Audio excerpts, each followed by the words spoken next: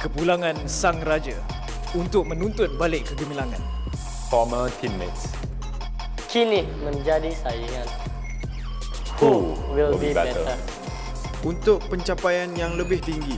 Kelahiran era yang baru untuk gagah menerus ke hadapan. Pride of the nation, defended by us. Battlefield baru telah pun bermula. Kali ini 2022 PMPL MYSGPH Fall 20 Julai 2022. redONE.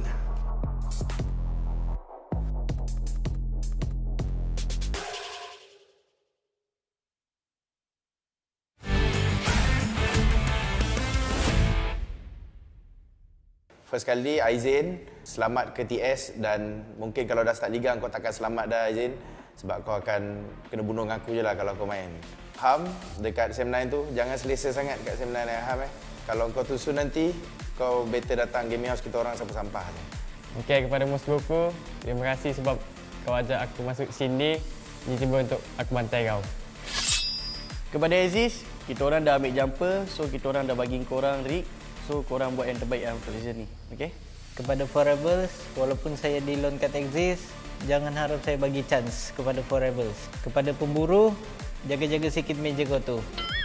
Man, kenapa nak cakap ni? Kau dah tua dah, Man. Tak payahlah main lagi. Kenapa nak main lagi, Man? Dah tua dah. Jaga anak je. Jadilah ayah berguna, Man. Jadi ayah yang berguna, Man. Tolonglah, please lah. Sorry. So untuk Drax, hati-hati, aku akan lebih daripada korang. Korang ingat kau power sangat ke? Dah lah tak power. Okey, kepada tim SEM9, lelaki Iman Farang tu aku harap kau buat yang terbaik lah season ni. Harap kau tak terciduk lagi untuk season ni. Kau buat yang terbaik lah. Sebab dah tukar player kan, takkan duduk top 16 lagi. Team Forever, aka Team 4IGL. So kepada Dingoz Esports, korang tahu kan kat akad tu kita punya, korang still lagi nak bagi free point ke? Kan? Kepada IGL Kido pula, nama saya kan Kid, kenapa nak Kido lagi? Saya memang anti Kido ni. Season lepas saya jadi coach, saya tengok korang main semua macam sampah. Sekarang korang jaga, the king of Uzi is back.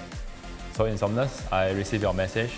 You want to come here, but too bad, because you are here, we are here. So maybe Bill is up there right now, but don't let your guard down, Bill. I'm coming for you. Okay, kepada Pasha dan The Jumper, walaupun kita pernah susah sama-sama dekat SEA Games itu, tapi ingat ni kali PMPL kita orang takkan bagi chance lah. Kepada Creed VIP, thank you sebab dapat nombor 16. Start sepertinya tukar nama, korang boleh bantai kita orang dengan firepower baru korang. Orang tua Kuza, jaga-jaga. Kita orang cari kau. Kepada tim VIP Cirit tu, korang jangan rasa diri korang hebat nak blok-blok kita orang Nanti kita orang akan ajar korang dekat tournament nanti. Jangan sampai korang tercirit-cirit nanti, tak boleh main. Okey, untuk pemburu duduk rumah dan diam. Jangan sampai aku kentik konsol kau. Okey? So saya nak tunjuk kepada tim SEM9, kapten dia Man Farang. So Man Farang get ready, saya akan bantai dia dekat musim yang akan datang. So jaga-jaga, hati-hati. I will kill you. 4 tahun bersama-sama. Sebenarnya aku bosan tengok game kau. So sebab tu aku kick kau. Tak boleh toksi banyak-banyak, nanti kena kecam balik.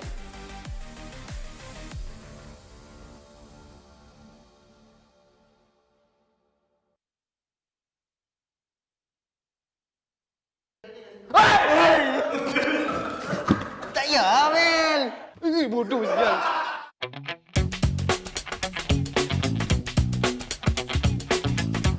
Tak nampak ke ni?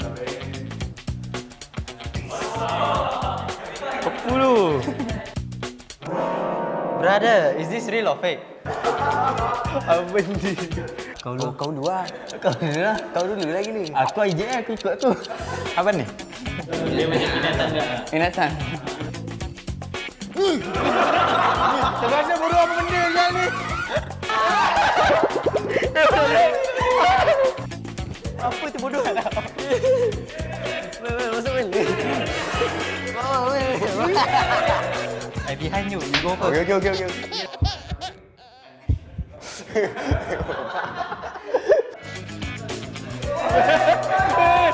Tapi dia tak hidup lah. Apa ni? Dia macam gerak dia.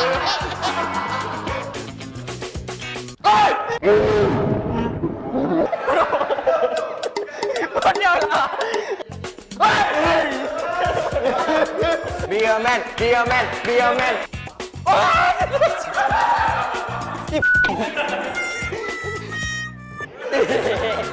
Bro, tak nak tu.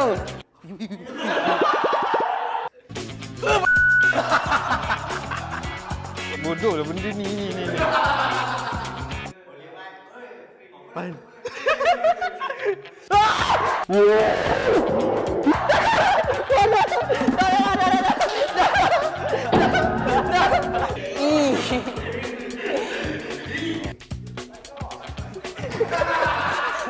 Terus Snack.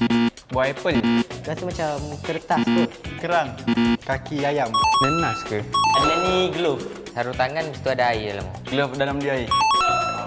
Lah. Tajam gila, takut. Can we redo? Okay, 3, 2, 1. Like, I'm holding something. Oh wow. What's this?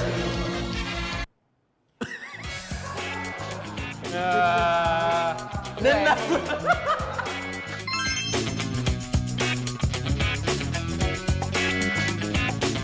Okey guys, itu saja. Jangan lupa saksikan kami dalam 2022 PMPL MYSGPH Fall. Bye-bye. Bye-bye.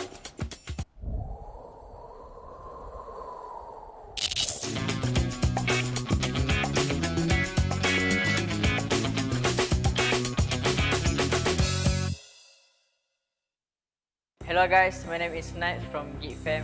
Hai, nama saya Drake. Saya daripada tim SMG. Hai, saya Rip dari Exus Red One. Hai, saya Guza. Saya dari PMP. Saya Bosskurr daripada tim DBD. Hello guys, saya Ricky daripada Dingoz Esports. Hai, saya Bravo daripada tim Farang Guerilla. Hello guys, I'm Yoodo from Genexus. Hello guys, saya Ayam Pro dari HomeBois. Hello everyone, I'm Bigger from HYVE International. Hai, saya Iftar dari tim MAB Esports. Hi, my name is Iris and I'm from Team MUGEN. Hi guys, my name is Rinja from Team RC. Saya Zubi daripada Team MAB. Hi, I'm Deb from SEM9. Hi, saya Frankie daripada Tabah NSEA. Hai, nama saya Aboy dari Team Bosskurr. Hello, I'm Kate from Team Secret. Hi, saya Olio daripada Yoodo Alliance. Hello guys, nama saya Pemburu. Saya daripada Team Forever. Kami berharap untuk mendapatkan champion pada season kali ini. For this season, kita orang akan rampas balik piala kita orang dekat Forever. This season, I'm confident that SEM9 will break the curse and play in PMPLC. Untuk season ni, kita orang akan buat yang terbaik. Kita orang akan pegang title champion kita orang. Untuk musim ini, saya akan bawa balik piala untuk tim Farang Guerilla. So our target for next season is to become the champion and to qualify to PMPC. For this upcoming tournament, I'm expecting that my team will perform much better than the last PH representative last season. Untuk season ni, tim MAB akan cuba rebut piala untuk bawa ke Gaming House. For this upcoming PMPL MY Esports Speed, we're gonna bring back our champion trophy back to the Gaming House. We will try to be the first SG team to make it to the C stage. Untuk 2022 PMPL MYSGPH Fall, DBD akan dapatkan piala itu bawa balik. For 2022 PMPL MYSGPH Fall, we will try to get belt trophy back in season 3 grand finals. Kami akan cuba untuk membawa balik piala itu ke Gaming House kita orang. Untuk season kali ini, kami nak menang. Untuk season ni, kita orang akan target PMJC sebab kita orang dah yakin dengan line up kita orang. Untuk season ni, kita orang cuba dapatkan trofi untuk HomeBois. Untuk PMPL season kali ini, kita orang akan cuba bawa trofi dalam rumah MAB Esports. Kami harapkan untuk membawa balik piala PMPL kali ini ke Negeri Sembilan. PMPL kali ini kami akan bawa balik trofi untuk tim Bosskurr. Kali ini korang jangan lupa tengok kita orang merampas starter atau trofi daripada Forever. Long live Alliance. Still moving under gunfire. Secret fighting. Dimambe Team MAB. We are the boss. Your game, your play. SEM9 on fire. GG, RC, MUGEN langgar. MAB, bring it on. HomeBois family. Genexus, all the way up. Rise with us. Once a geek, always a fam. Dingoz, creator to conquer. Exist Red One, kita ganas. Play me pride! Jangan lupa support kita orang di 2022 PMPL MYSGPH Fall. Jangan lupa support kita orang di 2022 PMPL MYSGPH Fall. To all of the HYVE International fans, thank you for the non-stop support and we will do our best to be at least make the Filipinos proud. Jangan lupa saksikan 2022 PMPL MYSGPH Fall. Keep supporting us. We'll see you guys at 2022 PMPL MYSGPH Fall. Untuk fans, thank you sebab support kita orang. And jangan lupa support kita orang dekat 2022 MYSGPH Fall. Alright, bye-bye.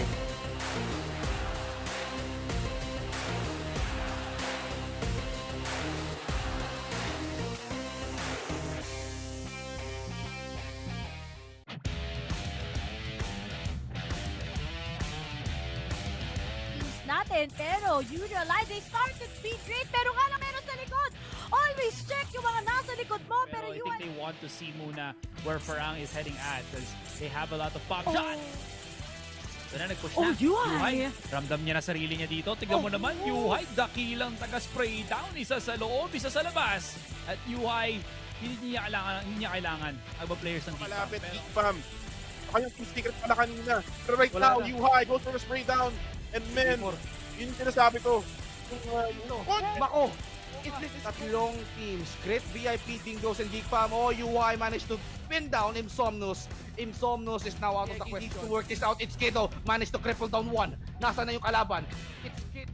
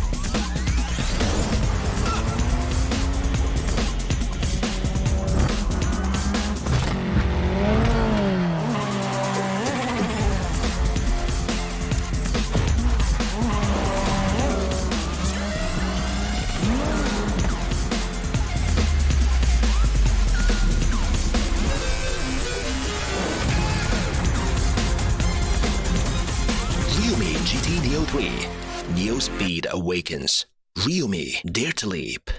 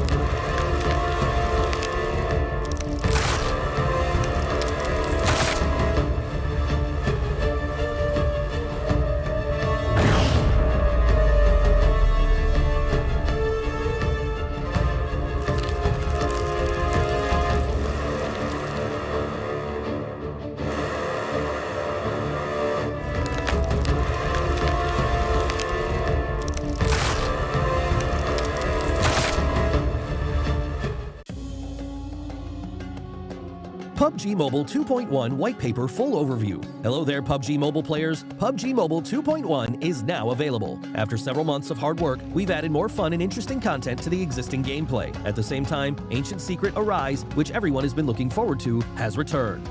Are you ready? In this video, we will be introducing the exciting new contents of this version. We hope you like them. Themed gameplay, Ancient Secret Arise.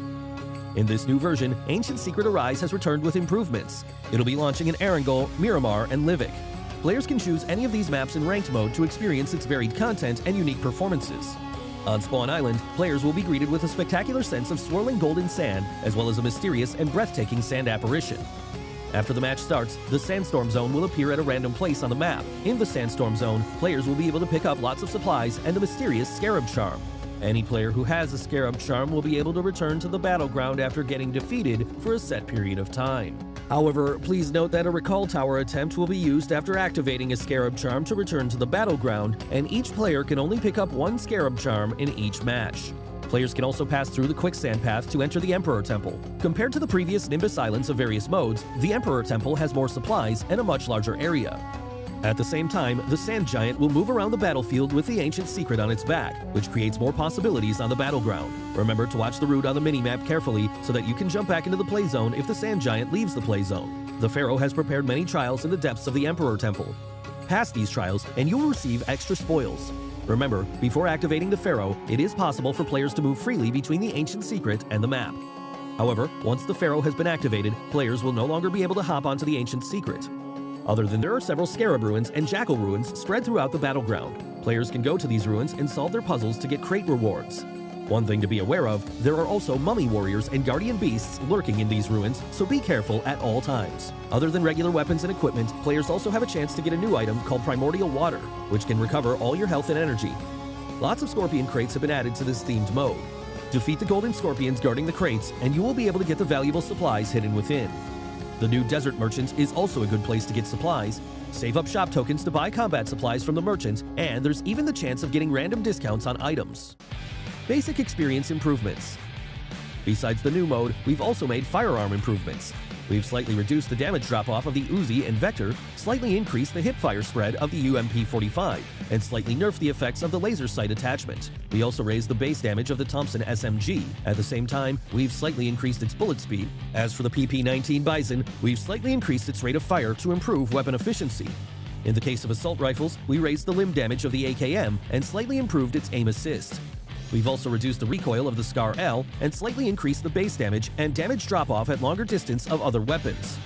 This version also introduced the AMR, a powerful sniper rifle that can deal damage to enemies through vehicles and deal massive damage to vehicles. It takes exclusive 50 caliber rounds that are capable of striking players in vehicles. Season updates.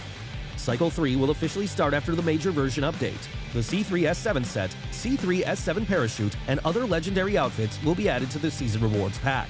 In the new season, we've also added a season bonus point card and rating protection card that can only be used during the season to help everyone climb the ranks even faster. Individual training grounds, sound location training. In the new version, we've added a sound location training system to the training grounds.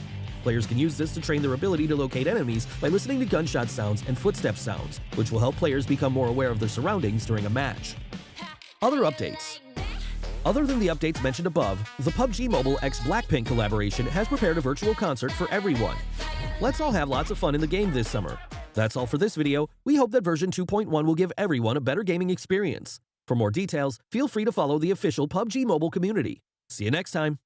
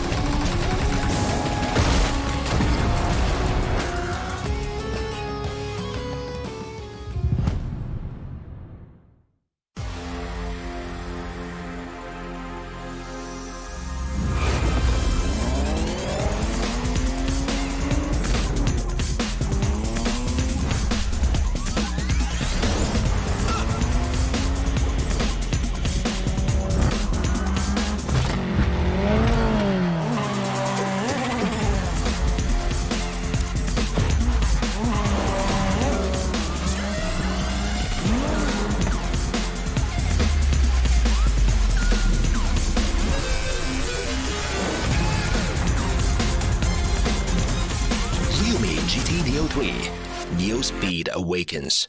Ryumi, dare to leap.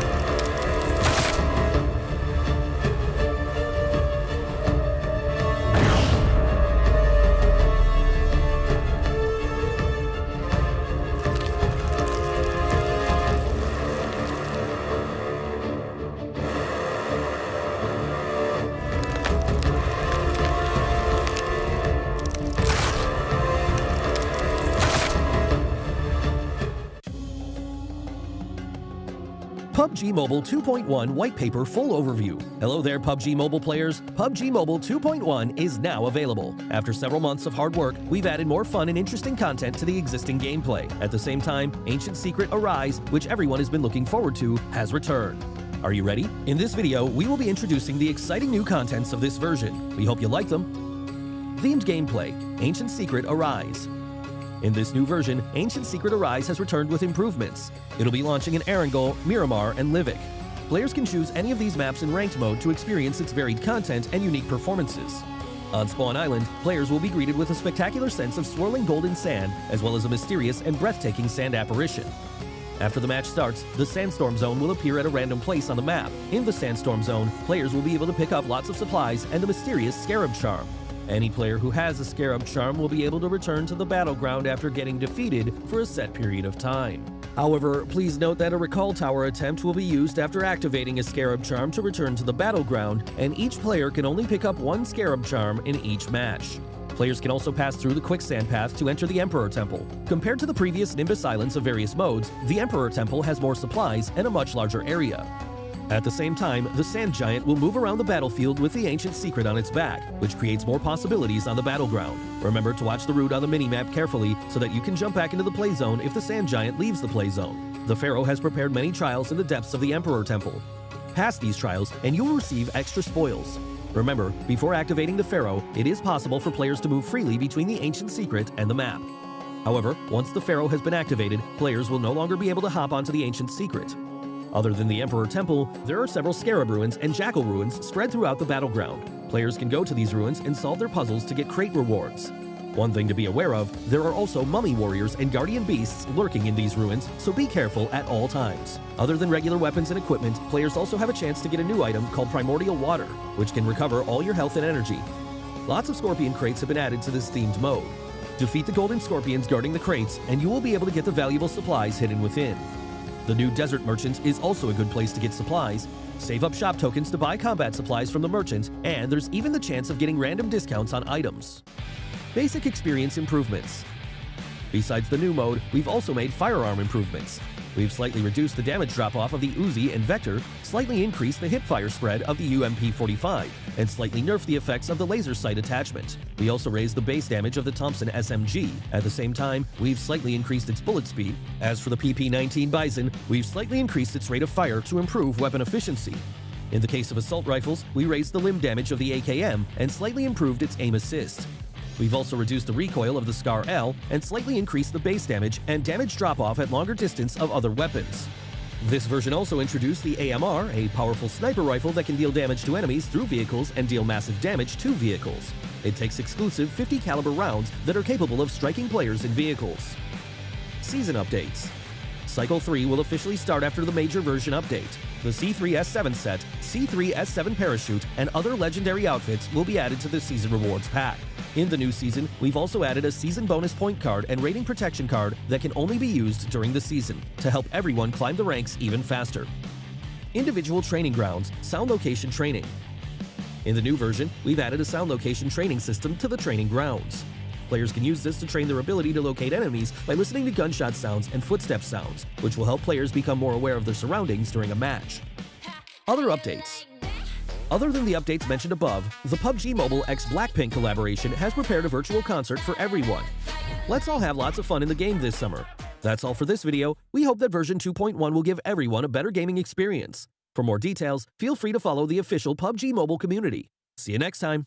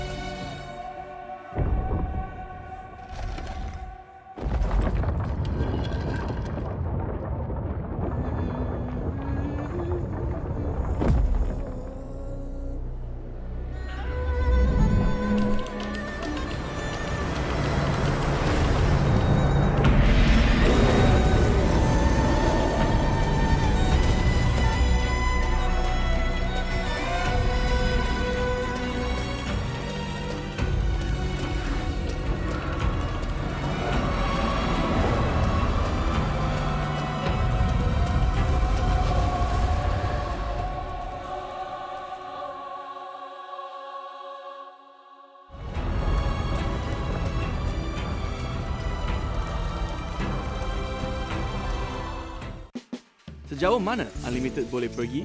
Selamat datang ke The Unlimited Theory. Jamal suka main game. Jadi, kami nak tengok berapa lama dia boleh main game dengan plan Unlimited Yoodo.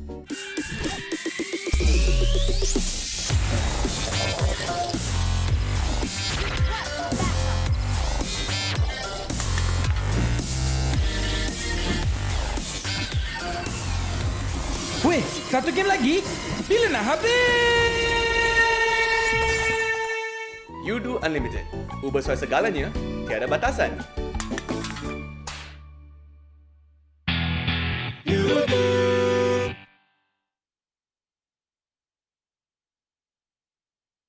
It's a beautiful Saturday, and thank you for joining us here on the 2022 PMPL MYSGPH Fall. This is Contract here along with Keith, and we're here to bring you a lot of chicken dinners to come. And of course, here comes the weekend, and we're going to have some splendid games coming your way. Yeah, although my weekend started since Friday, I think. However, wasn't been so. I'm not too happy about what happened. And previously as well, I think Contra got a little blown tire on a Friday, so not the best start for all of us. But the weekend is still long. We're only midway through. Saturday is the day. We gotta reset our minds, and I hope some of these teams do the same thing as well, because we know the Geek Fam domination. But before we get into the game, a shout out to our sponsor here, the official smartphone partner. It's Realme with their brand new GT Neo 3. Okay, it brings you the state-of-the-art, first-in-its-class dual-chip display here in Southeast Asia called the MediaTek Dimensity 8100 5G, which gives you insane power efficiency to play long hours of gaming, a seamless game experience, and not to mention immersive as well. That's right, and on top of that, if you guys love free stuff, you should check out our official digital telco partners, Yoodo, because they are providing you all the free data that you need to play PUBG Mobile. So scan that QR code right now and get your SIM pack sent to your doorstep. Yeah, and so in case you didn't already know as well, brand new things happening with PUBG Mobile, making big moves, like one of them being moving onto TikTok as a platform here. So go onto TikTok right now, wherever you're from, Malaysia, Singapore, or PH. They have each individual account for the demographic, but if you want to be all versatile, you can follow all. I'm going to just name one of you here. Click PUBG Mobile MY Official for the Malaysians, PUBG Mobile Esports.SG for Singapore, and PUBG Mobile Official PH for the Pacific Islander. That's right, and of course, once again, if you guys are new to the PMPL, we are going to introduce you to all the things that you have to know to follow through with what these players are playing for. And of course, it's $150,000 US on the line. Woo. Let's see who's going to be able to get it by the end of week 4. Now we're only on week 2, but we're about to get a closure. So let's start with this, as we got the schedule as well as the format for the 2022 PMPL MYSGPH.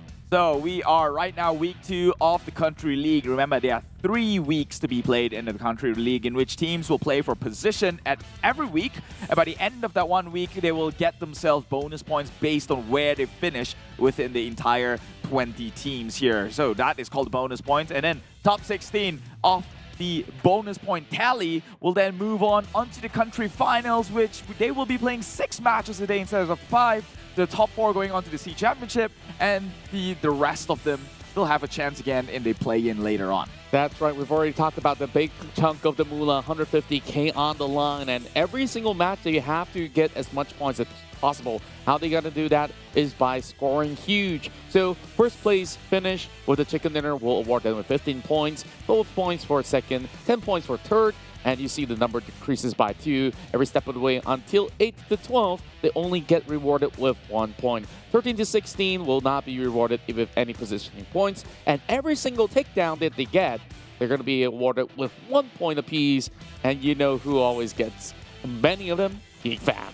Yeah, insane Terminators coming out from all 3 of the members here. But take a look at how the bonus point system works. So the weekly bonus is points awarded each week for the weekly rankings. This is where they determine where they are within the 20 teams, and then where you are placed at the end of that week will get the league bonus points for the overall league stage ranking, which means if you're number 1 after 3 weeks, then you will get 20 points, as you see across the board here, and it tapers down until 1 point on the 20th spot. The total bonus will be the total weekly bonus points and the league bonus points combined, and that would be the initial points, which is the point at the start of the finals itself. So it's paramount that you end up the best position possible. Points at the start of the grand finals. That's what we have to emphasize, because you cannot afford to lose any more points. Every single time that they get taken out early is another day of basically watching the rest of the competition go up. And speaking of the competition, we have all the groups here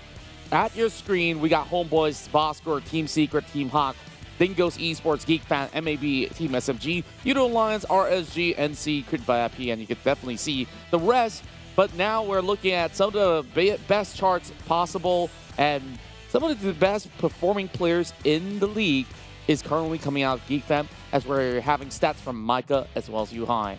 Yeah, I mean, just to echo again on what Contra mentioned, they are just simply on fire. This team seems unstoppable, especially in day number 2. Comes day number 3, RSGs might be able to match them up in countless of times now, although GEEK still a very formidable force, averaging at about 14 eliminations in a single round they play, even when they don't get the chicken dinner. Yeah, and you just look at their coordination, and every single player basically secures their sector, although they do have some split formation going on, and most often than not, if Yuhai as well as Micah survives to the very late game state, their duo combined really puts a lot of other players to sleep. And just take a look at it again. This was a fight that Dingoz was not supposed to lose overall, and GEEK Fam, though they were out in the open, they've managed to still fight their way through.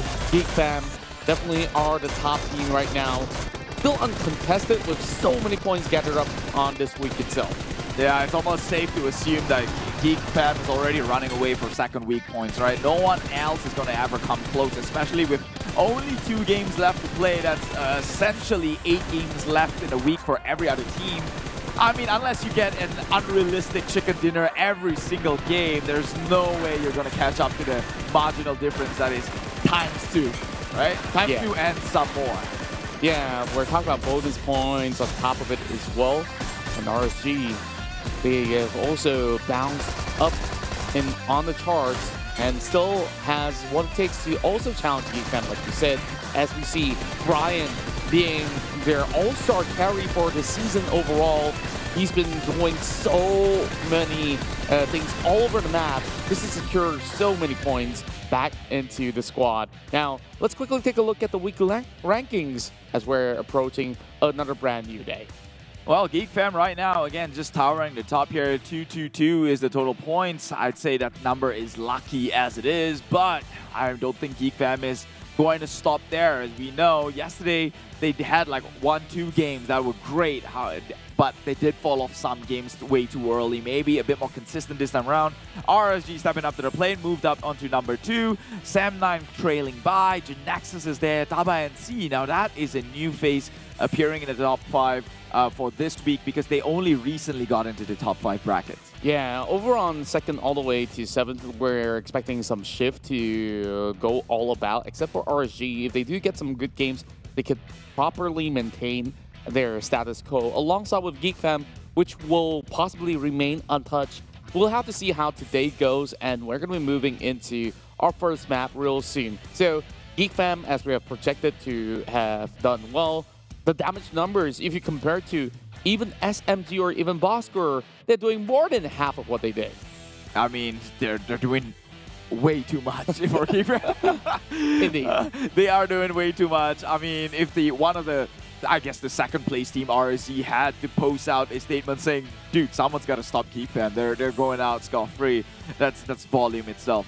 But we will move on to this day itself. Match 1 is upon us with Sanhok being the first of the kind. Team ACDE will be playing, which means Group B, which means GEEK Fam will not be the ones contesting over in Sanhok, which is good news. That's windows for the rest of the teams. That's right, and Sanhok overall has been challenged by some of all these teams who may not have gotten too much of a tempo on those big maps. One such team is going to be Team Bosskurr, which we saw while we put them over onto the screens when we go into Sanhok. So expect them to do pretty well once again. Yesterday, we did see Genexus really pulling in some punches as well when it comes down to maps inside of Sanhok. So who's to say they're not going to get it again? I never doubt Genexus. I think they have what it takes, right? I think it was just unfortunate in some of those situations, but we'll break it down even later on. But good stuff. Are you ready for it? Because Ready for Love is now out on platforms, digital platforms. Yeah, it's the Blackpink and PUBG Mobile special track now released. And I don't know what the viewership numbers are right now, but I remember it being at 7 million in 7 hours. So you kind of average It's probably 18 million by now. Yeah. I was listening on my way here to the studio, and I love it. The collaboration between Blackpink and PUBG Mobile has been around for a while, but now they coming out with a soundtrack. That's what all the fans have been looking forward to. Yeah, I do wish they made their faces a little bit realistic. It's a bit dollish, but not into that, but it's always still a great collaboration. So right now, this is also something you can stand a chance to earn and grind, because the Royal Pass can be purchased on your own platforms here, on your own mobile devices, in which you can earn the Mecha Sanctum set. Look at the gold, look at the white. It just complements each other, and to be honest, this looks more expensive than its cost. Just gotta grind a little bit more. Exactly, and if you're always on the grind for that chicken dinner, you should already get it as soon as you can, because every single game you play, you can easily just unlock more and more and cool stuff along the way. And speaking of which, it's time to predict who's going to be getting that chicken dinner. I'm putting my hopes on DBD this time around, because we've seen them doing so much work inside of Sanhok itself. They get an average of 6 to 7 elimination points when it comes down to this map, and I'm hoping they do so again. Yeah, I mean, my one is self-explanatory. We just hyped on how capable Genexus are. It's just that in certain situations, I guess they're pincered like to circles that shifts away. But that one fight over in Miramar, I do think they should have won it against Team Secret, who held them back. And the second Miramar, which they played yesterday, it was just unfortunate that MUGEN was there. Virgil just shooting them down. They thought it was a mono and mono trying to push onto the compound where Tabah NSEA was. But enough of the milk that has been spilled and spoiled. Sanhok, that's coming in. Without GEEK Fam got the close to a chicken dinner yesterday. Do you think some of these teams, or like who else besides the ones that we voted, has stand a chance based on trends? I think I've mentioned Bosskurr, and Bosskurr managed to close out that game yesterday inside of Sanhok. Then there was a high ground, low ground sort of situation, but they have the firepower to book out, though. Many of them have said, it's an island circle, it's all about who gets there first, and Bosskurr happens to be the right spot at the right time. So now I really want to see if it's going to go back into the main peninsula. We haven't really gotten all too many of those circles on the south side, southwest specifically. I mean, if it does go there, then I think a lot of these teams might be out of their comfort zone, because if you notice, the teams who play it slow on the map of Sanhok just so happens to be all camping down in south. Like, they're always slowly rotating the game. Maybe you could argue that because the circle is never in their favor, they're playing things slow, but I'd like to see that one happen, right? We know that Axis plays that and RSG plays that, and then they're not the most aggressive things in Sanhok, if I'm not mistaken. But GEEK Fam is there, and they are not right now in this first Sanhok map. It's going to be interesting on who's going to take over GEEK Fam's spot. Yeah, like, this is definitely a point that we really have to look at, because there are a lot of teams that are over onto its south side. So teams like RSG, if they're playing over on this map, then sure, they have been starting off around that Sami sector, a lot of loots for them to choose from, and they could basically spot some extras inside of the ruins itself. So that should be a clear passage if it ever goes back to either over onto the mainland, over onto the central area, or even on the eastern side. So they could play it really slow and nobody's gonna bat an eye. Yeah, so my point was this, right? If we do get a southern circle, These teams who love to play slow is forced to play hold your ground against people coming in from the outside. Do you think they're well equipped for that? Or? Should be, because it will take a lot of time before the circle shrinks. It's Sanhok after all, right? Like, first phase to 4, circle is, I mean, the blue zone's manageable. Overall, the damage doesn't seem to be all too painful for them to tank. So therefore, you see teams like Axis, they'll just stash as many of those first aid kits as they can. So it's all down to how they really play this one out. Yeah, low risk, low rewards. That's what Axis has established themselves to be, especially playing the healing game, which got them all the way up to the top 3 position, if I'm not mistaken, yesterday. Or did SEM9 actually outlasted them? Either one of the two. But hey, no, you know what they say, after first and second place, you just can't, everything's a blur and a haze. Indeed. Now, going into the, let's say tomorrow, right? Livik's coming in onto the roster here. Like, what is the one thing you think that Livik is going to be a plus side, and what is the one thing that you think it's going to be a drawback? I count Livik as a bonus point kind of situation. Only the top 12 teams will be playing inside Livik, because honestly, you can't fit everybody out there. So therefore, it's always going to be very dicey, a lot of fights happening over onto some of the main areas of play. But man, I guess like we're just going to have fun, let it play out. I think that the players are also having that same mentality. I mean, fair point, right? We're not accustomed to it, that's for sure. Like, nobody has yet to, you know, structure out a game plan, or we've actually seen a game plan on the Livik besides week number 1 where Choo Choo and Sir Cloud was casting. So it's going to be our first time casting Livik as well. I think we might most likely mess it up, but we'll do our best not to butcher it. Well, I did have some show matches in there, but then again, like, show matches are show matches. It's not exactly in the competitive setting, so it's really boiling down to the top 12 to secure even more of those points. Like, I think by now, GEEK Fam definitely is going to be playing RSG for sure as well. There's no way that they will slide all the way down to below to our team. Of course not. They're in second place, and you only have 4 maps to lose every single day, right? And you can't lose points. You can only drift behind. So unless you're telling me other teams are securing 30-point bangers per round, which is very highly unlikely. So, yeah. But we are expecting that. We are expecting some of these curveballs to come in. I mean, HYVE International yesterday going all the way down to Los Egos. That was a questionable play, but it got them above HomeBois yet again. That's right. And overall, when we take a look at HomeBois, sure, they have certain rounds that they look to be able to clinch some good pointers by takedowns, but I feel like late game, they have no idea how exactly to rotate, and we saw inside of Sanhok, HomeBois was punished by GEEK Fam. Maybe without GEEK Fam, I think they will have a better run.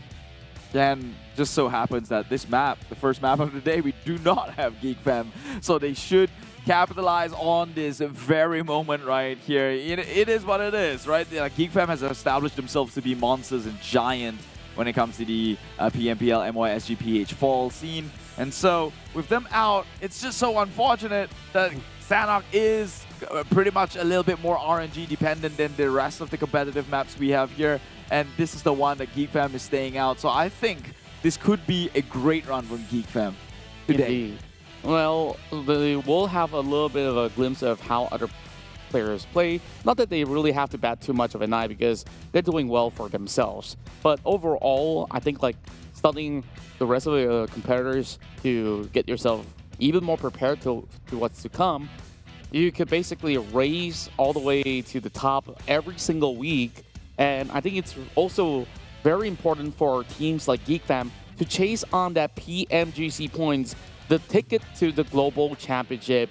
Well, we still have 2 more weeks to go as well. So with that said, we'll leave that aside and we'll focus on what's about to happen here as we're going to be diving into Sanhok. There we go. Now we bring the HYVE back up a little bit too fast there, Contra. I thought you were going to stretch it, but now into the cultural islands that is Sanhok. Do you have the lore to enlighten me with? here. I'm just gonna go back to stretching. I've done that in the morning already. Yeah. I could use some more stretch, I guess. So flexible. Yeah. Oh, I wonder what it's for. For health. Oh, sure. Of course. I'm pretty sure you get by not being able to touch your toes. I haven't touched my toes in I still years. can't touch my toes. Okay. Well, we start off from the north point here, and we're having this flight directed into Kampong. Doesn't really matter, right? Whichever flight, when it comes down to Sanhok, you reach whichever part of the territories that you would desire. Because it's a 4x4, and plenty of times you'll be able to at least get some loot, even if you're not in the city, because some of these players would rather go on the outskirts and do distract loots. This time around, Circle will bring us into the central and northeastern point. Blanks versus Yoodo Alliance. One spot at the top side of the roof. I don't think he has any weapons at all. HYVE International opens up with their first blood. Yeah, definitely no weapons for sure. Being on rooftop, I don't think it ever spawns up there, but hey, nothing wrong with wishful thinking here. Now, the Circle that closed onto its northern side, I think you might be onto something here, because DBD, the first chicken they got in Sanhok, was the one that closed on north, and it seems like it might just set up for the same case here. Yeah, and currently for DBD, they're also breaking the 100-point mark already by the end of the round that we had yesterday. So it's going to be a little bit more of a chase for them to take on 4 rivals as well as Tabah NSEA and any other names that are above them. So Genexus this time, they won't have HYVE visiting them over in the corner, and things have looking to be improved for the Philippines representative, where they got themselves that first blood. But I didn't really manage to check where exactly were they located though. Well, HYVE, actually, yeah, you're right. You make a good point, but I think they might have just migrated someplace else, maybe outside or the outskirts of boot camp, because they do drop generally in the same area, but they got punished. It's good reason enough to strategize against that one. But Tabah NSEA Magic's the guy we saw earlier on. Also, this guy is insane. He's pulling rabbits out of a hat here. Remember how he clutched that against the rest of MUGEN in yesterday's last map? Mm-hmm. Yeah, I want to see him pull that sort of maneuver plays again. Like actually go on the aggro, find flank side to shoot him down. Surely, maybe you could say MUGEN is a bit on what was it, pressured by it, because they had a bunch of smokes up and they couldn't even see the rest of members of Tabah NSEA. But well, I'd like to see that team rise back up to the occasion. It's good to see them here in the top 5 position already. It's also good to see MUGEN here stabilizing as well. MUGEN now has chances to basically draw themselves up into a potential top 12 finish if they could possibly get some consistent games into the board. So yesterday, we saw how Virgil have brought them a possibility of a chicken dinner by taking down Genexus inside of Miramar. But when it comes down to Sanhok, they haven't really found their footing. Usually in the early game, they'd be able to at least outlast some of all these teams. But now, approaching Tabah NSEA, they have to be careful. But Virgil, this time, has got the DBS ready. Yeah, but he still has to be wary of his footing here, because NSEA, they have got cover fires coming in from the far side as well. Frankie, I think he knows. He spots the head out through the window. It's Nasty showing his skins. Going for it. Oh, Nasty. There we go. Gets shot down, but the trade is there. But the cover fire from the far side. Will someone take it? But with the numbers advantage, NSEA, they will lose one member. I guess that's one to pay for yesterday's match itself. That's right. MUGEN coming in with a proactive approach with 2 men storming right through. BBU shooting right back at it. Blacks. He tries to repeat. And Luyu, right down over onto the corners of the hut, finds the angle. That's some really sick shot. I couldn't even see that guy from there. Yeah, like how Genexus takes fight, it's always a treat to watch, right? Like the Long and Loyu especially, their shots just seem to hit the mark almost 90% of the times. And well, here they are, Genexus with the rebirth, now painted in blue. It's just insane. Yeah, overall, Genexus just knows how to get everyone to refrag and be on the same page very swiftly. The power of communication. Because power of communication, you could switch to Yoodo today by scanning the QR code that pops up on our screen, and you could play PUBG Mobile for absolutely free of charging of data and stuff like that. So yeah, lots of money to be saved for you guys. And talking about things that are free, SEM9 just freely swam across the islands, got their way onto the main island actually. Scot-free again. We've seen Genexus pull that standoff, and now SEM9 already leaving their comfort zone.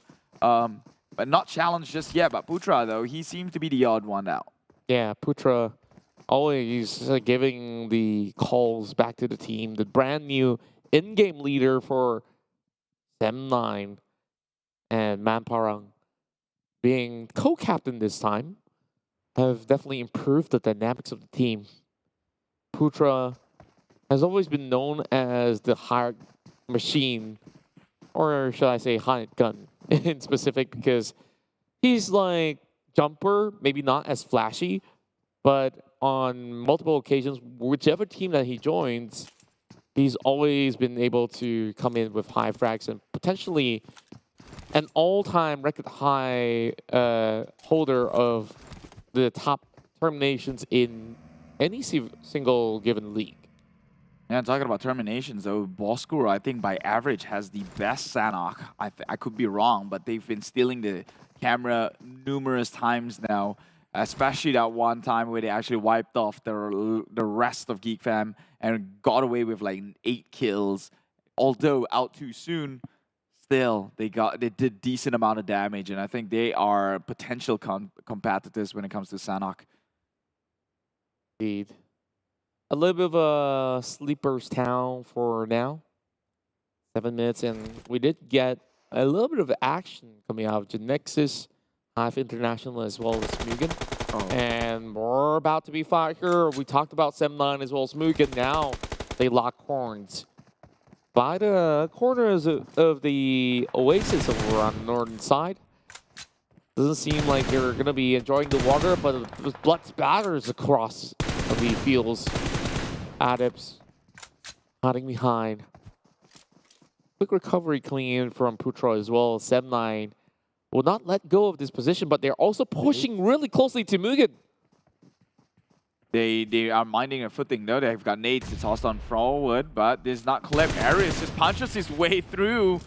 Not given too much of a clue here, and well, got into point blank nearly distance, but not actually hitting the shot. And so that guessing game was not really of a failed gamble here, but not the best one either. And now Adips tosses more forward. Surely he's got an idea. Ooh, Putra takes a hefty amount of damage. That's a huge nade coming out of MUGEN members out there. Amir, another grenade up. It's going to be locating the members of SEM9, and with that nade, it should eventually secure the kill. Adipts either have to go in for a revival, but he's being stormed in by 3 members of MUGEN. They're going for a swift approach, and he does get one, but will be dropped instead. And 9 for a 9. But 2 members are down from the side of SEM9. They're getting depleted by MUGEN, and MUGEN quickly has to go in for the revive. Putra as well as Adipts limping back. The smokes are not going to provide all too much because MUGEN is back on attack. My god, MUGEN again. Remember how they suppressed SEM9 in Sanhok yesterday? They're doing it again, and it seems like this time they're going to do it cleanly and secure that kill. 2 members of SEM9. 1, Putra is confirmed in the graves, Lord of Harm, up on a rock, but that might just be his tombstone. He's quickly healing up, but there might not even be time for now. They try to crawl right in, and they do get one shot perfectly onto Harm. Now it's only down to Dep to turn this one around. Still entirely possible. Members of MUGEN not entirely healthy. This grenade is going to clip them up as well. Virgil coming in from the back, though. This is going to be a far toss coming out of Dep. Not going to be able to land perfectly, and Dep, he will have to run for his life. There's nothing much of a saving grace here, but Dep, he connects that grenade onto Nasty. 1 versus 3, still trying, and he does toss the Molotov to flush them all out. And it's Arman pushing out, and they have stopped SEM9 on their tracks. MUGEN sweeps him off the floor. If this wasn't a statement, I don't know what else is. That tells MUGEN that they are good enough and they should be playing on the aggro. This was a convincing victory taken by MUGEN despite having the first info going to the side of SEM9. SEM9 saw 3 members, but the rotation didn't happen. He thought you could maybe clutch it out onto all 3 members on themselves and bit a little bit more than they could chew. And SEM9 now out. 16 plays too soon, they say. Yeah, RSG is now back into the Paradise Resort grounds.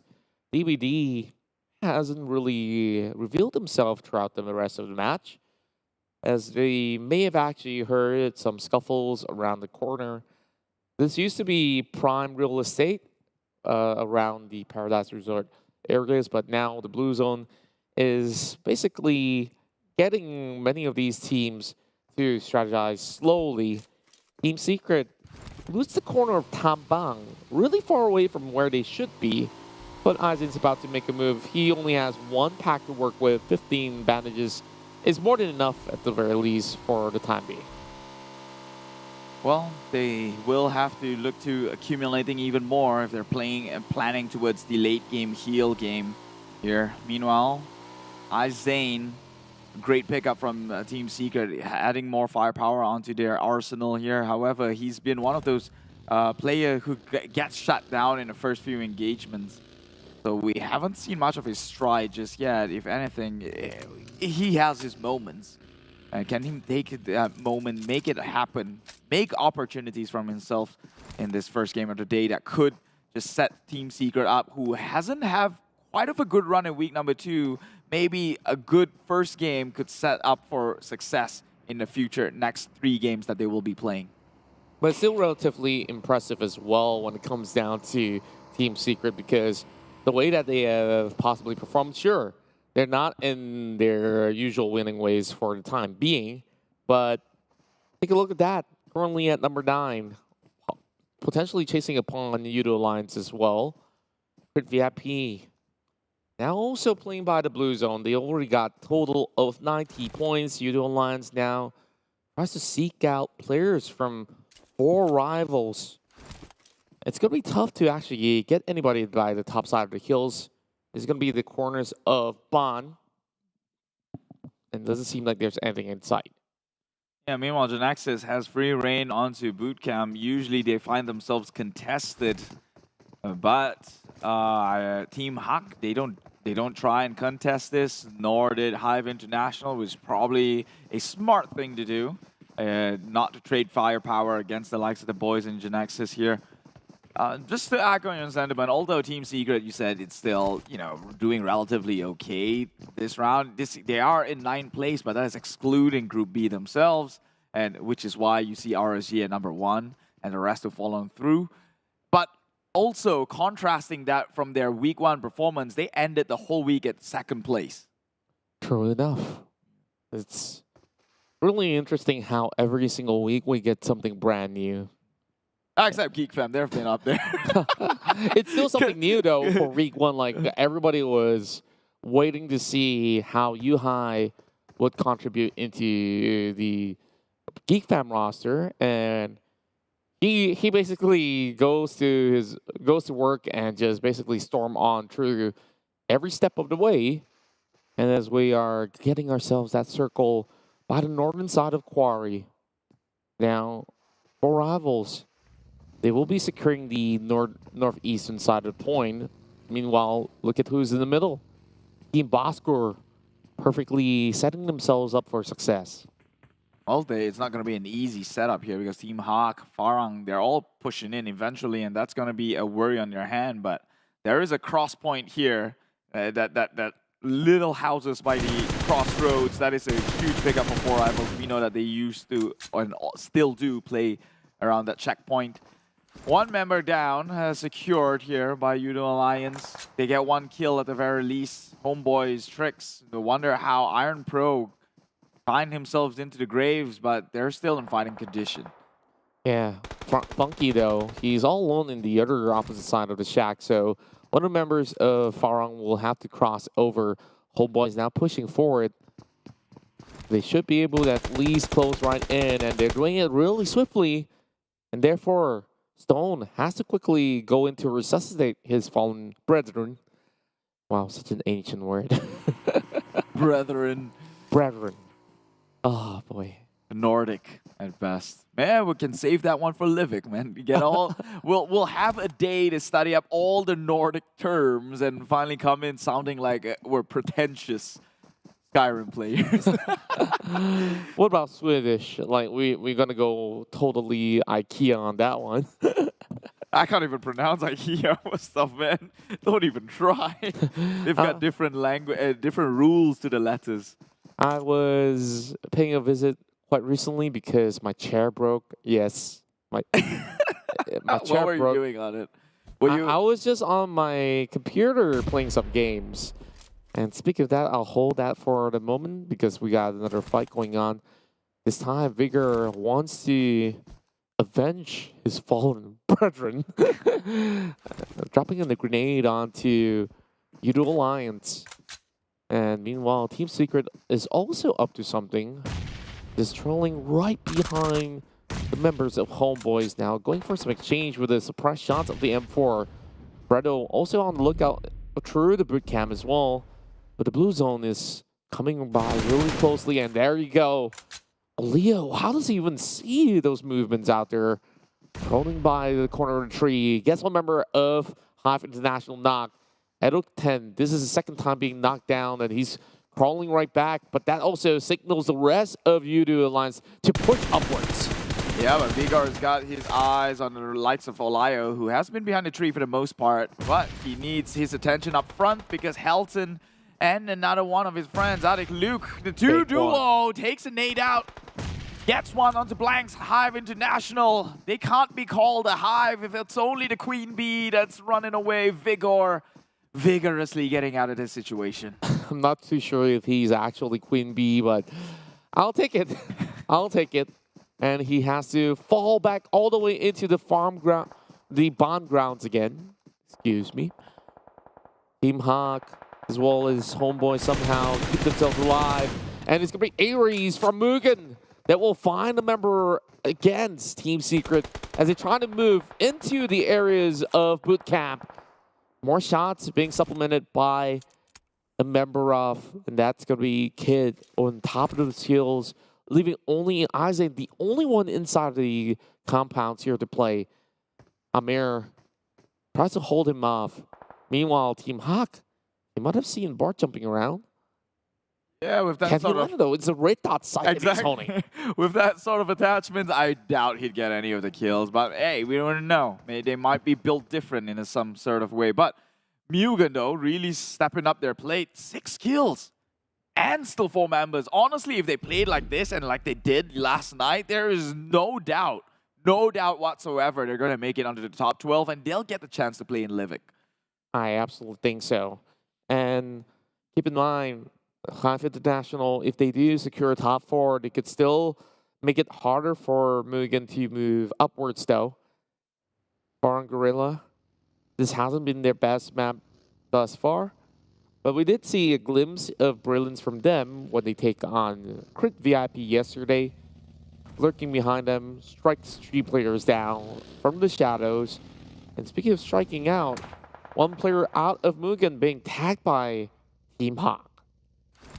Team Hawk is one of those names who really outperformed the rest of the competitions. Comes in week 1. Week 2, they're not doing too bad, but they've drifted from a great momentum and now just seemingly very passive. And as I say that, I gotta hold my thoughts here because Yoodo Alliance, as you mentioned, not having a great map, not having a great life, just getting shot down from all angles, not even pinpointing on who might be the one who's taking them out. But Team Hawk now up against MUGEN. Ranger starting off with inside Sanhok, marking onto Adik Luke. Adik trades back, but he's all alone, and RSG has got majority of the members here that didn't really have to be all too concerned about the current circumstances. But eventually they have to step out of the shack. Izane flip inside of the boot camp grounds. Wouldn't be able to do anything at all. He does at least pick one up inside of MUGEN. But then again, no points being secured. Doesn't seem like it wasn't really his kill. And he's just going to unload every single clip before he bows out. Yeah, the people coming in, teams coming in from this side of this circle is just, I don't know, it's hard. It's all nearly impossible because look who's gatekeeping them, right? Genexus is right up front to make sure anyone who passes by gets shot down dead. And DBD under gunfire right now by both Genexus and RSG. They're trying to move forward, but then again, once you do, Genexus will just hold them by their necks. Same goes to Tabah NSEA as well. RSG has got some really good position going on. Isaac gets spotted out instead. Team Hawk gets that free pointer by knocking him on the ground. And Kid has to play the healing game. 19 first aid kits though, and this is only phase 5. I'm not sure if 19 is enough. No, he has to find his way across the circle, play a snake after that. Then maybe, just maybe, when it goes down to the top 8 teams and he starts the healing game from then on, maybe the chances are there. But seems like that is team secret gets taken out, right? Someone got burned down in the blue. Well, Yeah. surely not Kid. With 19 med kits, he should still be alive now. We see so many healers outside. We have Olai, Insomnus, Kacang Susu, Mango. Every team has a healer of their own as a backup. And we see Iman going in to tear down some members of Axis Red One. Almost taking out Hey Noob as well. Now the rest of Bosskurr have to also supplement in terms of firepower. HYVE goes down to 15. Now they spot out Farang Legends. Well, Farang Guerilla once again is getting tagged. Bravo. Hiding in between. He could have actually landed a shot if Asper really checked it closely. Crit VIP getting gunned down by 4 rivals himself. DBD actually found themselves favorable in the circle, but there are only 2 members left. Genexus, on the other hand, though, doing numbers, picking up those kills. Team Hawk just willy-nilly making their way through. And we've seen how a passive gameplay could benefit them towards the late game here. They've put the likes of GEEK fam to the test once. They can do it again with the remaining of the squads here. But Pemburu will be the sole survivor of this team. Bosskurr stuck by a rock. Doesn't seem like any team will easily walk directly into the circle right now. Every other team is just hugging by the corners, just waiting to strike. But at least they managed to save Asper in time. RSG have gathered up 5 takedowns already. And we saw Ranger securing a few. With Tam now, men marking onto Heikel. And speaking of RSG, they have Pemburu knocking down Luke. Tam already being eliminated outside of the play zone. Not enough packs, and Ranger will have that nade drop right in front of him. But enough members of RSG to come in to rescue for the time being. 16 packs though for Farang Guerilla. And they rely on Bravo to try to go in for those frags. Another big nade, and RSG, they're in scrambles. One after another, they fall, only leaving Brian behind. He was burned though. Oh, he's running into the fire again. Will he actually burn to hell? Brian, he's making it work, but is he just prolonging the inevitable? As we had spots out, Bravo, a Bravo performance by him, scouts out, eliminating the rest of RSG. And this guy just shut off the entirety of the team all by himself. Also, maybe with a little bit more help coming in from the rest of the squad, but 6 elimination points will go in favor of RSG at the very least, securing a top 9 finish. Could have been their game to take if they have a wider spread. It could. Could have, should have, would have. But Bosskurr making their way into the circle. Get that cutie. Team Hawk has to move though, but look at Genexus trailing right behind him. I think Team Hawk just found themselves in a sticky situation as well. Oh, damn cutie gets taken out there. Good shot from Zigzag. Didn't have to do too much. And they still have no idea on where he is. But Zully tries to make an approach. Behind the tree, will connect. Plants the seed, and it was none other than Zigzag who will pay the price. Yeah, it's only down to Asper that will be playing for Team Bosskurr for the chicken dinner, while one more will be inside of the blue zone. Well, not exactly. He's the only one left. But then again, they could go in for the revival. Here comes Though. Your prediction of Genexus starting to come into fruition. But there's still Team Hawk with 3 members left. So it's between these 2 teams. Meanwhile, Crit VIP still having Insomnus healing up. Farang Legends will still have Kacang Susu. Well, wait a minute. There was a smoke. Scared us for a moment. Oh wait, that wasn't it. Keeps blowing up here, but oh well, Team HYVE, although they were the first movers, behind them was the cancer that spurts here, takes them out one member at a time with Bosskurr pincering the likes of Team HYVE. Only Zali left alive. Genexus can maybe go in and rebuild their allies, pick those brothers up and maybe fight for another day, but the circle favors nobody. And nobody is left outside of Blue Zone as well. Here comes Zigzag again, trying to claim her life, but it's going to be Pew that will fight off the rest of Team HYVE, and that only leaves Genexus here with the most members to play out. Zigzag being so lethal, so sneaky on the attack as well. Bravo hasn't revealed himself all too much, and nobody gets the circle. Somebody has to find their way in. Grenades being lobbed right in. Bravo now will eventually be compromised of his location. That grenade will be able to seal the deal. Southboy will burn him up, and that leaves only Genexus, and Pew gets taken out, but they will still claim the dinner. Genexus, the boys in blue, finally did it after many attempts over in Sanhok. They only came in close to a top 3, but this time round, a winner chicken dinner in the map of Sanhok. My God, proud is me. Well, it wasn't all too hard to guess, right? But overall, Genexus, they're back in action again, and they start off on a strong note, so we're going to be seeing a lot more out of Pew and co. Overall, I think that Genexus have been playing a very controlled pace of the game throughout the run inside the Sanhok, and, well, everybody else were finding it really hard because there was barely any cover around this circle located in between the middle of nowhere.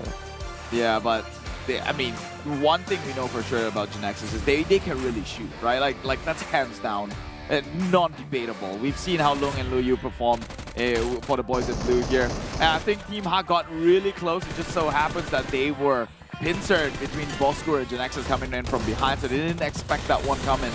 But man, this fight though, MUGEN has won it out against SEM9. That was a big highlight as well. I mean, they've gone head-to-head against each other in previous Sanhok matches, and even that one, it looked like they could win out. Yeah, fine. And basically, MUGEN is the one that will be able to strike the Titans out there. While RSG, things looked so good for them in the early game until they got spotted out by other players from Farang as well. Yeah, they got wiped out. That one member against the 3 of RSG. That one felt a little bit iffy there, but they were playing on open, and it was a grenade that took most of them out. So it's nothing you know you could have done besides predicting a 50-50 there. So that's true.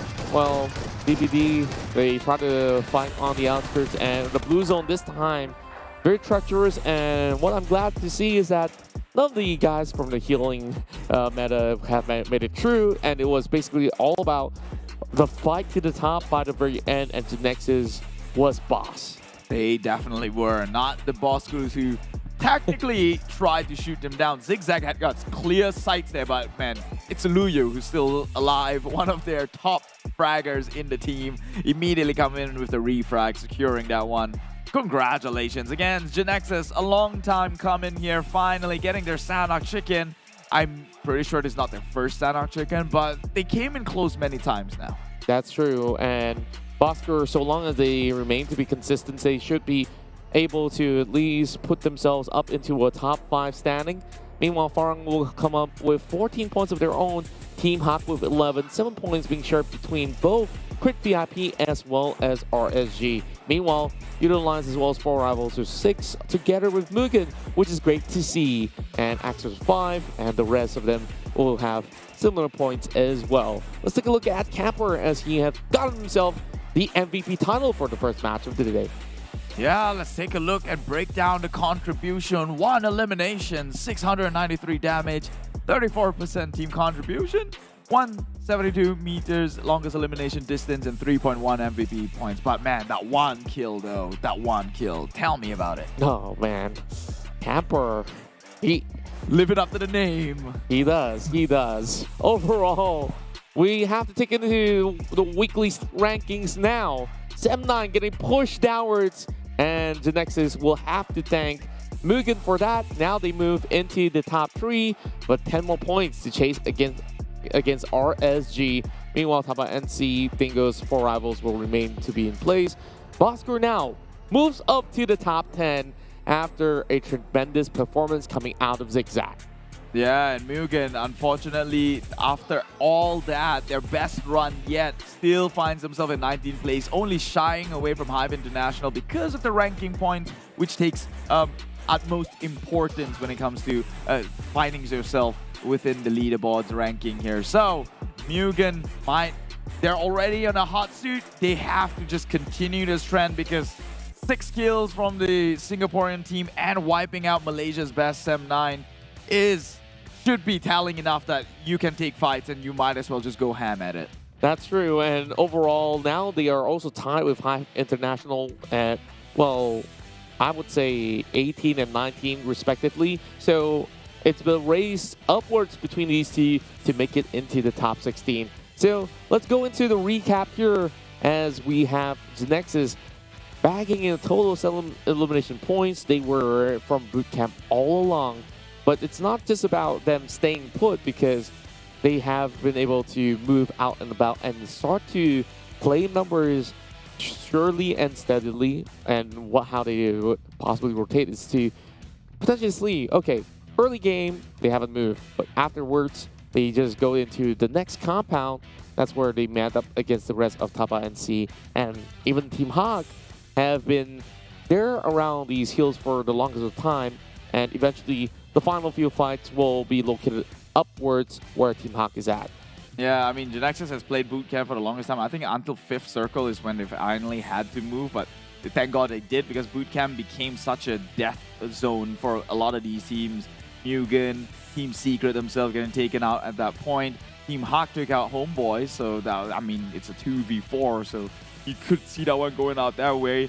DBD, though, I was surprised because they found themselves favorable in circles, but it seems like because of Genexus taking out 2 members, they didn't have much to play around with, and RSG came in punished with also Tabah NSEA has now got eyes on them, and that's why they didn't fare too much forward, unfortunately, for your prediction here.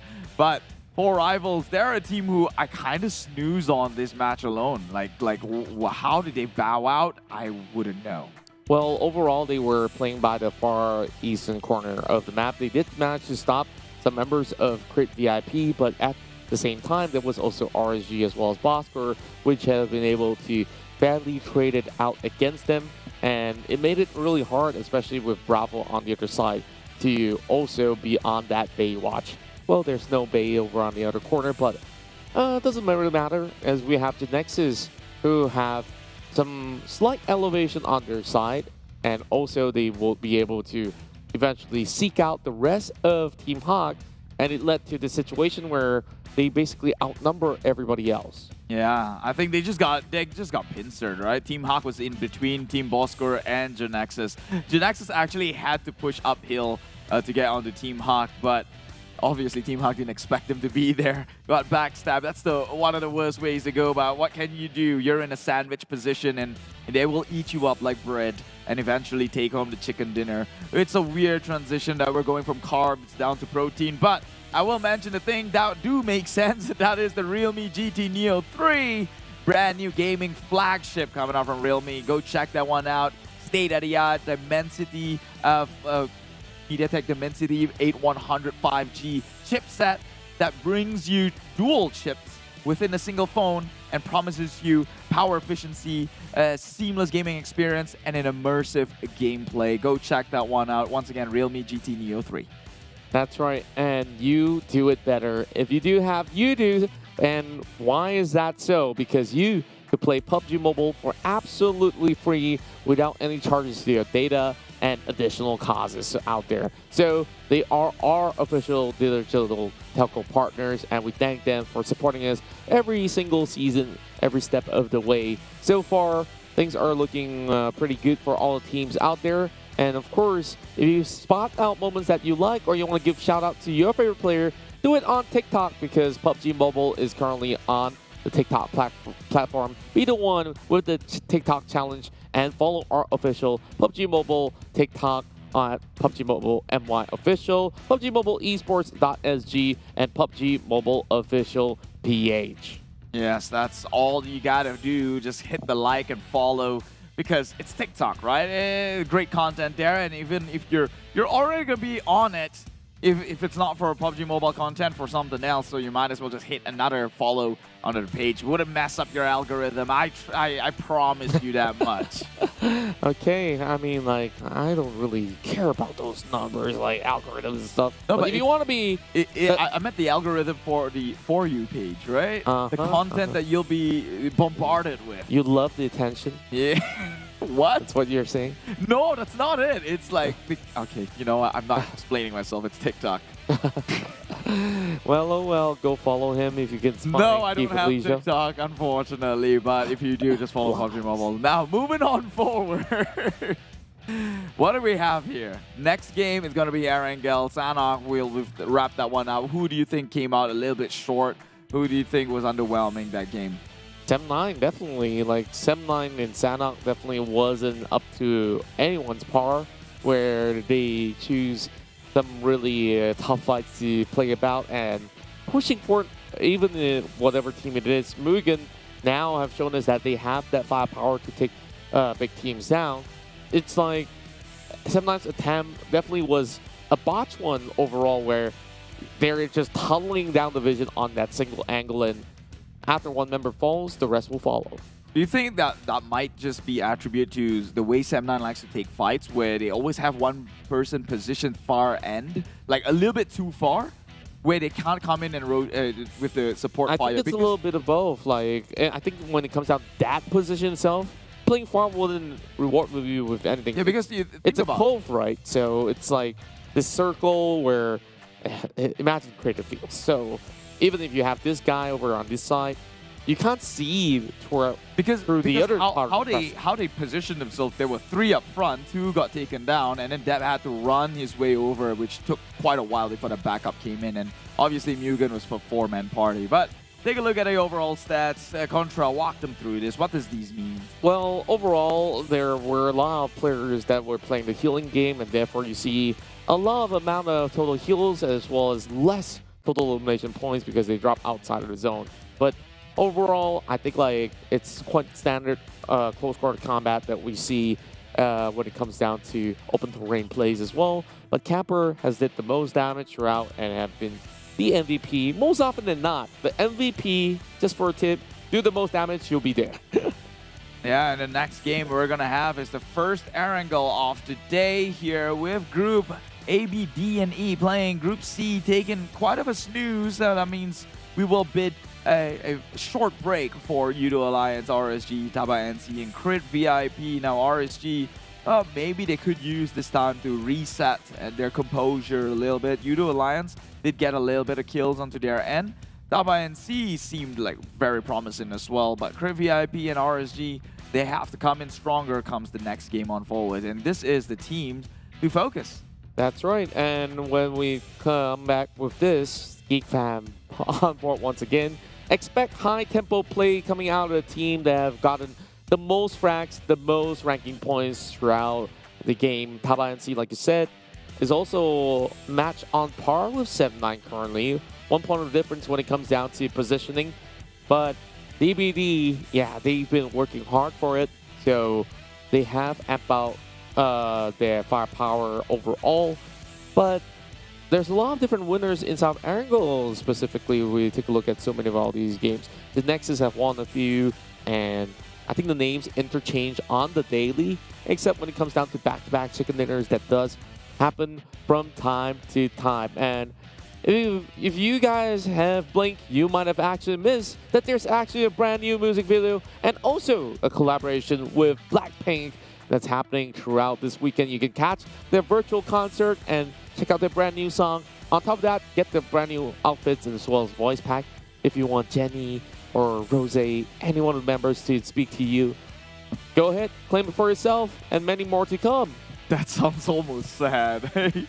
I need someone to talk to. Let me just get this voice pack. Oh, yeah. Your heart will melt if they talk to you. But what about this? Give this one on for change. Maybe some motivational voices screaming into your ears, and that's none other than the two stars of KL Gangsters themselves, Malek and Shark, with this collaboration with PUBG Mobile. Imagine them saying things like, Lu, begin upon, rush on forward, man. Isn't that motivating? And then you die and you get sent off to I the wonder lobby. if that's actually part of the voice pack. No, that's I'll not. have to find out, but every Wednesday is when you want to really invite your friends all along for Rabu Badu. Get 3 chicken dinners and you'll be rewarded. And, well, I'm not going to tell you what the prize is. Keith will. Yeah, it's a skin. It's a skin you can get, and you can get it for free. It's called the Lilac Attack Suit, right? Which is a good thing. Look at that. It's like neon splattered into your apparel. But talking about apparels being splattered, here is some nature taking over this helm right here for the brand new release of Blackpink X PUBG Mobile. It's called Ready for Love, and I hope you're ready for it because 8 million people or 18 million people was, especially during on the release, we got it about an average of 1 mil per hour here. You can contribute into making that record-breaking numbers. Just go over to YouTube and watch this one and, well, maybe even earn the skin right here. What's it about? Well, it's the Macca Sanctum set that you could only get it through the Royal Pass M13, and it doesn't really cost you all too much, so make sure you do have some of all these extra tickets that you could possibly use. Just spend it right out of your way. So don't say that we didn't tell you, because it's only going to last throughout the season. Yeah, I like how you ended that. Don't say we don't give you nice things. Just like this one right here, where they're actually putting up a watch party for you to catch in your home ground here. If you're Malaysian and from Selangor, you can catch that one on the Paradigm Mall, which already passed, unfortunately. If you're from Johor, it's happening right now, I think. Or actually, we might have passed that one 31st July. Ooh, I'm a bit backdated here. But you can look forward to Perak with Ipoh Parade on the 6th to the 7th of August, and Surya Sabah 13th to the 14th of August to catch both PMPL and PMCT in the big screen. That's right. Overall, there's so many things that you can check out, and you can basically hang out with the rest of the people who enjoys PUBG Mobile like you do. So don't waste any time. In fact, currently it's live in Johor, so you should be there in Paradigm Mall. There was an opportunity there. Here's who we think is going to get the chicken dinner for this next match here. Obviously, I'm going with GEEK Fam. GEEK Fam's coming in. They're fresh-faced, woke up, and they just feel like doing destruction. That's them. But why HYVE International? That's a new thing. Yeah, overall, I compare their performance over on the past couple of days, and we've seen them rise up in the form of tempo that they play. Maybe in the early game, a tad slow, but if they do make it into the mid as well as late game, they have been able to at least secure a top 4 or even top 2 finish. But I haven't seen that in Angle, and I'm just giving them a little bit of a motivational booster to basically push their way through for their chicken dinner here on Week 2. You think they should go out hunting some of these teams? We've seen yesterday Hunting, maybe not. But they won that against but I think Tabah they NSEA should in Los start Vigos? emulating like GEEK Fam, take that high ground, fight some people out there. Don't back down. Well, you need a U-High for that one to happen. They got 4 Pro, they got Edo 10, they got Vigor. I don't hear U-High in man. that one. You know how it is. Even there was a transfer to the PH. That was actually a content podcast that was posted out on the community page, and they mentioned how U-High just has a certain style, and if you match him with a team who doesn't keep up with only his style and his tempo, it falls apart. That's why they didn't get desired results when he was in BTR. But now GEEK Fam, everyone just going charged with U-High in the upfront, taking the lead. I think this is it. This is the best GEEK Fam has ever gotten. Yeah, I mean, Damroot as well as their other members previously have been able to match up, but not at this certain level where basically they have been playing more strategically. But here we are into our first round of Angle in map number 2 here on the Saturday run of the PMPL MYSGPH. We're going to be flying through the past Mount Stalber all the way into Georgia Pole, I assume. So this is very much skewed towards the northern end. Okay, it goes further down. So at the very least, it reaches Quarry. Yep, that's right. GEEK Fam, all the way. So there's going to be a few areas that's going to be hard to reach, especially Milta. RSG, if they're going to be playing, they will be struggling. Are they missing out on this match or what? If they get the circle the way it does over in Gatka Quarry Ferry Pier, and it's again another Geek Fam stronghold, they've simulated that run many times now. That's right. And back to my fact, RSG is not playing in this group, so it's going to be fine for them because this flying wouldn't have favored them anyways. But overall, I think like most of the teams, they will be scattered all across as per usual. Nothing to worry about. And Team Hawk, they're going to be moving into the Gatka or even the south side further down to reach to where they need to be because no access to Noe at all. Yeah, they have to adapt and I guess improvise. I mean, this is them, right? They even with when the circle favors otherwise, they will still trailblaze their way onto Nova Rapinoe. No exception. That's just how disciplined they are and sticking to a single game plan. But that brings out the argument or the conversation. Should you be flexible enough to play when things get, it clearly seems out of reach? Now, bringing in Leto for Axis Rate 1 as the changes have been made. Kachasusu being the expert of Sanhok, take a rest. But back to your point, like Team Hawk, no strangers to invading territories and have high success rate on doing so. So, honestly, not too worried about them at all. This time, Zillin comes in exchange for Izane. Zillin has been with the team since the past season, but could only make his way to play only on this season onwards. This boy, scouted out by the members of Team Secret as well as the management team itself, has been banking on the hopes that this child prodigy will be able to make them go back to their glory days. Well, they're holding hopes to it, which is good. They've got motivation going in. And Man Parang now brought in, which, based on the interviews yesterday, means that their current in-game leader is a bit shaky and he needs a little bit of an extra boost from the veterans himself. Yeah, and I think like this is already as stable as it gets for SEM9, and especially with that previous round, it didn't seem like there was much that they could have gotten out of. To my surprise, HomeBois have brought out Iron Pro and they will sub in 6 this time around, making it a very classic X-Team SMG roster, I would say. Yeah.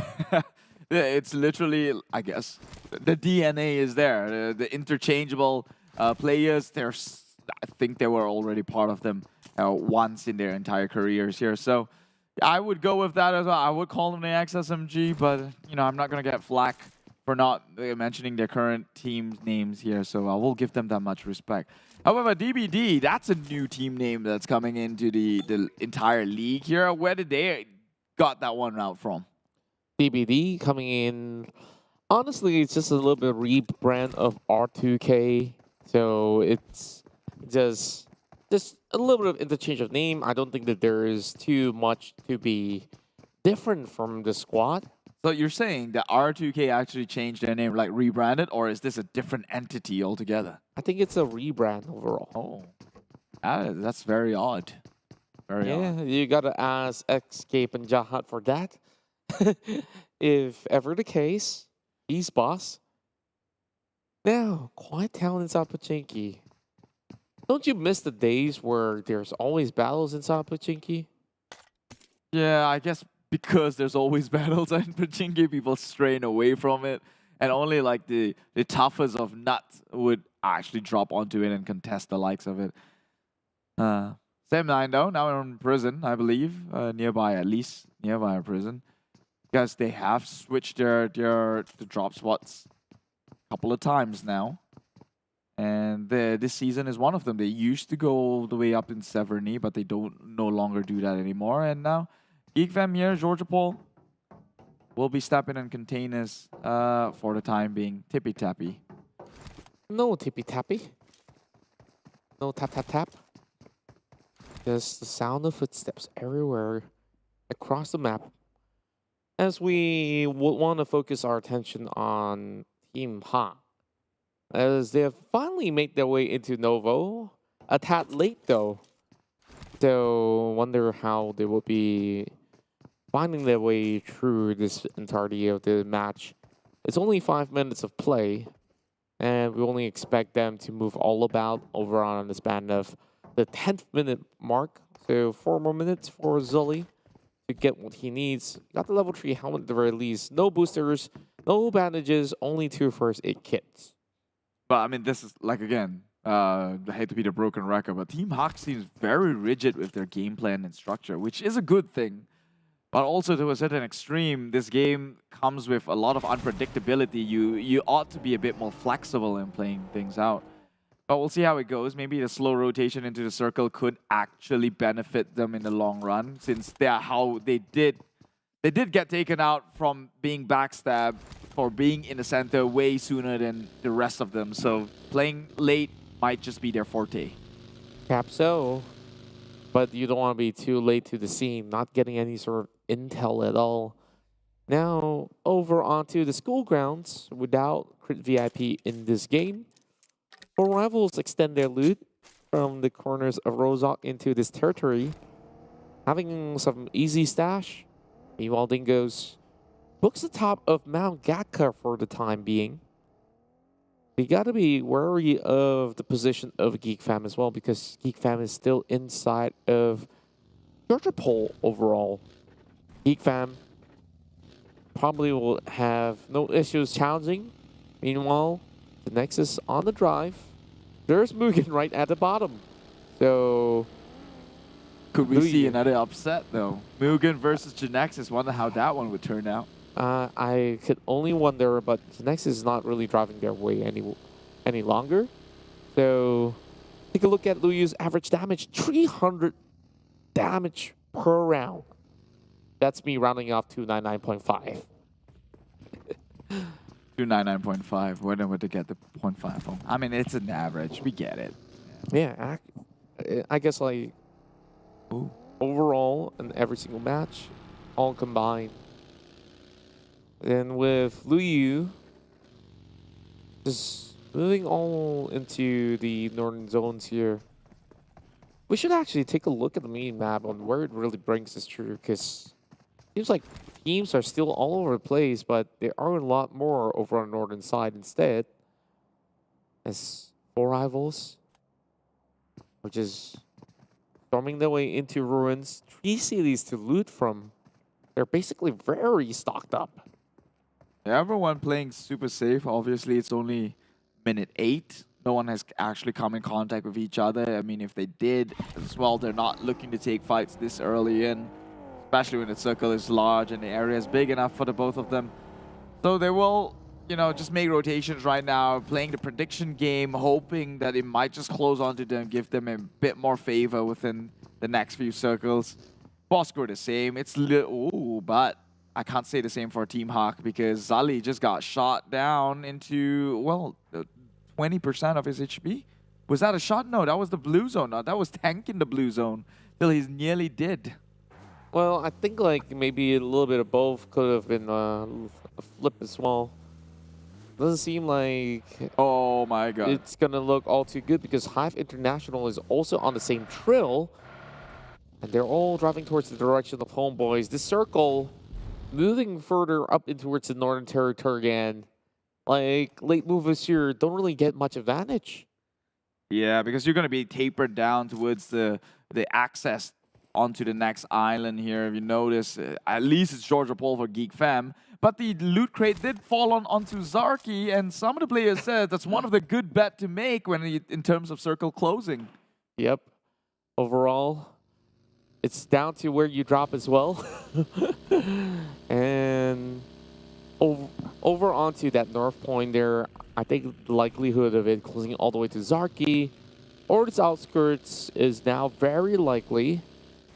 You know, Team Secret moves into the midpoint between the rest of the South Georgia Pole area. I'm surprised they didn't really opt for the bridge instead. Snipes already zooming into the head of Fredo. Could be seeking out the first blood with the Mosin Nagant. Snipes pulling out the sniper, and Team Secret don't really want to take that risk. Lucky spotted out, but I don't think that belongs to Team Secret. Yeah, but another team immediately tries to hide their vehicle, knowing that it's such a rotation-heavy game for the time being. The new circle, I guess that's why nobody's taking too much risk, but SEM9 might have to take their chances up against Axis as they drive by each other. They have equipped their weaponry on the likes of Axis. Will they trade fire? No, it seems like this compound, this sniper's nest, will be in contention, and SEM9, being the late ones to come on in, will have to just let it go. Dell driving alongside with Riff goes for a little bit of a detour as compared to moving further up front. Oh no, DBD. MAB on the spine of this hill. It's gonna hear those engines roar from DBD. It was DBD that was being shot by Snipes, I do believe.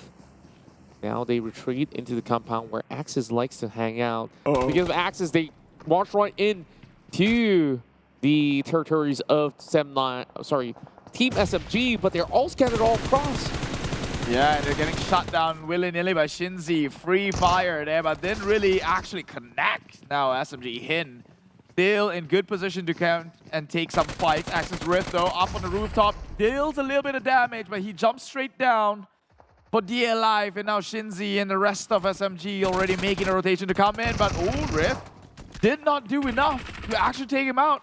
There were more bullets coming in from Jenny as well. He's supplementing on the attack. Just by the corner of it. Now popping more smokes. He can defend himself for the moment. But that grenade will connect though. Hin will not last out much longer from there on. Shinzi now trying to pick anybody up, but he's making his own turns as well because Genexus, they're also startling them from the behind. Loong.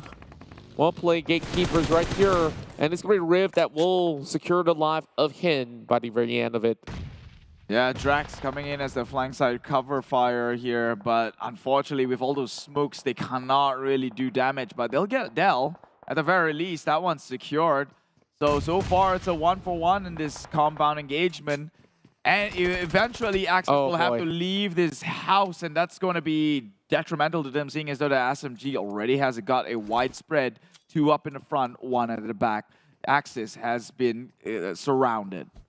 But they're basically rolling in the deep without Dell playing over on this corner. Axis sandwiched in between these teams. Kinsey somehow just respects that territory, only dropping grenades. He spots out Hey Noob. And same could be said. Circle in between the river.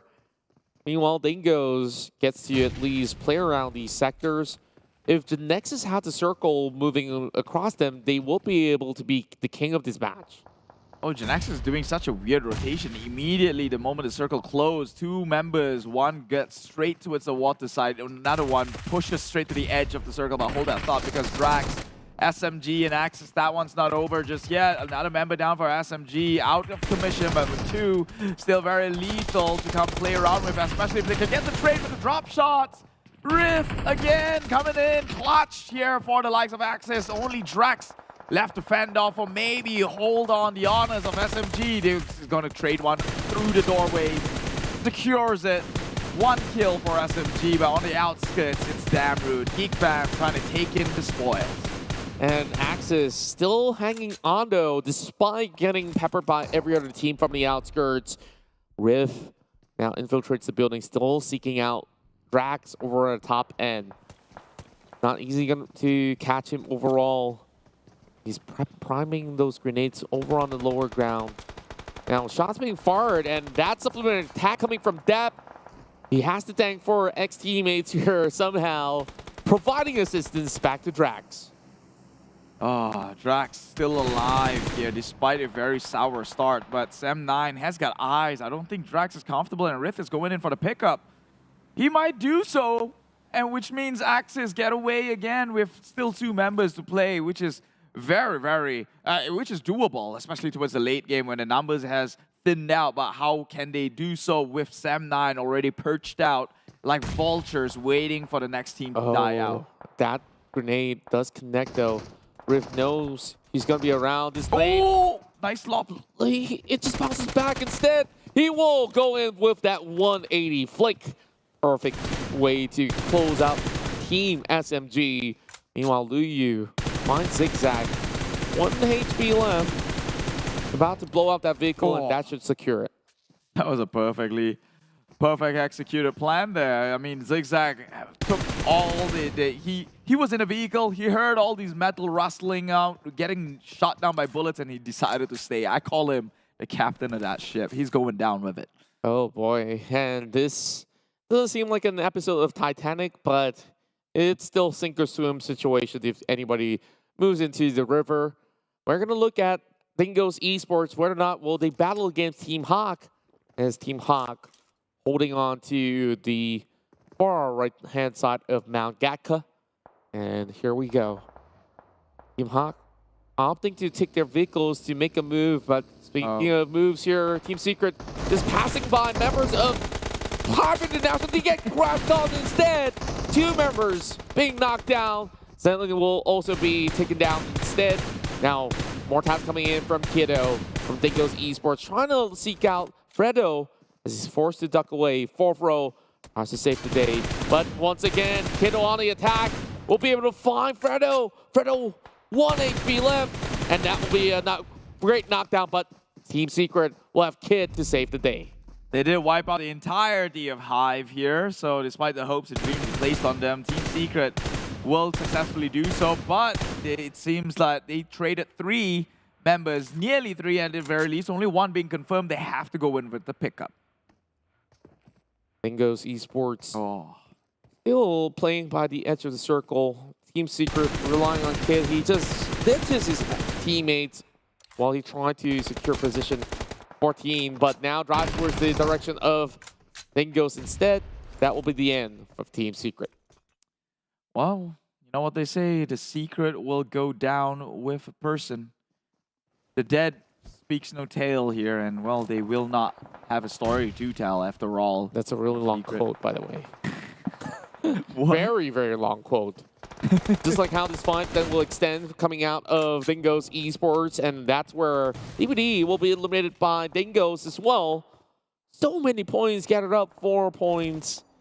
Trying to race up against the Genexus. Zully still left behind. He primes the grenade upwards. Farang driving towards Appy. Inside the church is where he's currently hiding. But how much longer will they hide out though?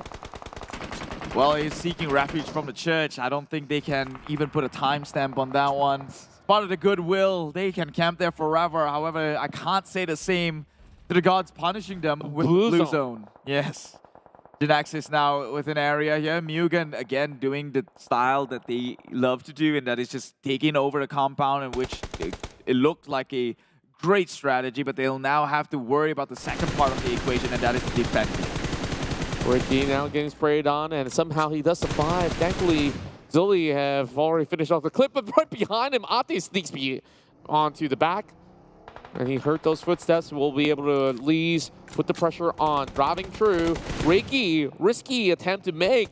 Team Hawk can win this one outrighteously so. Whoa, my goodness. Literally 1 HP for Zully. And Team Hawk, they are still holding on. Hamper, Deputy to provide assistance as well. Bosskurr finds one by the corner of the fences. And the rest of MUGEN now being startled. Yeah, so I guess I got the answer I was looking for. I said, imagine Genexus going up against MUGEN. This is happening right now, and the equation for them to defend the stronghold seems to fall apart. And that was it. MUGEN secured themselves a 11th finish into the lobby here. Genexus still pretty good.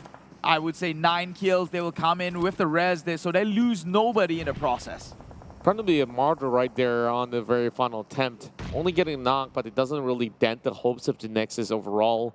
They're already inside the circle for Rivals, having Voki to take down Malik's Farang. With only 10 more teams here to play. Meanwhile, GEEK Fam doesn't seem like they are ready to strike, but once they do, probably in the top 5 situation, Luyu stuck there with a broken buggy. Biu is already in the water, so Asfer can easily punish. Yeah, I didn't know how to make that maneuver, but nades within smokes. Farang Guerilla just falls in. getting extinct here, but one members with the willpower of an ape will keep shooting things out, nearly trading things out for them as well. He nearly came on top, but Stoned will go down, sink down to the bottom as well. 5 eliminations in for 4 rivals, and Afar goes in for Scar L Spray, lose inside of water. Same goes to the rest of the members of the Genexus. Asper can't really seem to get anything done right there, and then Bosskurr inside of water. It's a really dicey situation for both teams out there, but they did spot out one from Axis, but look who's here to party. It's going to be SEM9 pushing forward. Boy couldn't seem to hold much longer. Jumps right in the water as well.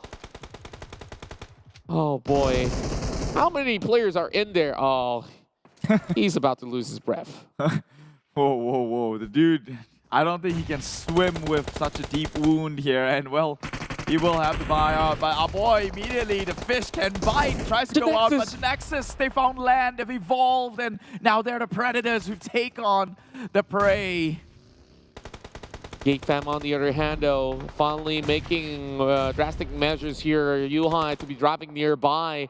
But they have to be careful of SEM9 overall. 4 rivals now with a little bit more advantage in terms of numbers. Closest to the circle, but they have to still take on the rest of Dingoz Esports now. With only 6 more teams left. MAB in the middle of smoke as well. And that's going to be SEM9 there that gets depleted. One big nade coming from Jumper as well as Voki to take each member out. And Dingoz will lose Ricky in the process. Genexus has already 13 kills here. Now they are looking like the ones to be able to contest the likes of GEEK fam. They are coming in with a high average kill in this match, and they just came out from a chicken dinner winner. If they can get themselves the rest of these kills on top of a #1 finish, they might just be a threat towards GEEK fam. It might just be so. Liu is doing what's necessary. Pincering down onto Iftar. GEEK fam having great understanding of the terrains. Just look at them being lined up through the streets. Without regard of Team Hawk, though, Damru does spot out members of Team Hawk instead. Damn cutie down. Oh, now things will take a slower pace here, but Team Hawk, they're not within the circles. They have to look to push. They have cover behind smoke, but that's not inside the circle as well, so they can't be comfortable getting shot down right now. GEEK fam spots Team Hawk from the far side. Now they're making a desperate attempt to move center circle. Only 2 members left remaining, and they found themselves a little bit of rock. Lee's having the car as a bunker, but there's still MAB as well as 4 rivals to deal with. GEEK fam will just pounce on them once again. Trying to find the crosshair against Heikel, but he's basically shooting a rock. Yuhai is going to be knocked down while they were in the middle of the street. No, not much of smokes being left for GEEK fam, but they're still going to try nonetheless to take on this fight. Bosskurr also seeking out Team Hawk members out there. This top 6 favoring Genexus with 14 kills. Silently as they take teams after teams down. I have to say, Team Hawk got absolute value from that rock. He was being sprayed down by Damru, but none of them going penetrating through, obviously. But now Snipe finds an entry in and will take down the member, but Heikel retaliates. Run over. Oh, eliminated is MAB though, and most likely Team Hawk, that 1 member is still there. Did he secure the kill though? He did secure the kill, and Heikel doesn't seem like he has much angles to work with. Easy push does it for Damru, but he's also getting pinned down by Voki OP. Grenade being cooked up. Trying to line it up against Damru. Positions it right. Should be able to knock him down. A little bit too short as it blasted way too early. What a high fragging match this first map of Erangel has become. Look at all the top 4 teams here. All of them close to 10 eliminations each. Anyone who gets the chicken out of here is going to run away with a big victory. Genexus now has got eyes on the GEEK. GEEK's being pressured because Dingoz has got eyes on them. So many nades. They could easily flush them out, but they're all tossing onto the wrong smoke instead. Well, it's basically a 50-50 guess after all. GEEK fam, they say, we're done with this area. We're going to be pushing onto another sector instead. 4 rivals now will have to take on Genexus. Genexus kind of depleted, but another nade comes in. 4 rivals. Dingoz though. Dingoz could just come in and put a stop onto 4Rivals, who currently is suppressing the likes of GEEK fam. In fact, Genexus as well has got eyes. It seems that they moved up a little bit too forward here, and now they've got eyes. They've got attention from all the teams nearby. More throwables being used, burns him a little bit, but not taken out just yet. Voki spraying through, hoping to connect. Wow. It will. Damrude now down, confirmed. GEEK fam already been having a little bit more of a tussle here. Loses Captain Damrude, but Micah as well as Yuhai stays alive, and you know what they can possibly do, and they will trade. Micah gets spotted out, but Bill will shut one of them down, leaving only Yuhai behind, I do believe. Appy now makes it a tenner for the members of 4Rivals. If they do take out the rest of GEEK fam, they can also match the numbers that Genexus have been able to secure. So the top three here are just seeking each other out. 4Rivals' best chance to chase in on that standings. Yuhai waiting for them to finish the job as they already secured 9 for themselves. Voki now tosses more smoke grenades just to take some vision off. Xiaoboy with a Groza can do a lot of work, but it's gonna be BuBu there that will shut down his little brother Yuhai. Yeah, GEEK fam will go out, but not without a fight though. Great first game for them, but now it goes down to blue and green. But the high ground favors the likes of 4Rivals. They have smokes to play behind with. Could be detrimental though, because they got Pamburu. That shifts the tides a little bit. Now it's a 3v2 situation. Going in for the push, confirms it onto Pamburu. No more info going in his way. Appy is right on the front side. Lung is in position as well in case of an overpeak. Will try and blindly shoot within the grass here, but the members of Nexus, they're slowly making their way into the comfort zones of 4Rivals, and they are losing the advantage here. 4Rivals no longer a high ground. He spotted out Voki. He's got the info, but BuBu is right really close next to him. Yep, snakes in the grass. Who's gonna spot out who first? Who has the better sensory organ? But ooh, nades onto Xiaoboy's former position behind the rock. That would just be smoked. And now Voki trying to reposition himself, but BuBu on the flank side. Is he gonna spot Voki out? He should be able to do that. He already sees the legs, immediately takes him down. And here is all 3 members of the Nexus rushing in for the chicken dinner as they will take out Appy and claim chicken dinners back to back. Back to back for the boys in blues, and they did it with a standard. Not really a standard here, breaking the standard of the amount of frags per game. This is one that matches the gods themselves. GEEK fam now found themselves a total challenger. Red versus blue, opposite on the palette. That's right, Genexus here in that perfect prime spot to dominate the entire competition in the Saturday round here in the PMPL MYSGPH. And we're gonna see how did they do it once again in the highlights. My God, but Genexus, this is their best game. This is the best game they've pulled out in week number 2 so far. The insane amount of frags, they just came in, they're not shy. They introduced themselves with the barrel of the gun, they pushed on to everyone. Even the likes of MUGEN, who had the compound first. Well, let's take a look at those highlights right now. Axis definitely had a long drawn fight against SMG in this compound. Luckily though, SEM9 came in as third party. We'll take him out. Genexus introduced themselves with a very, very high fragging start here, despite finding a couple of the members taken out, but not confirmed as they clutched things out for themselves. Yeah, it really felt bad for Team Secret because Dingoz was also watching over the hills and managed to at least take quite a number of members out there. Meanwhile, Team Hot also stand toe-to-toe against Dingoz Esports. MAB, they got themselves in the middle of where the circle is supposed to be. A tap too early, I must say, with so many teams basically getting into that spot itself. 4Rivals, to my surprise, like we have mentioned about them, Link 3 CDs have so many stocks. You see all these utilities that they've been using that gives them the edge to climb into that top 2 position, but they couldn't really find a way to shut down Genexus because they've been denied vision and they clumped up too closely, having no covers to work with. But GEEK fam, the way they approached this was rather interesting. Stopping by the street, taking out members of Team Hot, and then it was a little bit of a nail biter, maybe making their way into the top 3 at the very least. Yeah, I think Team HYVE just had it rough, right? They started from Novo, they had to make a slow rotation in, but by the time they were gatekeeped by all these big giants and only had a small rock to play around with. But they did try and last as long as they did. But my god, Genexus, 4 rivals, GEEK Fam, and Dingoz in the top 4. The teams to focus. Now, this is looking like the season I expected things to be. That's right. And man, all 4 of the teams that are basically vying for the top spot, not only in the league, but also in the PMGC points that they've been chasing.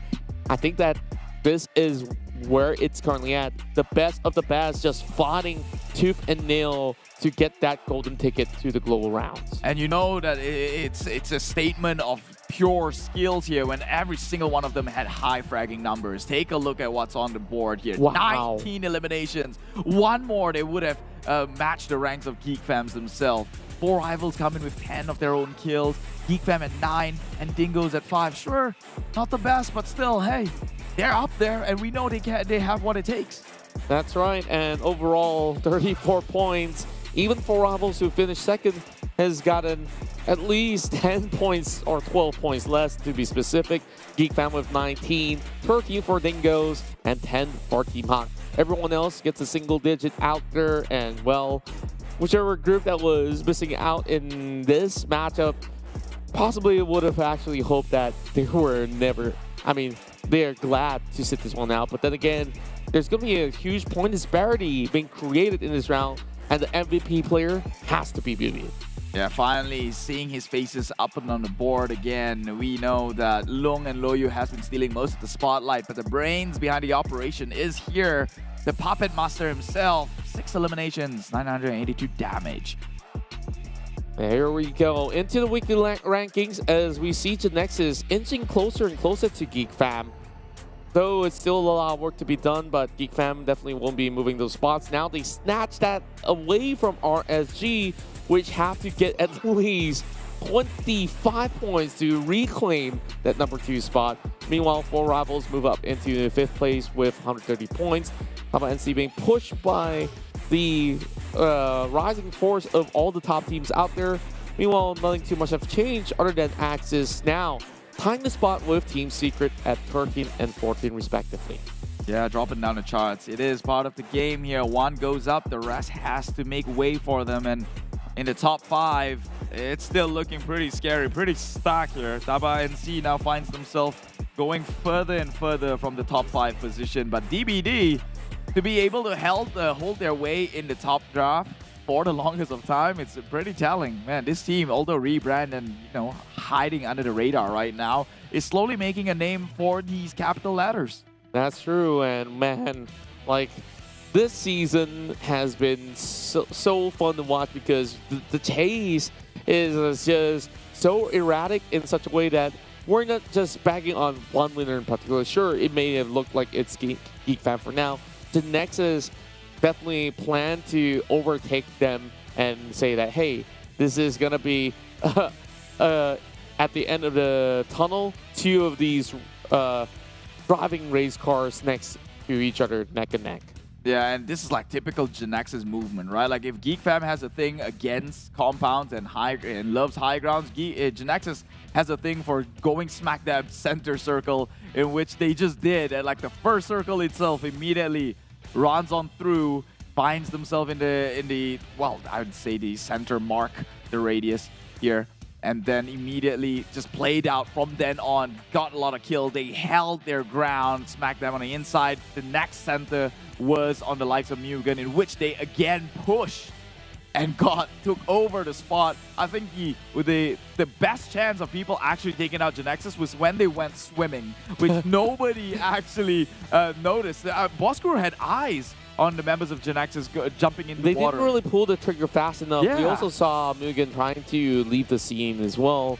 And I guess like there were some other teams like SEM9 that could have actually made a huge difference over on those corners. But when it comes down to the top 5 here, literally you have some of the best players fighting this one out, which you saw why it took so long for them to close off this match, because everyone was just on their toes, being so quick on the trigger as well that you just have to find ways to play defensive on such a odd terrain to be placed in the first place. So Genexus, I think they've got the best out of it because over the back, it's a full coverage. Not for 4 rivals because there's Dingoz as well as some members of GEEK fam that could still launch an attack. But Genexus, they understood, okay, the biggest threat was GEEK fam, and they managed to at least wipe them out. Yeah, although not knowing them, but I think one of the things that played into Genexus's favor was the trenches that they were at, that low gradient, that did provide some sort of a cover for the likes of GEEK, who was on the pretty much the same side or same elevation as they were. So that little ledge there kind of concealed themselves for the time being. But man, GEEK fam, Genexus, 4 rivals in the top 3. Come on.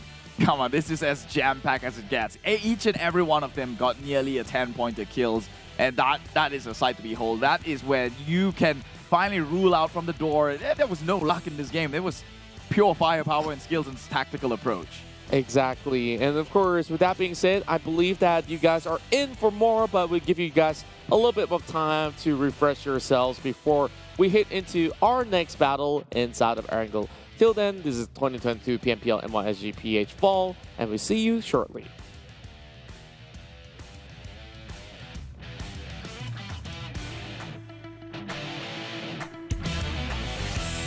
Proses! Ya!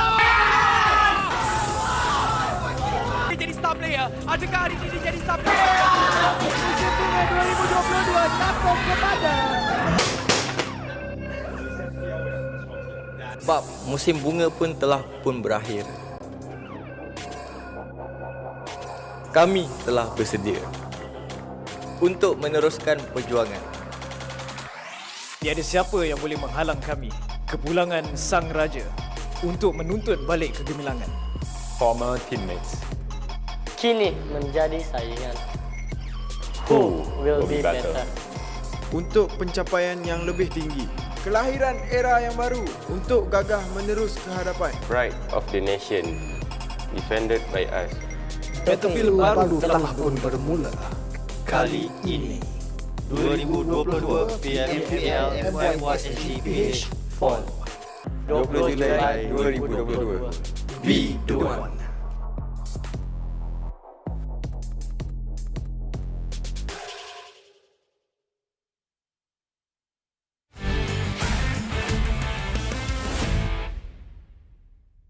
First kali Aizin, selamat ke TS dan mungkin kalau dah start liga kau takkan selamat dah Aizin sebab kau akan kena bunuh dengan aku je lah kalau kau main. Ham dekat SEM9 tu, jangan selesa sangat kat SEM9 dengan Ham Kalau kau tusu nanti, kau better datang gaming house kita orang sampah-sampah je. Okay, kepada Bosskurr, terima kasih sebab kau ajak aku masuk sini tiba-tiba untuk aku bantai kau. Kepada Aziz, kita orang dah ambil jumper, so kita orang dah bagi korang rig. So, korang buat yang terbaik untuk season ni. Okay? Kepada Forever's, walaupun saya di loan kat Exist, jangan harap saya bagi chance kepada Forever's. Kepada pemburu, jaga-jaga sikit meja kau tu. Man, kenapa cakap ni? Kau dah tua dah, Man. Tak payahlah main lagi. Kenapa nak main lagi, Man? Dah tua dah. Jaga anak je. Jadilah ayah berguna, Man. Jadi ayah yang berguna, Man. Tolonglah, please lah. Sorry. So untuk Drex, hati-hati, aku akan lebih daripada korang. Korang ingat kau power sangat ke? Dah lah tak power. Okay, kepada tim SEM9, lelaki Iman Farang tu aku harap kau buat yang terbaik lah season ni. Harap kau tak terciduk lagi untuk season ni. Kau buat yang terbaik lah. Sebab dah tukar player kan, takkan duduk top 16 lagi. Team Forever, aka Team 4IGL. So kepada Dingoz Esports, korang tahu kan kat akad tu kita punya, korang still lagi nak bagi free point ke? Kan? Kepada IGL Kido pula, nama saya kan Kid, kenapa nak Kido lagi? Saya memang anti Kido ni. Season lepas saya jadi coach, saya tengok korang main semua macam sampah. Sekarang korang jaga, the King of Uzi is back. So Insomnus, I received your message. You want to come here, but too bad, because you are here. We are here. So maybe Bill is up there right now, but don't let your guard down, Bill. I'm coming for you. kepada Pasha dan The Jumper, walaupun kita pernah susah sama-sama dekat SEA Games itu, tapi ingat ni kali PMPL kita orang takkan bagi chance lah. Kepada Creed VIP, thank you sebab dapat nombor 16. Staff sepertinya tukar nama, korang boleh bantai kita orang dengan firepower baru korang. Orang tua Kuza, jaga-jaga. Kita orang cari kau. Kepada tim VIP Cirit tu, korang jangan rasa diri korang hebat nak blok-blok kita orang ni. Nanti kita orang akan ajar korang dekat tournament nanti. Jangan sampai korang tercirit-cirit nanti, tak boleh main. Okey, untuk pemburu duduk rumah dan diam. Jangan sampai aku jentik konsel kau. Okey? So saya nak tunjuk kepada tim SEM9, kapten dia Man Farang. So Man Farang get ready, saya akan bantai dia dekat musim yang akan datang. So jaga-jaga, hati-hati. I will kill you. 4 tahun bersama-sama. Sebenarnya aku bosan tengok game kau. So sebab tu aku kick kau. Tak boleh toksi banyak-banyak, nanti kena kecam balik.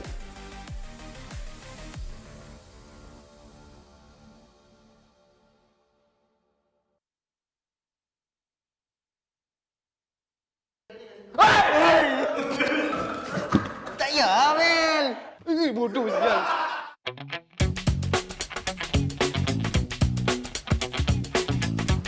Tak nampak ke ni? 10.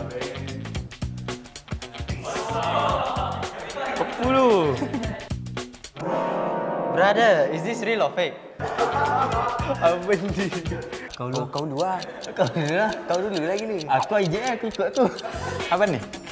Dia macam binatang. Sebenarnya bodoh apa benda yang ni? Apa tu bodoh? Masuk benda. I behind you go first. Okay.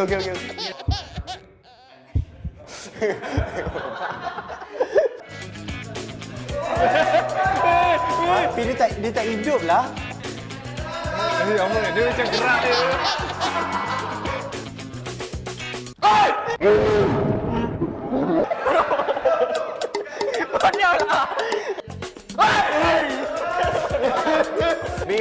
Be a man.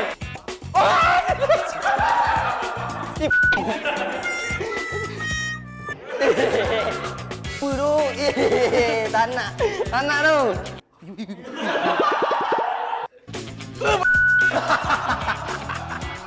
Bodoh lah benda ni. Pan.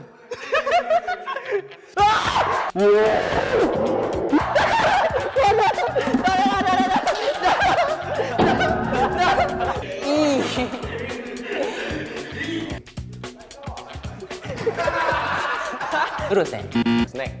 Buah apple. Rasa macam kertas kot. Kerang. Kaki ayam. Nenas ke? Ada ni glove. Sarung tangan mesti ada air dalam. Glove dalam dia air. Lah. Tajam gila, takut. Can we redo? Okay, 3, 2, 1. Like I'm holding something. Oh wow. What's this?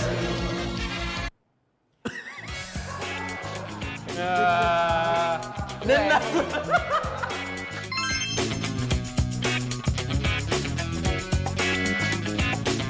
Okay guys, itu saja. Jangan lupa saksikan kami dalam 2022 PMPL MYSGPH Fall. Bye-bye. Bye-bye.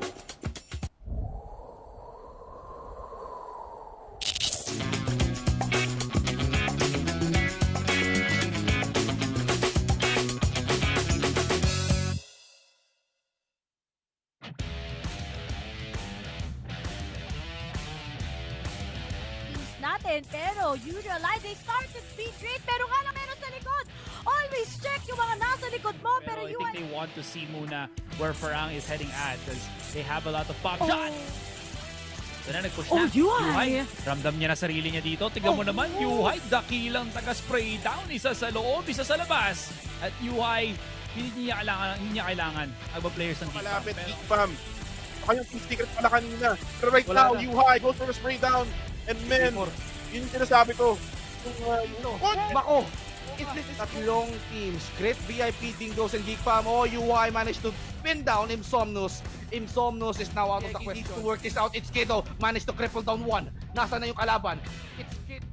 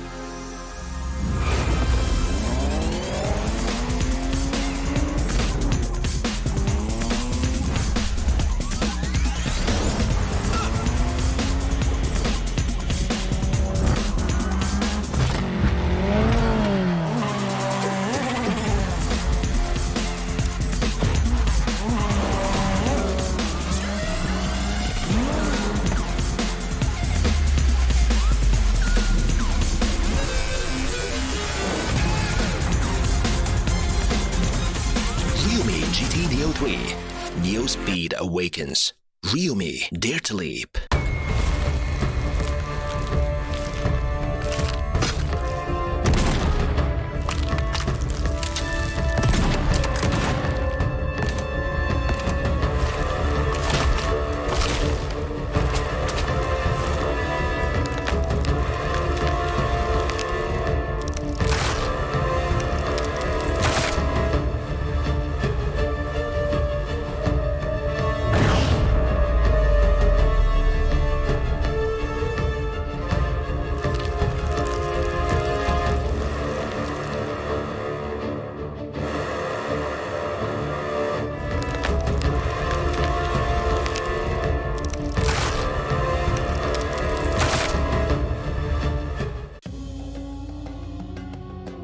PUBG Mobile 2.1 White Paper Full Overview. Hello there, PUBG Mobile players. PUBG Mobile 2.1 is now available. After several months of hard work, we've added more fun and interesting content to the existing gameplay. At the same time, Ancient Secret Arise, which everyone has been looking forward to, has returned.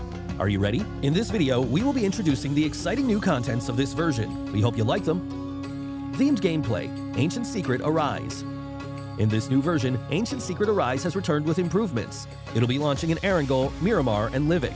Players can choose any of these maps in ranked mode to experience its varied content and unique performances.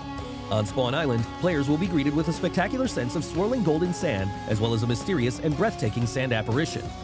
After the match starts, the Sandstorm Zone will appear at a random place on the map. In the Sandstorm Zone, players will be able to pick up lots of supplies and a mysterious Scarab Charm. Any player who has a Scarab Charm will be able to return to the battleground after getting defeated for a set period of time. However, please note that a Recall Tower attempt will be used after activating a Scarab Charm to return to the battleground, and each player can only pick up one Scarab Charm in each match. Players can also pass through the Quicksand Path to enter the Emperor Temple. Compared to the previous Nimbus Islands of various modes, the Emperor Temple has more supplies and a much larger area.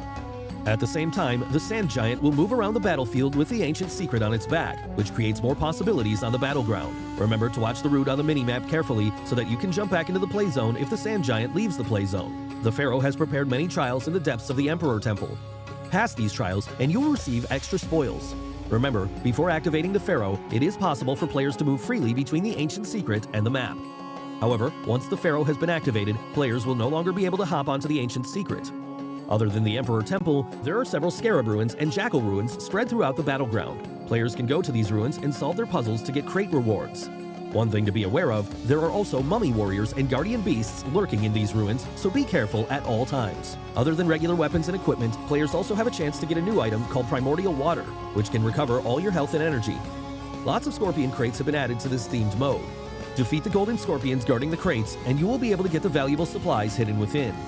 The new Desert Merchant is also a good place to get supplies. Save up shop tokens to buy combat supplies from the merchant, and there's even the chance of getting random discounts on items. Basic experience improvements. Besides the new mode, we've also made firearm improvements. We've slightly reduced the damage drop-off of the Uzi and Vector, slightly increased the hipfire spread of the UMP-45, and slightly nerfed the effects of the laser sight attachment. We also raised the base damage of the Thompson SMG. At the same time, we've slightly increased its bullet speed. As for the PP-19 Bison, we've slightly increased its rate of fire to improve weapon efficiency. In the case of assault rifles, we raised the limb damage of the AKM and slightly improved its aim assist. We've also reduced the recoil of the Scar L and slightly increased the base damage and damage drop-off at longer distance of other weapons. This version also introduced the AMR, a powerful sniper rifle that can deal damage to enemies through vehicles and deal massive damage to vehicles. It takes exclusive 50 caliber rounds that are capable of striking players in vehicles. Season updates. Cycle 3 will officially start after the major version update. The C3S7 set, C3S7 parachute, and other legendary outfits will be added to the Season Rewards pack. In the new season, we've also added a season bonus point card and rating protection card that can only be used during the season to help everyone climb the ranks even faster. Individual training grounds, sound location training. In the new version, we've added a sound location training system to the training grounds. Players can use this to train their ability to locate enemies by listening to gunshot sounds and footstep sounds, which will help players become more aware of their surroundings during a match. Other updates. Other than the updates mentioned above, the PUBG Mobile x Blackpink collaboration has prepared a virtual concert for everyone. Let's all have lots of fun in the game this summer. That's all for this video. We hope that version 2.1 will give everyone a better gaming experience. For more details, feel free to follow the official PUBG Mobile community. See you next time.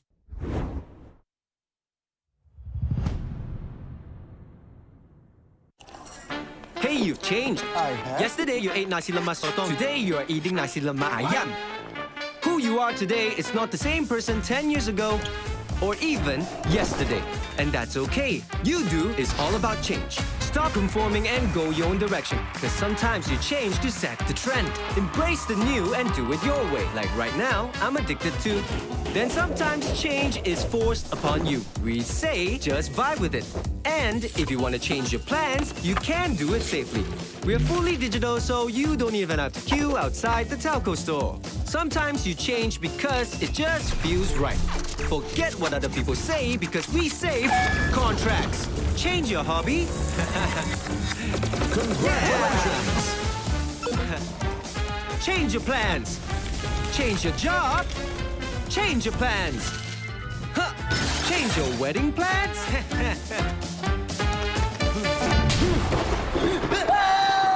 Change can come anytime, anywhere. Yoodo is ready to change when you want to do it your way. So change is good, right? Only when you're ready for it. Man eating nasi lemak, and when you are, change can start by downloading the Yoodo app. Save more when you customize your data, voice, and SMS with the Yoodo app. Change comes when you do it your way today.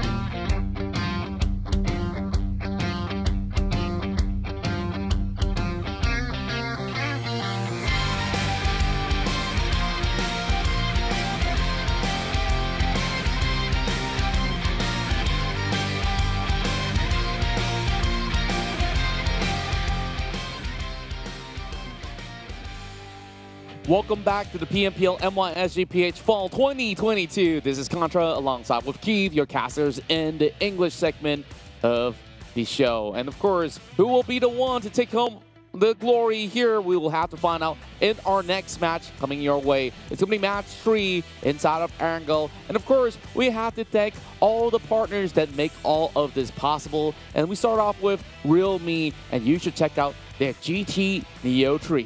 Yeah, it's a brand new flagship phones right in front of us. If you can see, it comes in blue and even white. You pick your choice here. Can't go wrong with any one of those, but hey, if you want to stand out and be unique, come on, stop it with the monochrome. I love the white. Let's go blue. I love the white. Let's go blue. White. Well, it's called the blue zone for a reason. Okay, here we go.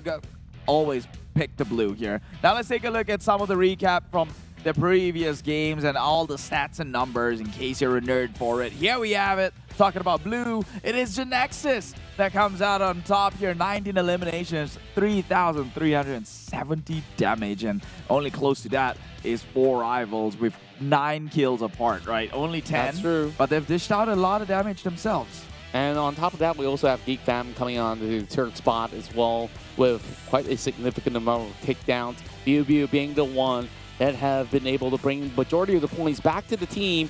Bulky has been able to outlast and also claim plenty of all these points back to 4 rivals, with Luyu dishing out 851 to also supplement BU's reign of terror. And here we go.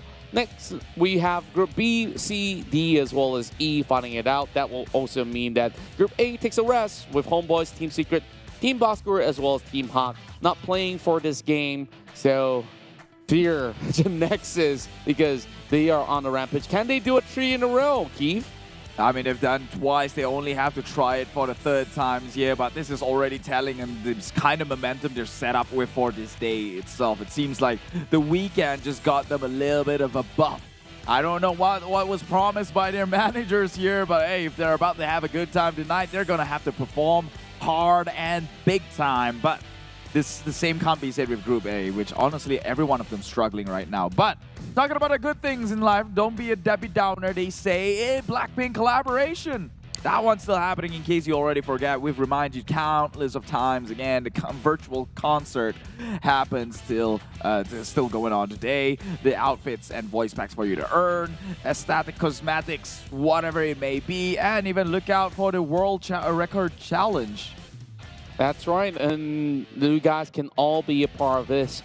Or if you want to head down to the streets of KL, we have the collaboration with KL and Gangster as well, where you could basically rock on forward with Malik as well as Shark. You can get their voice packs in-game, so you could basically flex it, or just, you know, walk up to your enemies and start pinging them with all these sounds that they may not have heard of before.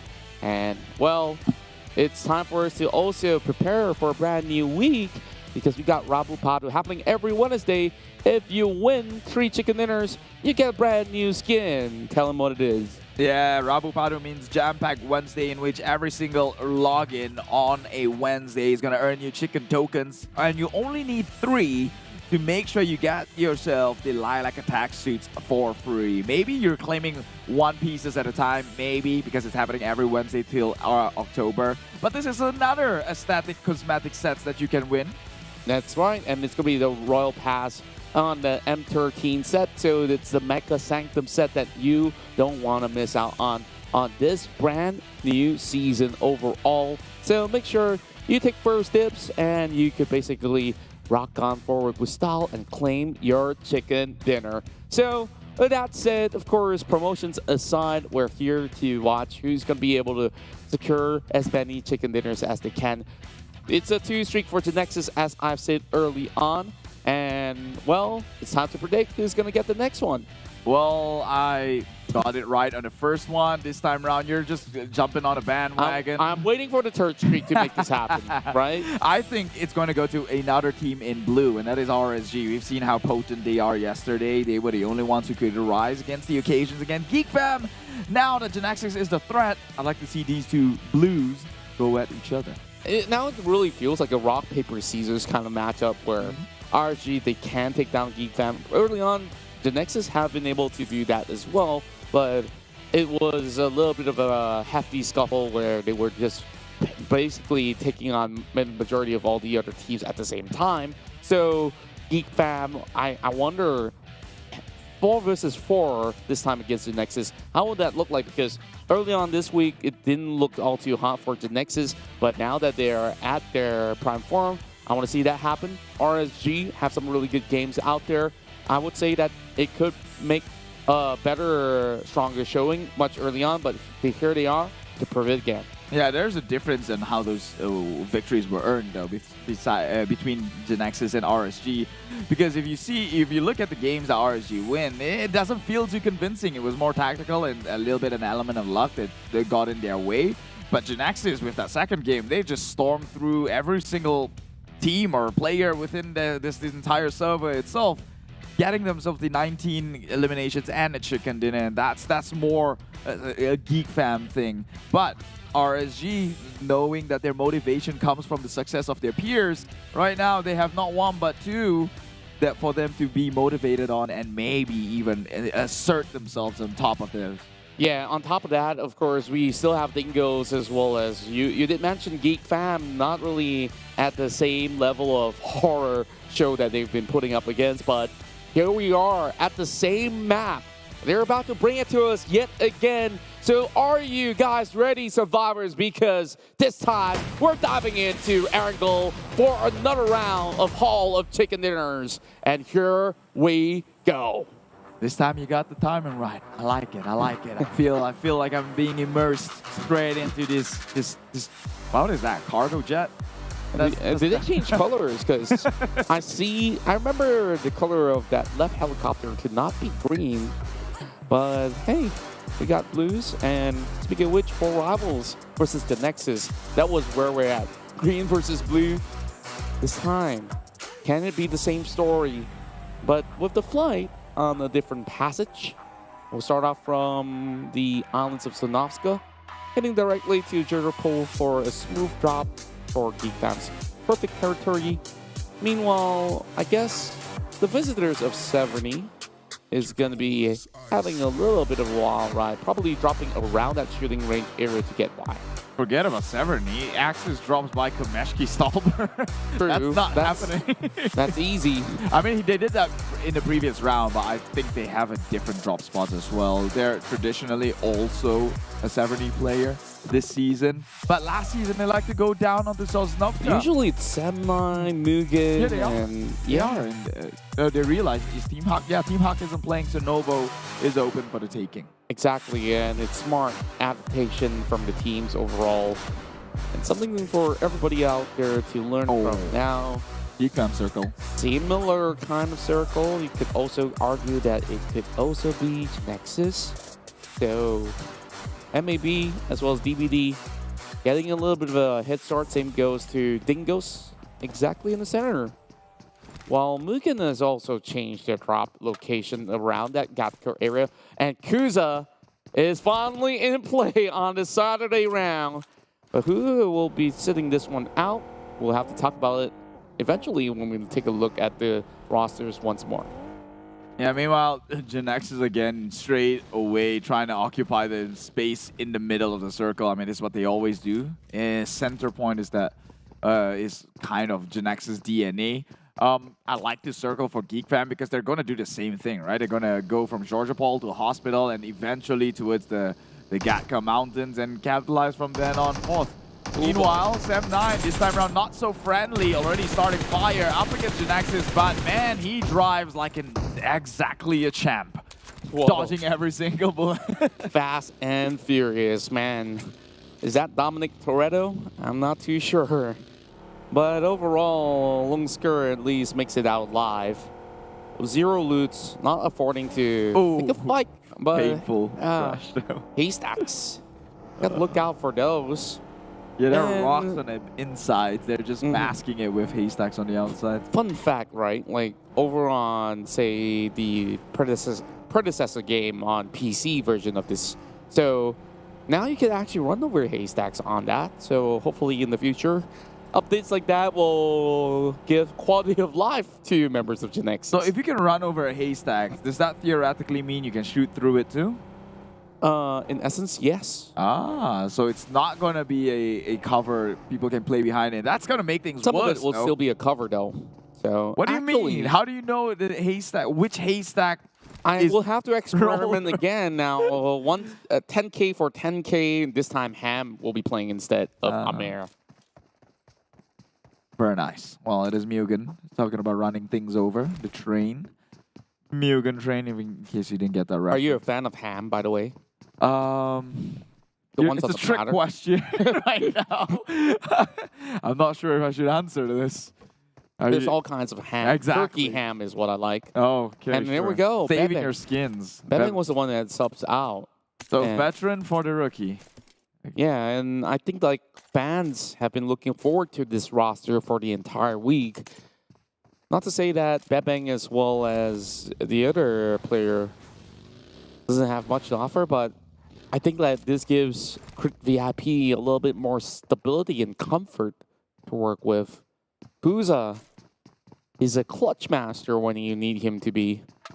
I think he made it into highlights as well sometime in week number 1. It was one game, sure, but he's had a good moment and a good reason why he's somewhat of a fan favorite when it comes to the VIP squad, right? Or now known as Crit VIP. So looking forward to what he can offer. I'm not too sure if this is the first time I'm seeing him in week number 2. I believe they did swap in once. But it wasn't that all amusing. But maybe this time's different. It's always that way. Yeah.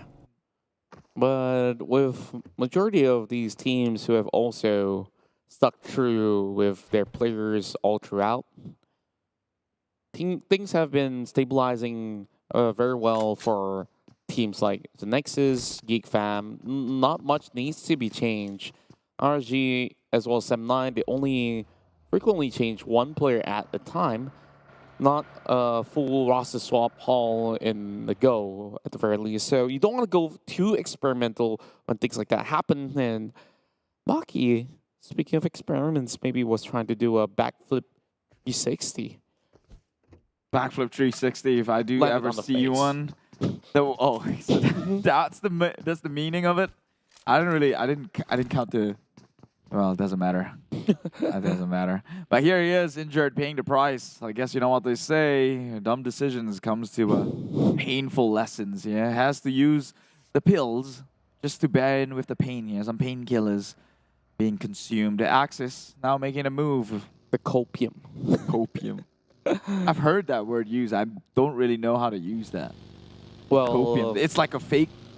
I guess you haven't used the purple platform long enough. No, but copium means like the fake ideals or fake lessons you use to make yourself feel better. Is that it? Yeah, just make yourself feel better. But you know it's wrong. Is that what copium means? It may or may not be wrong. It's just an idea of hope, I guess. That you know that, yeah, possibilities are you may not have the best odds. MAB have been hunting out for those chickens.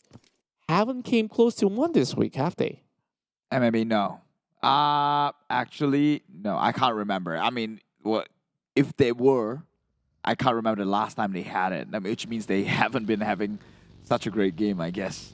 But then again, when we take a look at the standings, though, it doesn't really tell you that they're having the worst run. 80 points this week. Respectable, but it's 80 points is what GEEK Fam achieves in a day. Right? Exactly. I mean, the grand scheme of things, they're doing bad. I don't know how you can come to a conclusion. If you were to say, well, taking a look at the second draft, they're not that bad. Sure. Comparatively to the second draft, they're probably at the upper echelon of They're not bad, but the others are just slightly ahead of them. Slightly. Slightly. 241. I'm just giving them a little bit of cushion. Yeah, copium. I'm going to use that more often now. Now, for Farang, on the other hand, I feel like this brand new roster is just filling things out. Sure, you got names like Stone as well as Bravo, both from SEM9 previously. Didn't manage to get to a desired level of play. They are strong mechanically, but I feel like with the new members on board, like, they both have never gotten themselves a leadership position. So, hence why I feel the role of an IGL is so important. The more experience you have, the better. I agree, totally agree. But is there a point where it turns sour, though? Because I do see people in the communities pages saying that 4 rivals are running 4 in-game leaders in a single game, and that's why everyone's just playing their own thing. It worked out, though, in the previous round. I think, like, if they have their egos in check, it shouldn't be any much of a problem. And this week, huge improvement, so I wonder what really changed. Haven't got the chance to speak to the boys at 4 Rivals for now. But here we are. Circle now moving deeper into Pochinki. Now that is what I've been hoping for.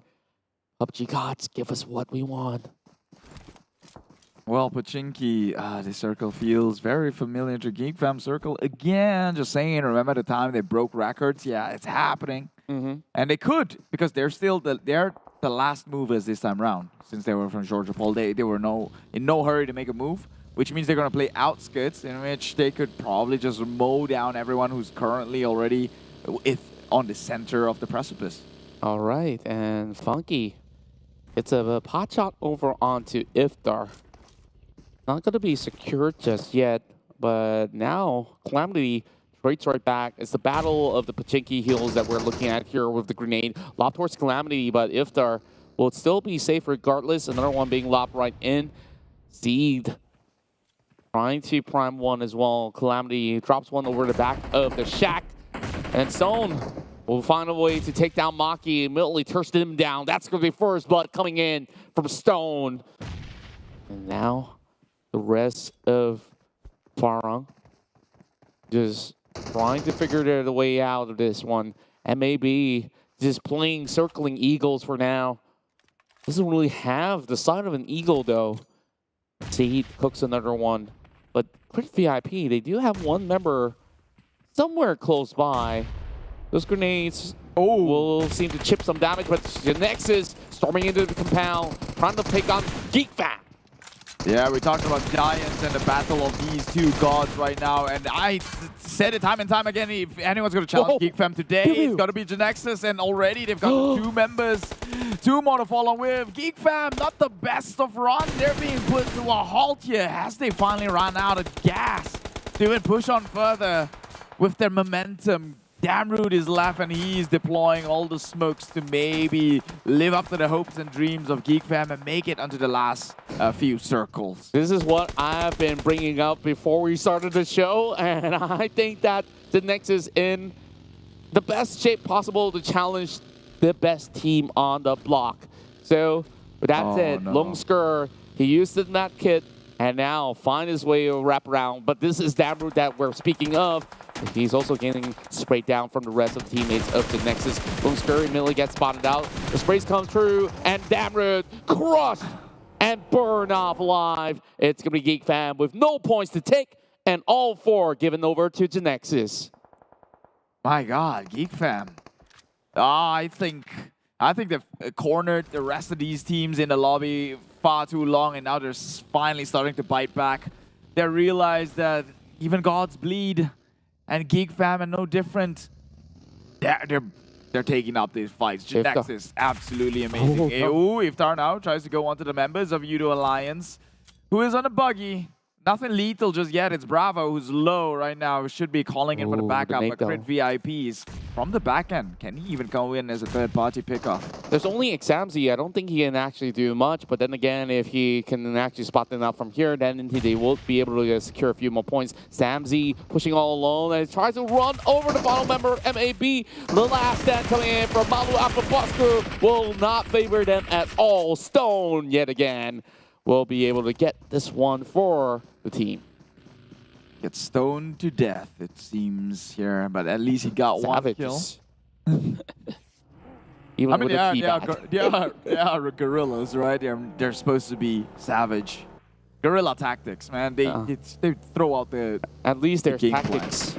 instead of being bringing the caveman mentality. Guerrilla tactics is just a blanket statement of go ham, go bar.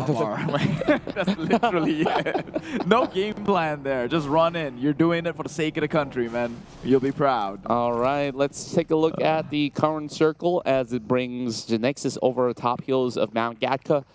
Meanwhile, for Rivals, they try to move upwards, but they will eventually be halted down. There's a couple more teams right down below where Tabah NSEA tries to pick off against DBD. And doesn't seem like they could basically break dreams or back down out of this one. More smokes grenade for Magix. Working all alone, but he's basically looking for a helmet, which doesn't seem to be available inside the compound. Farang getting shredded by.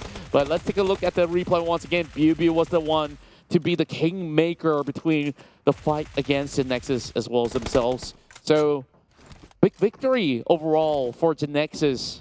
Now, once again, count this as a group without GEEK fam. Yeah, they made it look easy how they took on GEEK. It's like their flank side wasn't even taken care of. He just came in, leaning in and goes in with a shot spray. Catches onto everyone. There's pretty much no other escape they could ever have. Damrud was ready from the far side, but thankfully with the structure of the compound, BUBU was behind the house. Damrud can't shoot him.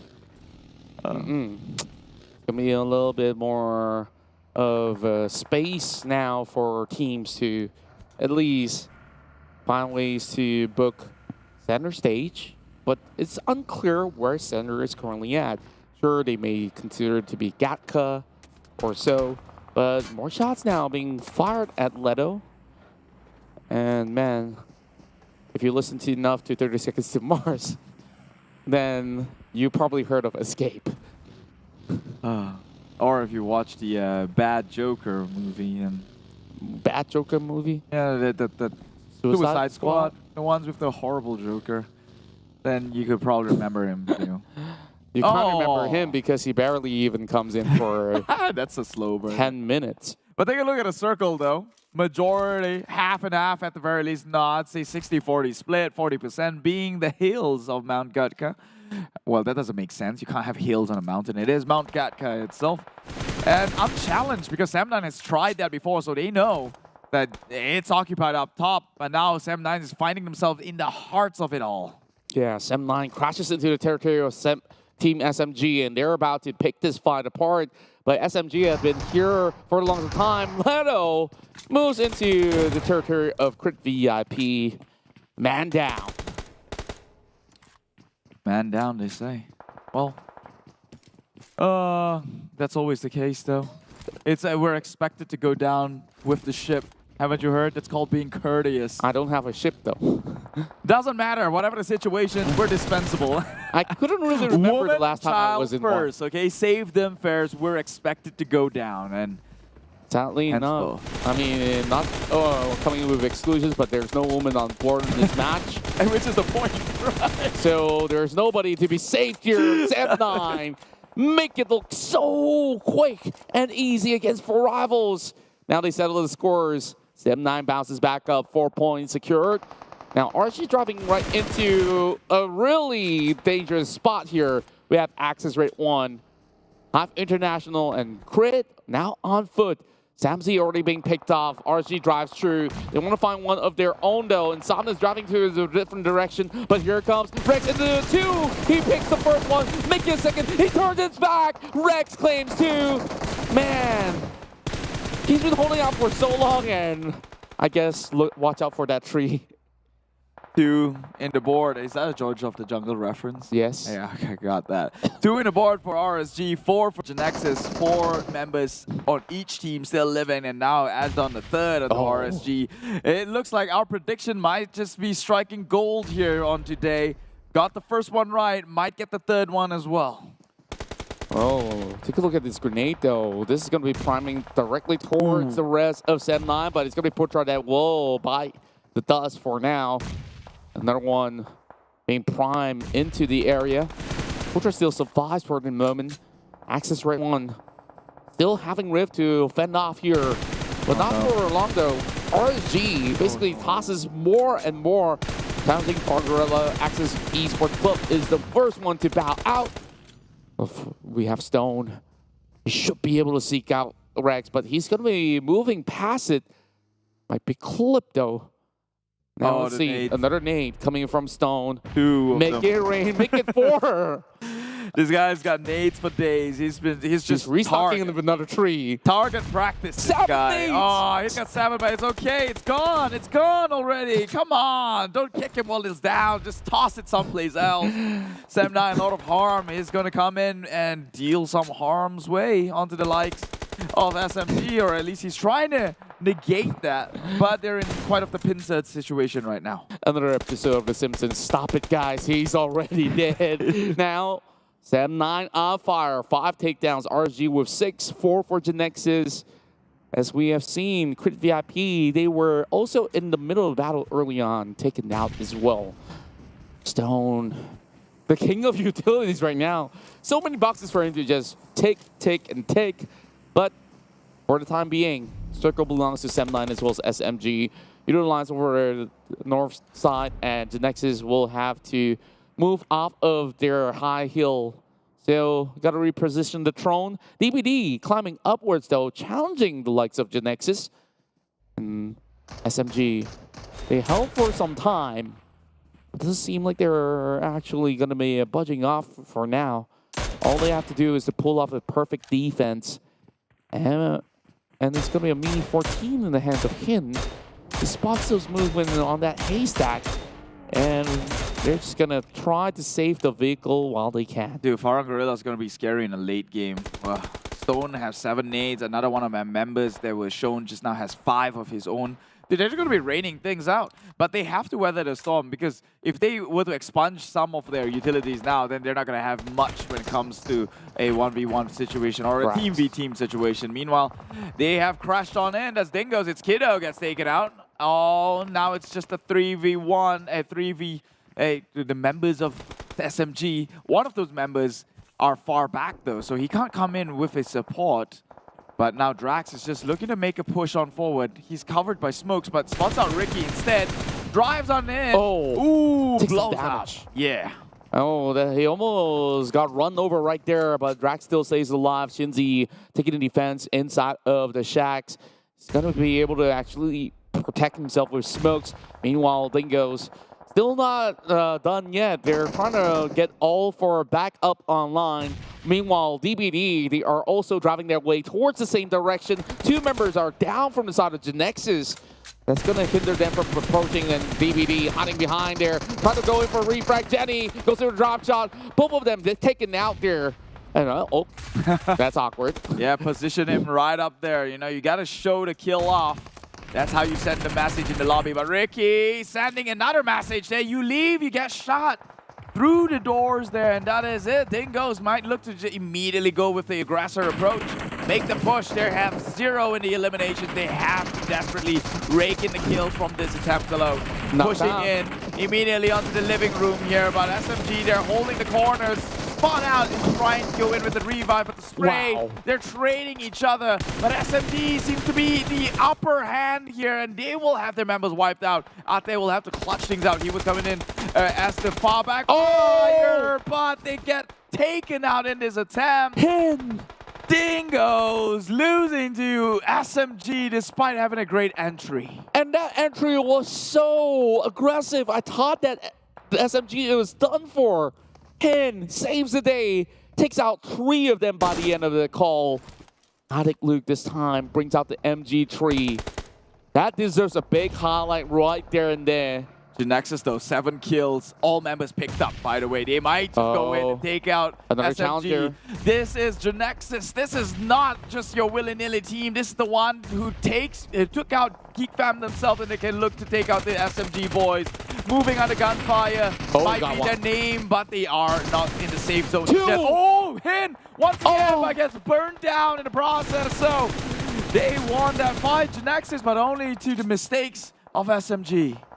My oh my, leave him enough room, he might have actually clutched another team out. Genexus a little worried right over there. Now it's going to be HYVE International getting a saving grace from other teams as Malix gets taken now. They will have to go in for a revive still, and they will be inside the circle, so HYVE can play this really slowly. Meanwhile, Tabah NSEA, so far away, has to crawl through. Adik Luke still hunting out for Helton, trying to drop a nade to his ex-teammate right there, but HYVE International got problems of their own. Harm trying to spray their way to success. Don't take downs already for the side of SEM9. Everyone's inside of the circle. Meanwhile, Yoodo Alliance still finding a way, trying to claim a territory. They're just going to book it right into the middle. But here we go. Genexus now pounces onto the Tigers instead. Big nade coming out from Xiaoboy will knock down Harm. And now Adik Luke's in danger as well. Xiaoboy now with the push, trying to look for those takedowns. Dab will get him instead. And Dab saves the day for SEM9, but here comes another rival. Good for the push, but Mumpar's out. And SEM9 only has Dab, 1 HP left, still hanging on the thread. But the match is not over. SEM9 can still actually come in and trade it onto the members who pushed onto SEM9, and that's going to be 2 kills confirmed. SEM9 might even go in with the revive here. Meanwhile, Yoodo Alliance having skirmishes of their own up against the NC boys. Blacksoapy positioning himself to maybe come in with some sort of flank or cover fire. Okay. Actually, he's the only member that's... There's a theory for me right now. If Genexus as well as SEM9 take each other out, HYVE International as the one that has the biggest edge here with 3 members still intact. Grenades are locked in. Xiaoboy finds Deb, will knock him down, but there's still Mamparong, and that should be it for SEM9, but they still have 1 more player left. And there we go. Oleo, though he's a lonely spot to through the grasses, the Snakes will not be able to survive. Meanwhile, Long still trying to fend off against SEM9. HYVE International, they are so close to the circle, and that's why Genexus trying to take them out and focus their attention instead of members of SEM9 that they couldn't take out. SEM9 though, they got back the revive onto the members. Genexus, they expunged 2 players, and still they cannot put this Tiger to sleep, and now this is only going to be a long-drawn battle between these 2. And who's going to crumble first? That is going to be the highlight by HYVE. Coming with the upset though. Takes him out in the back end with Xiaoboy as well. Getting that kill on the Lord Harm, and now Genexus can look to rule the lands in which they reside, but HYVE has the number advantage. He's looking for Xiaoboy, and he gets spotted out. Going in for the hit tap, and Flags will claim 1 off. Only 1 member left for the side of Genexus, and so is everybody else. Best chance in for the Philippines here to get their chicken dinner, but they have to look out for Bravo. Bravo is the closest one, hiding inside of the grasses and the bushes. Speaking of which, there goes Edelton, and they will have Bravo revealing their location. It does save HYVE, but how much longer can they survive? Yoodo Alliance is the one that's been lurking right behind him all along. Oleo is just waiting to secure 2nd place. Well, I think he should be the ones with the trigger discipline right now. If he does have info on where Bravo is, then he should know that the gunfire is all happening on the opposite side of his position, and he can let them just go at it at each other. Make the trades happen and come in with the cleanup, and now Bravo kind of has an idea on where Oleo might be. Just trying his luck here, chipping health away from the member of Yoodo Alliance. And you can see Bravo has already got his helmets punctured through. Sure, it's level 3 gears there, but it's not going to work out for far too long. Now he's also exposing himself slightly to the views. This nade will lob directly towards Oleo, and these 2 are just fighting it out. They can take each other out. Now, HYVE International, 2 versus 1 against Farang Guerilla. He does have a medkit, and we all know Bravo, he's clutched one before for SEM9 in a previous season. He's going to try and do this again. If anyone's going to do it, I think he has, but he's already out in medkits. This is the last he's ever going to get, but the there we go. Right in front of his face there. Chip damage. Nothing lethal just yet. Spraying in the right general direction, but just not hitting the mark. And HYVE do it for the Philippines here. HYVE International, they're finally showing the chemistry and coming out on top, showing that the Pacific Islanders have got what it takes to go up against the ranks of Malaysia and Singapore. Then the faithful have been rewarded, and I'm one of them. I voted for them in the previous round. HYVE International have finally claimed their first chicken dinner here in week 2, day 4 in match 3. And we saw the way that they find themselves into the circle, planting themselves directly into the spot. They were challenging Genexus, SEM9 as well, and they absolutely deserved the victory after some long week of play. Yeah, but all props also to the teams that took the highlight as well. SEM9 and Genexus, they played absolutely out of their minds. If you honestly, I would even argue that if it wasn't for how resilient SEM9 was in holding their stance against Genexus, HYVE wouldn't have this opportunity.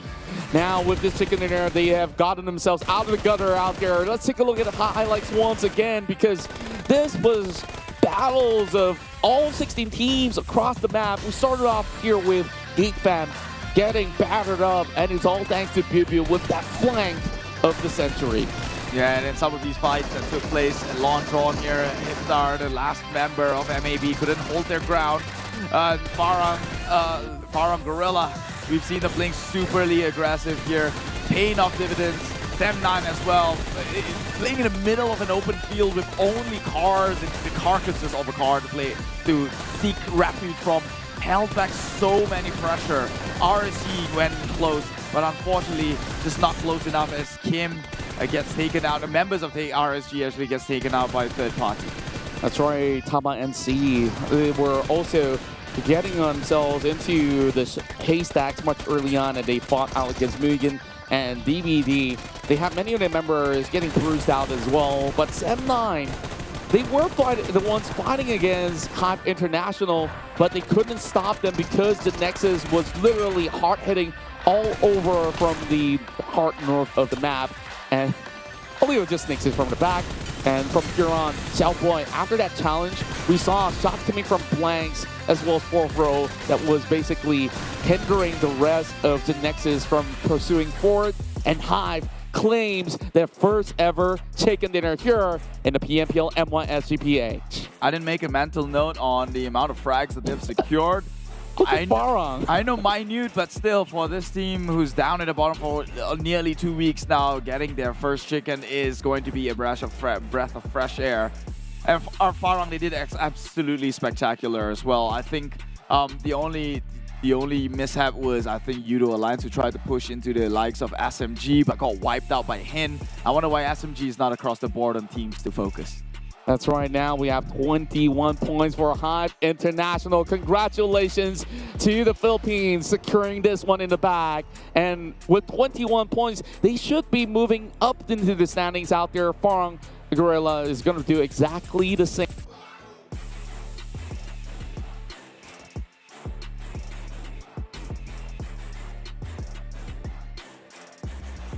Guerilla is points, 8 points each for NC as well as SMG. RGU7, 3 for DBD, 2 for Axis as well as Crit VIP. MUGEN as well as Dingoz gets 1, the rest gets 0. And Depth is the one who comes out on top for the most valuable players. I think SEM9 definitely, despite not having a chicken dinner, they weathered the storm against Genexus. That was no easy feat to do, especially when Genexus got the entry point and taking 3 members down. It was Depth alone who held them back, and when Genexus came in with a 2-man push, that's where Bubu and Loyu got punished. And immediately securing the kills for SEM9, and it became a 2v2 for Genexus against SEM9, and all because Depth alone. So that is credits given when it's due. Look at that. HYVE International leapfrogs their way through, just needing a little bit more to make their way into the top 16 run. Team HYVE against them is just 6 points away. Team Secret, they could easily challenge this with a 10-point run, and that should be sufficient for them. And we still have 2 more runs inside Miramar. We'll see whether or not they'll be playing on either one of these maps. Definitely will play at least 1 game out there. So other than that, we see Yoodo Alliance now slowly breaching into the 100 mark as Crit VIP gets 99 points, almost joining into the rest of the squads as well. I would like to point out though, Genexus right now, very, very possible to take over the #1 spot.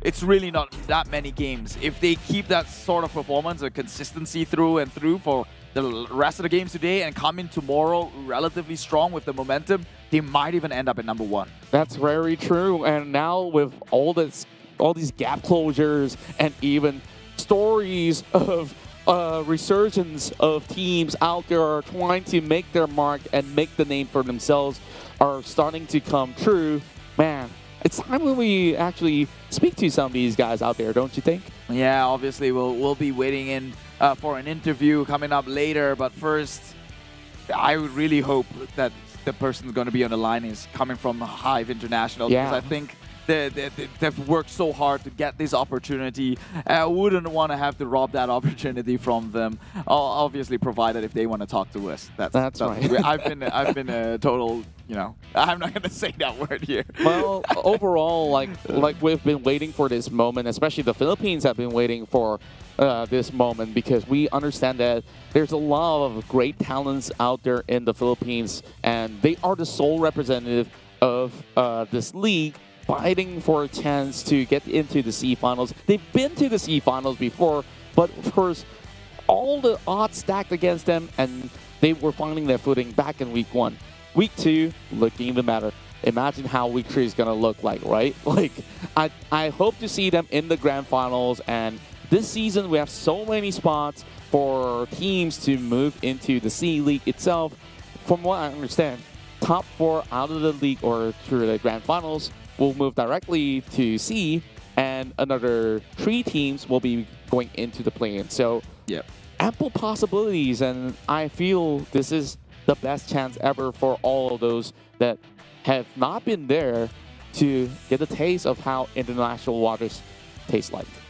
Yeah, I mean, just to put in a note here, although the weekly rankings look like they're drifting apart and have no chance, remember, it's the bonus points that will be determining them where they are in the overall standing. So far, HYVE has 3 points to be in the top 16. That is RSG at number 16 with only 5 points, which means if they secure themselves ongoing improvement uptrend here comes in the remaining of the matches we have this week and comes next week, there's a huge possibility they'll secure themselves in the top 16 position, enough to make it into the country finals, and hopefully, like you said, in the top 7, top 8 position to maybe even stand a chance for seed.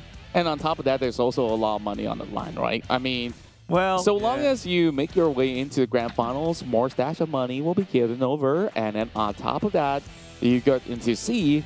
That's where the bulk of the income they will possibly get. That's true. Until they get their way into the PMGC spot. So I think we would have to elaborate on the PMGC slot overall. So total points, the league as well as the bonus points over the weekend, all gathered through. We'll also add up the previous season records as well. And currently leading it should be GEEK Fam at the moment. There was also Dingoz along that territory. RG at first was around at top 5. I believe it's possible that they even overtake and make it to the top 3. Team Secret, they might have had a little bit of that, but then again, this performance on this week might have actually lost them quite some significant points. I mean, if you're talking about the accumulation of points for PMGC, right? When you're factoring the previous season, they're not doing too hot as well, so that's something to worry about. But now we have an interviewee actually at the end of the line. It's one from HYVE International, Aaron's best friend. Let's take it away.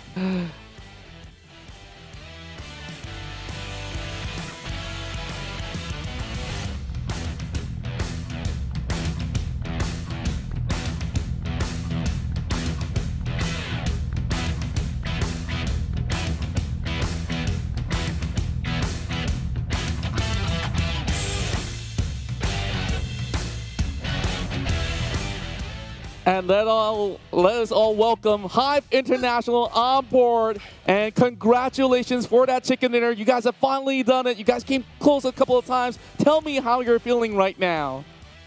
I'm really happy because we won chicken dinner. It's been a tough week for us. Yeah, and of course, we could understand, like, we see that you guys were also trying to make adjustments throughout the league overall. So could you elaborate on some of the challenges that you guys been going through, maybe from week 1 all the way up to this point that you guys finally backed this chicken dinner by the end of that round? Since the first week, it's really laggy. Like, we 157 MS. Oh my. And then sometimes when we push like we are teleporting from one place to another. That's Oh. why sometimes we lost the fight. Oh, okay. Understand about that one. So after the week number 1, when you realized that the connections aren't really the best, did you re-strategize for it? Maybe play it a bit passive just because you know that things that you're seeing is not real time? Or did you just play your own game and hope for the best? Yeah, we hope for the best and just pray. Yeah, and overall we can see that, especially on this week itself, you guys have got really good runs as well. Where inside of Miramar, we saw you guys were also close on second place and all that. And I think like there's a lot of Filipino friends out there cheering for you guys, and you've probably made a lot of new fans as well around this whole region. So do you have any words that you want to share to or shout out to with this victory? I just want to say thank you for all of the supporters of HYVE. Thank you for supporting us, and shout out to my mama, my girlfriend, and my papa. Oh, awesome. And of course, that's a big victory out there. And also, when we look into so many of all these teams out there, since it's your first chicken dinner and you get to talk to us, we want to also reintroduce HYVE International members out there. It's like, who's the cheekiest member out of all your teammates? Or could it be you yourself? What? The cheekiest. I think it's me. Oh, that's you. You're talking to him right there. All right. No need to go on further. HYVE International, impressive stuff you pulled out here. Congratulations on your first chicken dinner. We're hoping for more chicken dinner. How many? Can you promise me another chicken tomorrow or the rest of the day? The day's not over just yet. Can we get another one? We will try our best and another pray to God. All right. Try your best indeed. Mabuhay, brothers. We'll see you in the next one. Peace out, gang signs. Bye-bye. All right. Make your way to the grand finals. We'll see you there. Thank you, thank you, thank you. Awesome. I just love the vibes. Like that first ever chicken dinner. And you can see he's pumped up. And, well, it definitely was struggles that we understand that, you know, when it comes down to a league that has multiple nations involved, like, there's going to be pain differences, and they braved through it and finally got this one in the bag. Yeah, I mean, the fact that they said they're not even strategizing, factoring the lag, they're just playing their game, hope for the best. That's the best thing you can do. Now, just look at where they dropped down, and it was around Milta Power. Immediately, they went on a 1-1-1-1 split just to get as much items as they can. Could be utilities and all, and thankfully for them, they didn't really have to, you know, go through hell to make it within the circle here. I believe they made it onto this point for the longest of time. They were first movers in. Eventually, it was SEM9 who's the one who was pressing them out from the entire circle, and so that was like pretty much their first introduction to what is it called, obstacles in this match. Yeah, and in their rotation seemed to be really provocative to me because it wasn't all too straightforward. Directly in the circle, they went in towards the south side. They did swerve up much early on, and then this is where they were forced to move into the outskirts of Ruins as well as the outskirts of Pochinki. And yet again, you see how many teams were surrounding them, and yet they have been able to basically bypass everyone else. They took quite significant fights too, where they chimed into those battles between SEM9, RSG, and a few other teams over on the south side. And then there's also Yoodo Alliance, which we saw. Nate were part of the game plan. After all, SMG, that shelter looked good for a moment, and everybody else says, I want that house. And Genexus were the ones that says, hey, get out of there. Yeah, and they successfully kicked SMG out from that Dingoz house. too. Yeah.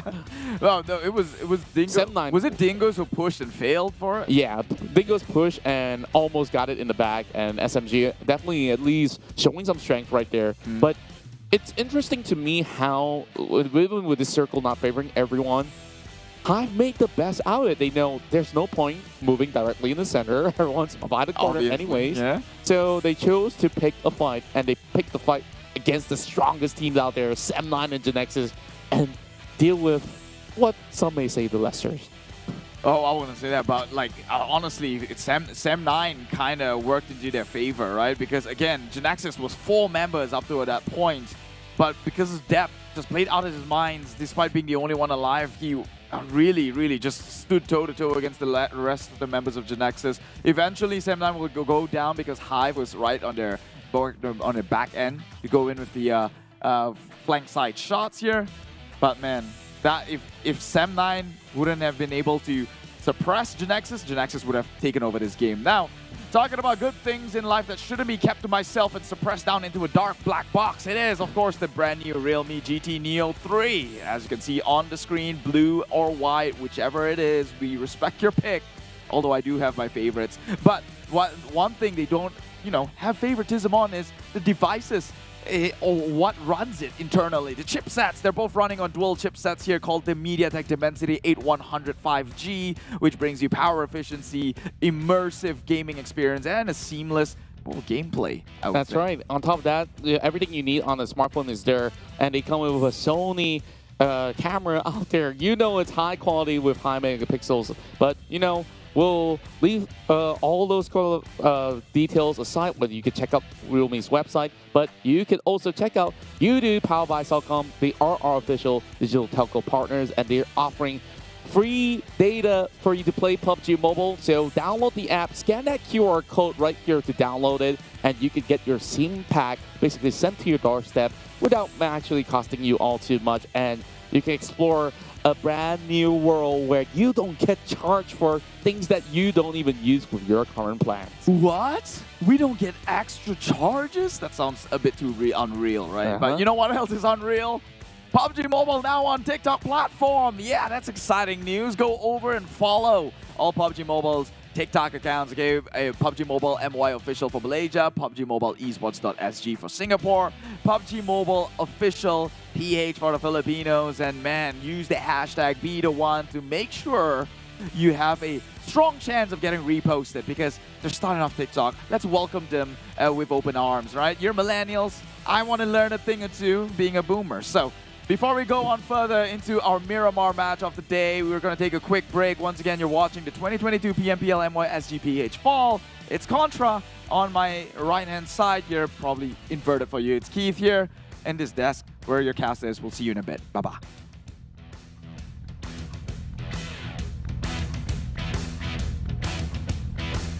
Proses. Dia jadi star player. Adakah hari ini dia jadi star player? Musim bunga 2022 jatuh kepada. Sebab musim bunga pun berakhir.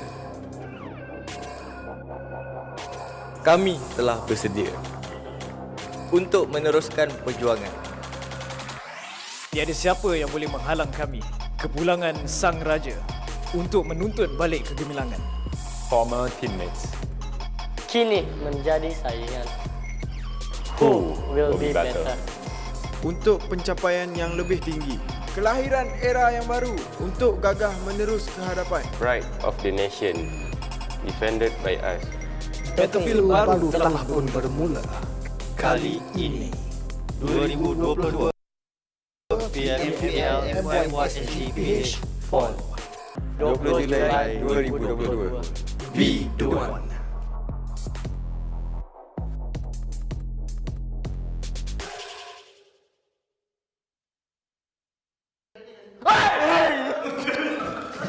Tak ya, Mel. Bodoh sial.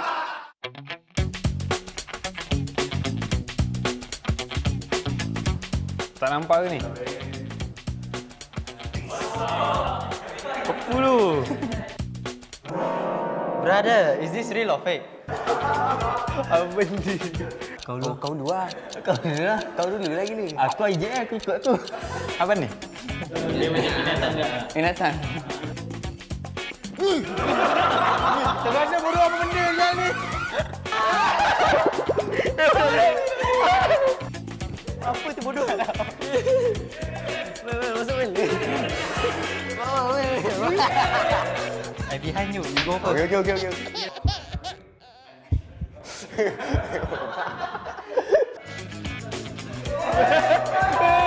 Tapi dia tak hidup lah. Dia macam gerak dia.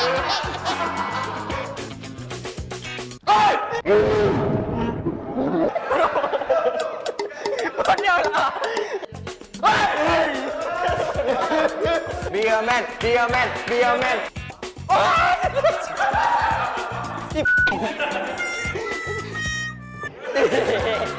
Bro, tak nak tu.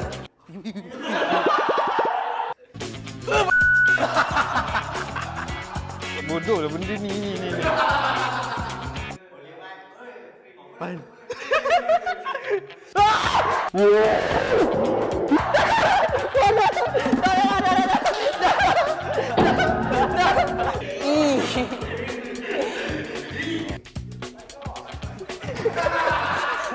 Terus snack. Buah apple. Rasa macam kertas tu. Kerang. Kaki ayam. Nenas ke? Ada ni glove. Sarung tangan mesti ada air dalam. Glove dalam dia air. Lah. Tajam gila, takut. Can we redo? Okay, 3, 2, 1. Like I'm holding something. Oh wow. What's this?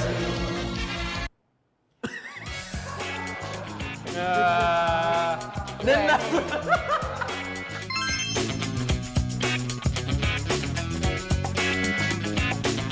Okay guys, itu saja. Jangan lupa saksikan kami dalam 2022 PMPL MYSGPH Fall. Bye-bye. Bye-bye.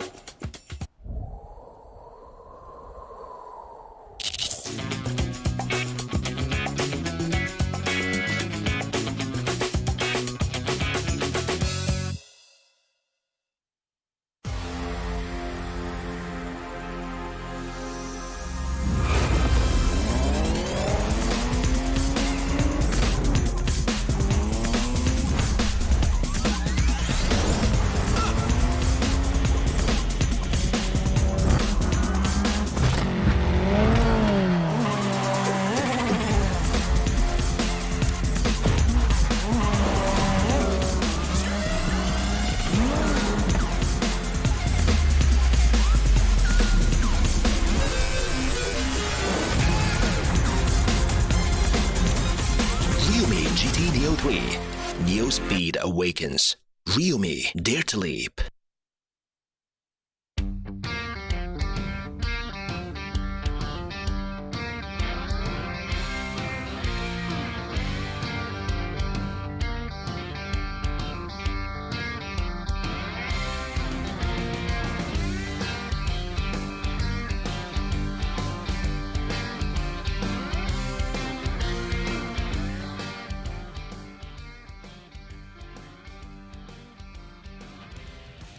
And we are back for more here at the 2022 PMPL MYSGPH Fall. It's Contra as well as GEEK and HYVE International have secured their first ever chicken dinner for the Philippines. And we'll see how far further will they move forward from here on. And I'm believing that they will just get even more from here on.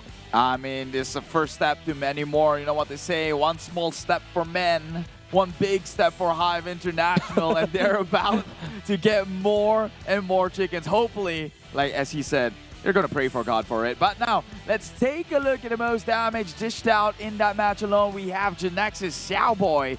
Not really small numbers here. He's coming in with a big 978 at second place. Meanwhile, Depp takes in at the #1 spot. Obviously, I mean, 1v3, you kind of have to give it to him. That's right. Overall, we see the same few players out there. It's Depp here with 6 eliminations, 5 for Xiaoboy, 5 for Bravo as well. Though he did manage to last out the fight, there was Olayo that managed to make a top 2 finish for Farang Guerilla overall. So today's matches here, let's go back to the drawing board. This time, Group D will be taking a break, so this time around, no Genexus, don't break dreams, Access redONE as well as MUGEN. Everyone else on your screen will be playing out in the first run of Miramar and Match 4. Yeah, and so we finally have HomeBois, Team Secret, Team Bosskurr, and Team HYVE, arguably the group that's struggling the most. Gotta put it out there, all right?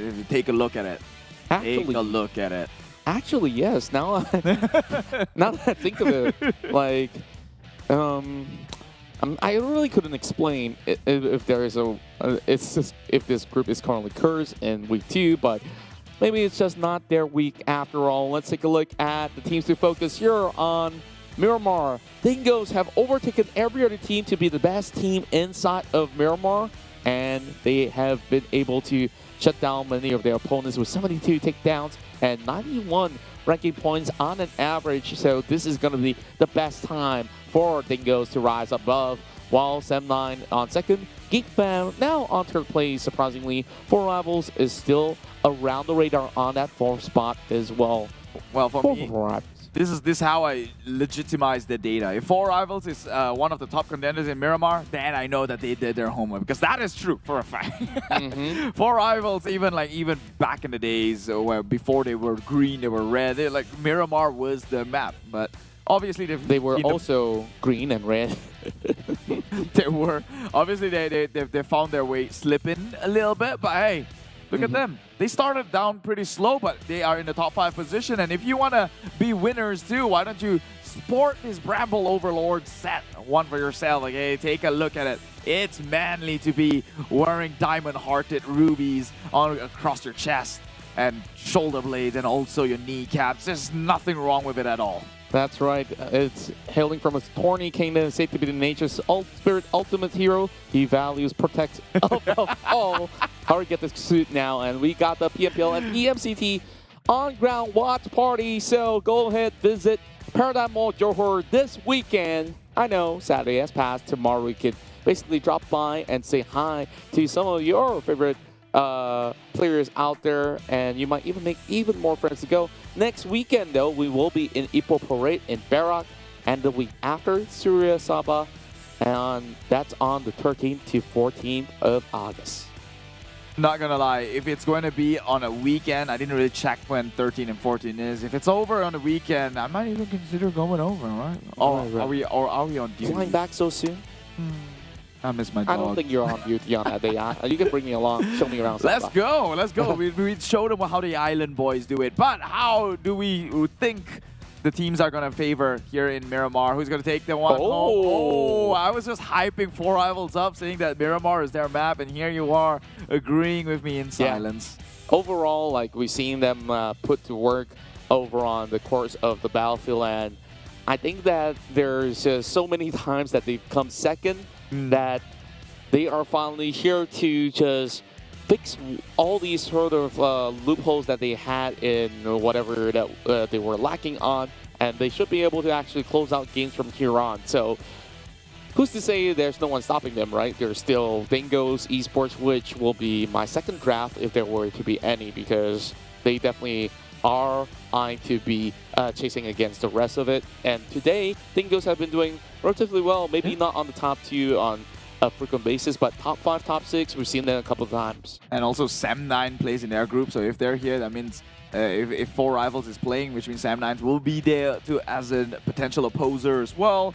GEEK Fam, although rough start, still very scary in theory or in history records here, so can't count them off just yet. Who knows? They're gonna get some sort of a motivational burn out there and just wreak havoc once again around the entire map of Miramar. But I guess that's all.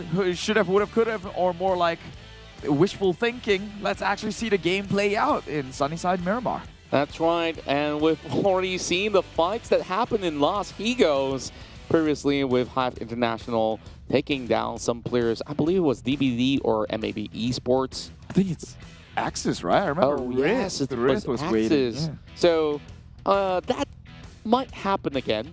And let's see if HYVE International could pop off once again inside of Miramar. So with that being said, as we can just navigate the way throughout this 8x8 kilometer map, where you just have like more 80% of field to play around, it's still hard to tell where it goes most of the time, but majority of the circles have appeared around the northern side of Power Grid in general. I hope to see something a little bit more different today. So we're going to be moving into our match here real quick. Once again, this is 2022 PMPL MYSGPH as we make our way forward to Miramar. That's not even a sound of the engine that runs this car. Very anticlimactic. But where does this flight path take us? Cargo ship, show us a trajectory. La Cabrera all the way down, cutting through Jumasera itself. Maybe even a piece, a lead. Nah, that's not even Los Egos anymore. Well, that is the flight path, which means GEEK Fam is going to get their El Pozo. A lot of these teams are still going to get their drop on. However, teams who played in the northeastern side is going to be struggling a little bit. I kind of missed out your point here, but is MAB on this? Oh, yes, they are. Group B missed out on Sanhok, which means MAB is going to struggle getting into their spot. Who's the Veil for 4 rivals? Still kind of shaky, but it's still doable. As well as Axis and Team Bosskurr trying to get into El Azahar. They are... I think it's a far stretch, man. Do you think they should be flexible to change things up or just revert into the original?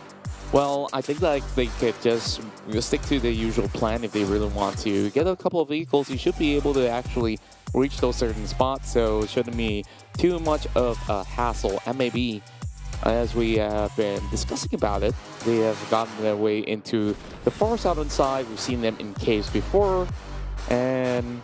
But it changed. Yeah, very nice. Not too much of a drastic change at the very least. No, they were like up top though. They were in Campo Militar, but there are times where they are also in southern side Los Leones. So 2 options. I think like it's always fair that you have plan B. Plan C is very unlikely. This time Adams comes in, MAB goes out. So just loving that in the adaptation of things where the same player could also be subbed back in any given moment, where Adams now starts off with a M16, and I tell you what, that circle that we saw earlier on, it's a GEEK Fam circle. It was a yesterday circle too. Somewhere around the crater but side that was again. NC who won the chicken. Yes, indeed. Yeah, but they took a hefty travel distance from all the way from Valdemar, crossing Trailer Park and finding their way onto the northern west side of the entire circle entry there. So that could be, I mean, if things happen the way it does again, they might just get themselves another chicken dinner, which would be good to bring themselves back up to speed, because now that they've drifted further and further from the top 5 position, and yeah, I think they need something to go their way. That's right. HYVE Pro now back in the game as they take Tam out on the substitution. HYVE Pro back then when he was with the rest of Dingoz. I'll tell you this, where he took a break from Dingoz for at least 1 season. When he came back, they have joined the rest of HomeBois, and that season itself popped off insanely. Yet again, HomeBois have been plagued that they couldn't have reached into the C finals ever. They did go to the grand finals a couple of times though. So but perhaps there is a reassurance coming into the brand new weeks that they can still pounce back up. Meanwhile, for SMG, now being pushed into the 15th spot, HYVE International has overtaken them by 9 points in total. 9 points. I mean, it's something. Not not comfortable with it though. But look at that. If they can bypass the likes of Team Huck, who's had remarkable week number 1, it's still something good to go their way. But oh, hold that thought, because SMG again just cannot catch a break from the previous match. Now drags on forward, but this time they're winning the trade here, so this could just be a very favorable trade. Dingoz looking to push again, but it will not succeed to an avail here. SMG, they clean in a previous round. Oh, okay, that was a replay. I thought that was happening in real time. I'm so sorry. I was just staring at you like, chill, guys. It definitely looked like Angle for a moment, right? Yeah, that's what I was like, wait, what do you mean? Yeah, like SMG. I was just saying that they can't catch a break. I'm like, why was that there? Yeah, don't worry. We got Keith back up. Guys, So- I'm here now. Whatever happened? Okay, self-actualization, that's what we call it. All right, so that at least it tells you that SMG, they can take fights. Like, it's just that those fights that they initiate weren't the best. They need to be rushed upon on and be the second one to call the shots instead. Back to the cave we go. I wouldn't say that though, remember, because the SMG likes to play it passive. They go into sheds and just end At least that was a bigger shed. So they had a little bit more room. True. But maybe that. Oh! Was that replay too? Yes. Yeah, friendly fire. It seems getting. I didn't think that would register though. Depending on the force, how hard it hits you, I guess. But he just moved. He wasn't even. He got his foot stuck on onto the wheels, and then after that he just flipped underneath and up in the air. Sounds painful, man. I think I know why I'm so not up to speed. Right, my eyes are just like automatically not looking at the top side of the screen because the lights is blinding me. That's my justification. Take it or leave it. I know it's the weekend. No, That's why you're blinded truth by the be told, lights. though, we now have a big, huge light right in front of us. In case you didn't know, we're much brighter today inside in the studio, and well, it comes with certain drawbacks. Yes, and I guess I could make do with that. Anyways, like just to feel these people in. Yeah, we are in studio. Back then, you know, me and Keith, we were just casting through online on those days where we were locked in our rooms. Like, it's so much more fun, at the very least. And speaking of which, I wish that we are getting offline events a lot more so that players from MUGEN as well as HYVE International could also take a flight here, or all the Malaysian players could take a flight to Singapore or to the Philippines, as long as this league keeps on running. Now, players are not really running, but they're climbing up hills. We have Blanks, who spotted out Crit VIP, moving close by onto the crater fields here.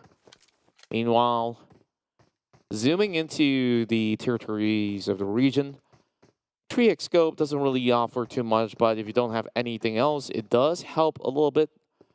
Oh, spots the vehicle moving downwards, so a little bit of missed opportunity for Blanks. HYVE International, once again, Lee's coming out with some good pacing, moving up into the regions of crater fields really quickly. And Magix is about to do the same alongside with the rest of Tabah NSEA. They're doing the usual rotation, man. Like I said, this was the circle that got them the chicken dinner, and they're taking the long road, taking the highway to get their way into the circle, and they might just be crossing. You're trying to get in from the top side, most probably here. Still going to take a while, though, as this is just past the regions of Monte Nevo.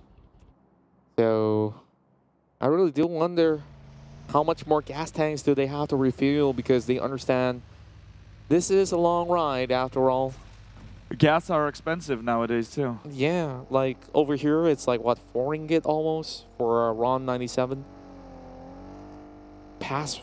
Yeah, you're pumping good stuff in your car. I don't even. That's why I'm piloting, because I'm not pumping the good stuff. And that's like what, 2 ringgit and close to 50 cents now to a liter of gas. I wonder what it's like in Singapore. Probably more expensive. Yeah. Currency. A friend of mine did say that, yeah, it's almost like $1 US per liter. Oh, that's in the painful. Philippines. Yeah. That's very painful. I could be wrong. Correct me in the chat. Speaking of gas, hey, they found a plenty. Those are gold, man. Yeah, but don't they have like somewhat of a trishaw in the Philippines where you can actually save on gas and actually just cycle your way through? Do you think it's anywhere close to Miramar where the trishaw's at?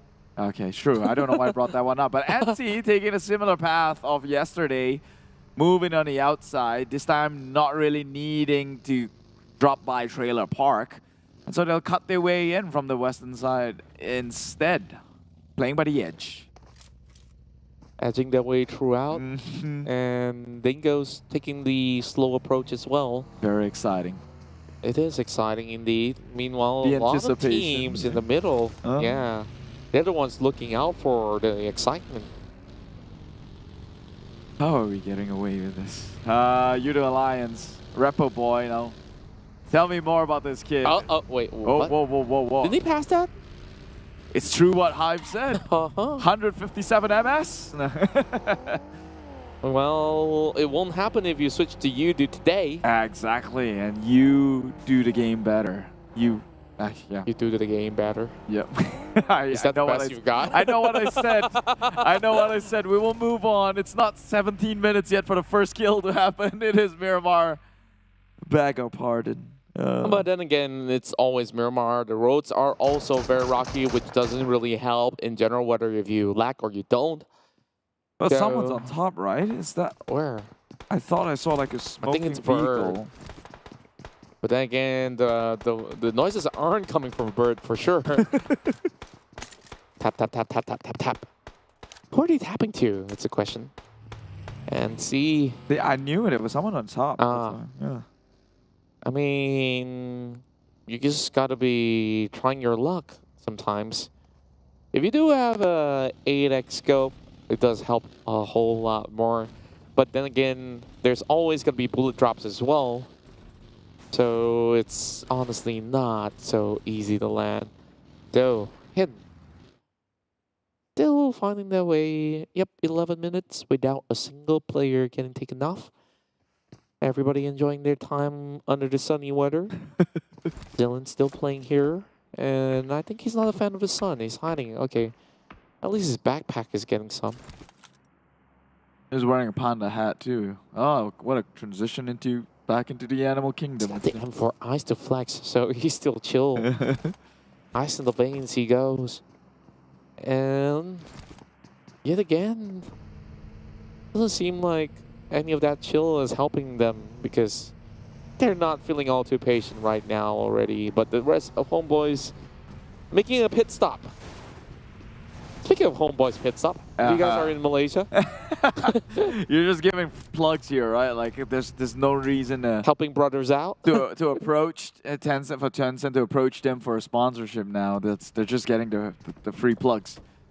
Oh, Lord Harm. Wait, I see a lot of these people just getting taken out by the car. Is that face planting? Yeah, well, I mean, SMG had the first face plant, and now SEM9. Just Miramar things. If you don't get taken out by other teams, you get taken out by yourself. So it's nothing to do with the teleportation. No, doesn't seem so. Look at this huge drop. Probably came in from the hills. And see, again, their weird rotations paid off. They didn't have to move all too far from the city right now. Meanwhile, GEEK fam, this is basically their turf. And they are already at the spine of the hill. So far, Heikel takes advantage of HomeBois. He doesn't like the pit stop. Yeah. I heard it's overpriced, but who am I to say? I was there recently. It was okay. It's alright. It's alright. I like them fan with a little bit of moisture, you know? Go back home feeling a little bit sticky. That's all adds up in the fun, right? I'm not too sure about the sticky part, but okay, I'll take what's given. Anyways, sticky situation for SMG, especially having a team right above them. It's going to be a mini 14 in the hands of Hin, the guy that clutched it all out. Back in Erangel. Erangel was Erangel. At least there's flat grounds to work with instead of curvy hills. Ayman now reparked his vehicle perfectly into... Oh man, he crashed the wall. Not perfect anymore. But then again, yeah, they didn't have to pay for the cars anyways. Oh, look. Oh, Vigor. It's almost 14 minutes. We're going to get our first kill. Almost. Okay, 14 now. Now you can get the first kill. Let's go. Start shooting up. Boru went on the hunt. I think yesterday, the second Miramar map was 14 minutes on the first blood. I felt like it was 18 or 20. That was the first Miramar map. The first Miramar map, it was 17 minutes in. Oh boy, Vigor is also put by the blue zone as well. The rest of HYVE International doesn't seem like they're anywhere around to actually help a brother out. Vigor kind of stuck here. The vehicle's not really present for him as well. Jumper trying to at least get some vision. Grenades. Doing some squats while at it. Okay. Suddenly. Oh, Jumper. Oh, I think he heard those footsteps right now. Careful though. He's got the angles and Vigor. He takes it down dead. There you go. First blood in for HYVE International after taking that chicken dinner. 6 more seconds for him, but can he heal up with that mid? Nah, he's gone. He's gone. Just take the L. But it was already a good trade for the likes of HYVE, right? You're getting it at 1 point. Because it makes a difference on the bottom more so than in the top 5 position for that 1 kill. And so HYVE, they came out on top, but NC is in the area as well. I guess they're both trying to take over El Pozo for themselves. But NC, this rotation they always make, and Dingoz now joining into the safe side, but I wouldn't call it that safe just yet. Just not burning in the blue, but Yoodo Alliance now has the upper hand. And HYVE International smacking themselves into the city. And this is going to get even harder to go because GEEK fam, they cannot hang over on those heels for far too long. Though there's many teams that haven't made it past. And this is basically going to be an open firing field if they were directly smack in the center of the stage. It's outside. That part of the warehouse is where most of the teams that are late to the party will try to get into. And it's also going to be a party inside of town. Helton now gets a shot onto Drax. Yoodo Alliance still pouncing upon them. But then again, Jenny right down below still has a little bit of HP, trying to get cover, but there's nowhere to hide. Ripper Boy takes another one out. 2 streaks in for the side of Yoodo Alliance, and it's going to be Bravo that steals it away, man. Where is Bravo? Well, one thing's for sure, you're right. SMG, they just can't seem to take a fight or engagements here. They have to play the passive one. They're good defense, but their offense is barely there. Mediocre. It doesn't feel like they've got a consistent record in trying to push onto anyone. Meanwhile, Snipes, though, that is the total opposite. GEEK fam, one of the successors in the aggressive gameplay here. Already on top of the board, gets one. With that, eliminates MAB, and this fight against Yoodo Alliance and SMG still not concluded just yet. Well, eventually they will have to close it out, though. Both sides unwilling to share the corner of the circle with each other. Big grenade chipping onto Shinzi. SMG still trying to fight back. Farang Guerilla as well as Team Hawk wants to chime in as well. Big nade will finally clip onto Shinzi. Now Addict Luke ready for the push. Got the M249 in hand. Now Jenny here. Last run. He still gets one more, but couldn't close it out. Addict Luke secures it. Well, that will be it for the likes of SMG. Yoodo Alliance, they get 5 kills. Another under gunfire. Team Hawk from the far side. Capitalist are their names. Already taken 2 members down, maybe even more here. Can they actually go in with the cleanup? Can Yoodo Alliance deter them? We've seen how SEM9, a single dep itself, could take on the likes of Genexus. Can that sort of hold be emulated by the likes of Yoodo Alliance? Still going to be pretty hard. Yuhai is the next casualty right there, falling face flat on the ground. Team Hawk. Now spots the rest of Farang Guerilla. All inside the warehouse, sharing it with RSG. And this is only going to be a safe refuge for close 2 minutes for the time being. Bravo now taken out by Bosskurr. Everybody's going down on their knees. RSG, they hope to actually push outwards and claim these 3 pointers. I'm now going for the save. Does it have enough time? Zigzag coming out with those smokes, but then again, Rex is already on pursuit. Spots out Bravo, and they will try to push onwards. Rex knows that they're hiding right behind, and he's about to lob grenades and make it harder for the team. Brian finds Bravo instead. Yeah, but it's a three-way battle here in this compound. Bosskurr versus RSG first, and Farang still coming in from the backside. The Gorillas, they have eyes on the spoils, and they want a piece of the pie here. Farang Guerilla, Funky, he's looking at it from afar. RSG now go in with the first cleanup crew, but members of their own are dropping like flies, and Bosskurr right past by them, but will lose into the 1v1 trade against Luck. I guess you call him lucky right there. Yeah, Rex safe by the bell. Look at how little HP he has. But that grenade still clipped onto him. It was coming out of stone, priming it right into the window, just sniffing him out. Meanwhile, Yuhai just managed to recover Micah, always lending a hand. This tag team duo, the most lethal of all out of the squads out there. But the rest of GEEK fam also getting shut. And it's going to be SEM9's very own dep that puts a prize on their head. Man, Dep is just absolutely a beast. I mean, if he could hold off Genexus, he's taking on GEEK fam right now, and they're doing so successfully. And they're all going in with the drive-by shoot, real gangster style here. Spray and pray, brothers, as they now fall like flies. And, well, immediately looks onto the back end. It's Hin, who will be suppressed right in the open under hay bales.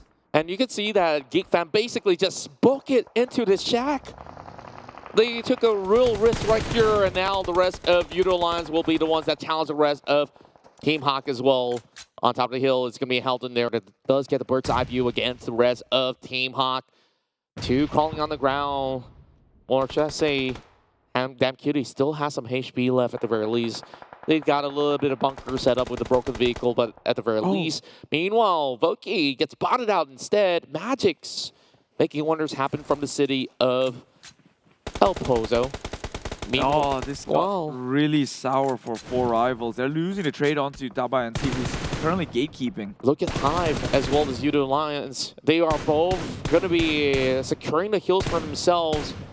I don't think other teams can actually survive this onslaught though. Just shooting squad right into the open fields. Michael, easy pickings. He doesn't have to trade, just going for the taps. There you go. Rapper Boy claims 1, but he put himself into harm's way. It's going to be Damn Cutie that gets those tags. Now Helton got to fall back. Pick that member up. Grenades are coming right in as well. Dangerous situation for Yoodo Alliance. 4 rivals already out officially, which means SEM9 left and out of the 4 who was lethal in this map of Miramar, but it seems like NSEA again putting a stop to it. Like I said, it's a similar circle, similar travel rotations, and now they might even turn the fate similarly to like yesterday when they got the chicken dinner on Miramar. Tabah NSEA, everything works into their favor. The stars are aligned as they shoot down more members of SEM9. That ain't no Enigma Galaxy, but it will do for now. NSEA now 9 frags inside the city of El Pozo. They didn't really have to move too far the moment that they set foot into the city, but eventually they will go out in the open fields. They do have enough vehicles to do that though, but keep an eye out for GEEK fam. Also within that shed, HYVE International now being spotted out. Movements coming out from front row. Give themselves away. Lex tries to pin him, and he does get the tags onto the back. Man, that must have hurt. Used to be an adventurer like you, but took a bullet. Taking a with knee. Very nice. We got that. Crossbows inside of this game somehow. Yeah. Oh yeah. Whatever There happened used to that? to be, yeah. right? There was. That was like a crazy play. Century you go. It feels like. Oh well. Nobody used it. It lost its significance. Meanwhile, NSEA crashing in. Magic's. Surprise, surprise. Alakazam, I guess. Abracadabra, whatever it may be. But Hin finding himself in confusion. But Magix is losing out on the trade. Actually taking a bit too much in their health and spring down on the team Huck. Only Zali survives from this hippie bus. He'll try and find his way for more refuge. Meanwhile, NSEA against SMG. That's the last member, I think, Hin. But it is Team Huck who bows out first. I'm surprised that he survives through the van, and Stone gets a perfect tag straight to the head. Helton getting held back, and SMG at least secures the top 8, but didn't manage to find any points. HYVE International were the ones to take out GEEK fam! My goodness! And I tell you this, they are rolling in. Prepare the checks for these guys because they're looking for another chicken dinner. But it's NSEA here that is going to weather the storm. It's 11 points in, takes out RSG, looking for Helton as well. And they are absolutely dominating. Man, Flax OP, this guy is sharp in his eyes there, getting a couple of taps in. But it seems like they are in favorable sights with the only, well, hide and cover or compound, mini compound you call it, in this circle. Everyone else has to go down from the high grounds. It's easy spray picking from then on, and Lex is already greeting them by the entrance. Lex doesn't really have to worry. The only worry that they have is the upcoming 7th phase of the circle. Meanwhile, Edo10 playing this one out to perfection. HYVE International is showing a lot of mastery inside the map of Miramar thus far. And he tries to drive downwards, and Farang just gets an easy picking against Yoodo Alliance, and that also alerted the rest of Tabah NSEA to shoot right back. HYVE also getting tagged. Edo10 at least does have a little bit more of a safety net, but then again, they're a little bit far away from the circle. 45 seconds for them to actually run to the direction of Tabah NSEA. Tabah, all they have to do is just take a couple of strides, and they should be set for success. Like I said, man, Lax just greeted them. They walked down the hills, got shot right in the Achilles tendons there. But they might even get in on the revive. HYVE now has 2 members, Farang Guerilla 2 as well. But NSEA they've got enough to cover both these teams in an even standing two to address two from each side. They do have 7 frags, but no smoke grenades whatsoever. It's going to look pretty hard for HYVE International to get out of the rut. So they just have to bunker down. Let's see what they can actually get by the end. But another top 3 finish inside of Miramar here will definitely secure them at least a total of 10 points by the end of the round, which is great. Meanwhile, Tabah NSEA today seems to be their streak going on. And you did predict that they will do well, and indeed they will. Yeah, just unfortunate not this time. I didn't predict it right this time, but I got a gut feeling that they will somewhat today based on the momentum they've displayed yesterday. Oh shots in. HYVE taking a little bit of a warning there from the likes of Farang. So it seems like they're spread out a little too thin despite NC looking down on them. They now have another competitor to work with. Now they're burning down with the blue zone. HYVE dropping members. Only the last one who has only 5 left in the bag to play around with. Oh, it's going to be painful though. Only 5 packs, and he does calculate it to perfection at the very least. But phase 8, once it kicks in, it may not be able to last out. So it's going to be NC. If they do pick off the members of Farang, then they can secure a second spot. HYVE International trying to bank it on that. But what could they do? 2 points lost for the likes of Tabah NSEA cannot be secured, but at least denying the points away from the rest of the teams to pick up on. So now down to the final pack, there's not much left for HYVE. He's going Top up 3 at the very least, goes in for some shots. Respectable finish at the very least. HYVE, 4 limbs. Now down to Farang versus NC. And it's 2 versus 3 with 1 member knocked out. Lex goes down as well. Oh boy, NC now 2 members versus 2. The tide has turned into an even favor. It's a stalemate right now, but NC Magix gets one on the flank and Funky follow with, and that is it!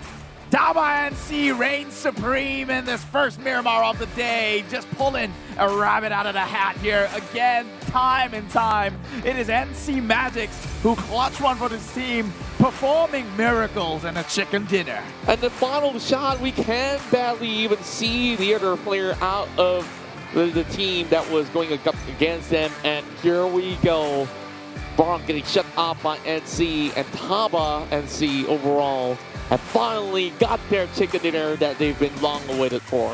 If it ain't broken, don't change it. And so far, this rotation, when this circle comes out, works.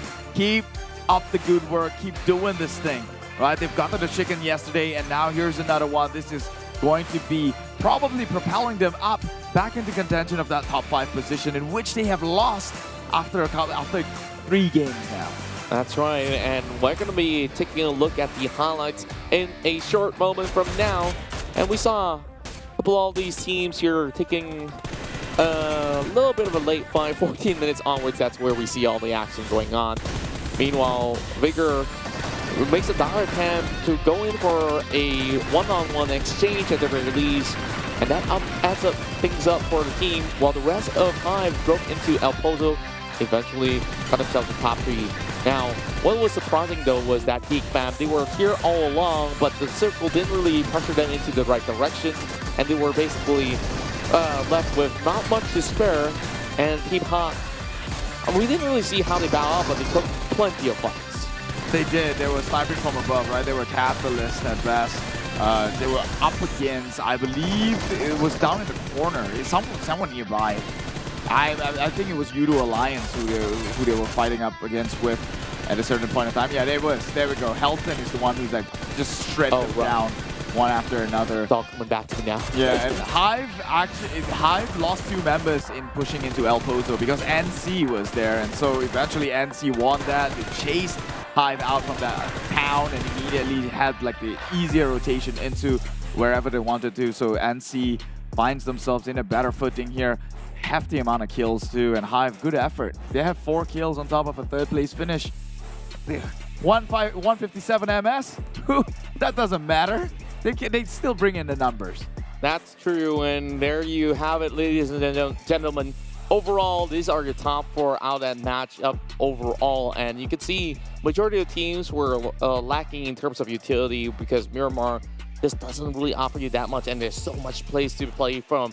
29 points in for Tabah NSEA with this chicken dinner with 14 elimination points. Meanwhile, Farang comes out with 19 points for themselves. Yoodo Alliance with 18. Everyone kind of neck and neck here with 14 points secured by HYVE International. 2 good games, and now I believe top 10 is where they're looking to be.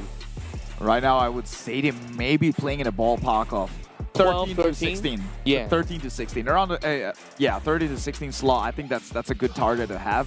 Just to, I mean, overall, making sure you're in the top 16 is important, right? Like in the overall. But here is the most valuable players. Apparently, Flax OP with 4 eliminations, 90% team contribution, 758 in damage, nearly 200 meters longest limb distance, and 3.2 MVP points. But personally, I feel that Magix has done a tremendous amount for this team. That is Tabah NSEA, and so he would be my favorite pick in terms of an MVP. But Flax OP has definitely flexed his muscle in getting themselves his results. I'm just looking at the charts here. NC now takes over top 5. Yep. A little bit more, and they could basically take out SEM9 as well as RSG. Meanwhile, Farang now pushes themselves into the top 10 in exchange for VIP pushed up. But HYVE is the biggest winner today with 84 points stacked up. 2 good rounds, and they are now up and up. And Team Hawk now on the 15th with 80 points shared. Like against MAB, Team Secret pushed down further on 17. 1 point lacking to get back. Yeah, 13 to 16, I said, and they're on the dot with that one. 13 plays, but yeah, Team Secret finding themselves down in 17. That's gotta be worrying. They had so much potential moving on in week number 1. Whatever happened to that momentum, they have to find their groove back, because this is looking like they might even miss out on a chance of PMGC if this were to happen, right? Because again, just to echo what I mentioned before, last season, they weren't too hot as well. This season, if they're coming in with, again, yet a slow momentum or, you know, an underpowered form of themselves, a shell of themselves, then they might even miss this one out. Yeah, I feel like there's too many drastic changes out there for teams like Team Secret that it's basically a new era that they're basically configuring their way through. But of course, we also do have the recap on how this one has worked out for Tabah NSEA. From Minas into the city of El Pozo, it becomes much more direct from here, where they took so many of these fights, but they choose to find their way from the city into the edge of it, and then they got themselves into an era where they could see everything that goes on throughout these fights. Yeah, I mean, this is where they had their first gunfire trades, I guess, because HYVE went in from behind them, and that's where, you know, NC held their ground. Despite being backstabbed, they weathered the storm, take out 2 members. Immediately, HYVE decided to book out of there, leaving El Pozo for the taking, and their rotation from then on onto the open fields was clear as day. Meanwhile, everyone else had to fight each other off. There we go. GEEK fam was on the upside. Farang is there as well to challenge them. And I believe it was SEM9 DAP who took down 2 members of GEEK, and Farang to go in and clean things up for them. Indeed, and you can see that how difficult this circle has panned out for those who are nowhere close by. And even if they were near, that death trap was on those hay fields out there where there's no possibilities of hiding away from anybody out there, because GEEK fam was overlooking throughout this entire area of the sector. And then there's also HYVE International that is also guarding the city alongside the rest of Tabah NSEA. So you see, Crit VIP, they got absolutely stuck. Nowhere else to push. Meanwhile, this was the final few situation where it has gone down to this. Team Hawk, they were also being challenged by players from the side of Yoodo Alliance, which we can't see them from here, but they were on the far southern side. So GEEK fam, they only had 2 players left, and they were taken out by HYVE International. Yeah, and so they moved on further. This was the circle we get. Obviously, NC has got the majority of the numbers, the manpower, and already within circle, HYVE was pressured to die out in the blue, I guess. And so Farang, despite evening things out, it became a 2v2, but it was Magix who found the opportunity in through the smokes as well. I don't know how he spotted them out, but he did. He performed a miracle. On top of that, Magix not only take down Stone, he immediately snapped towards Funky, and we barely even see a glimpse of Funky overall as he closes that round in true fashion. Yeah. Overall, just sublime. I think that's where you know that communications were on par with Tabah NSEA, because I think they did have members who got shot down from Funky direction, and immediately was communicated. He took the shot, immediately snapped onto Funky, and well, it is what it is. And Tabah NSEA again reigns supreme. Why this team is up there with GEEK fam. And now we are down to the last Miramar match of the day. Excited for that one, but first we need a quick breather. Both Contra and myself, this is the 2022 PMPL MYSGPH Fall. I'll see you for the last match in about 5 minutes. Bye-bye.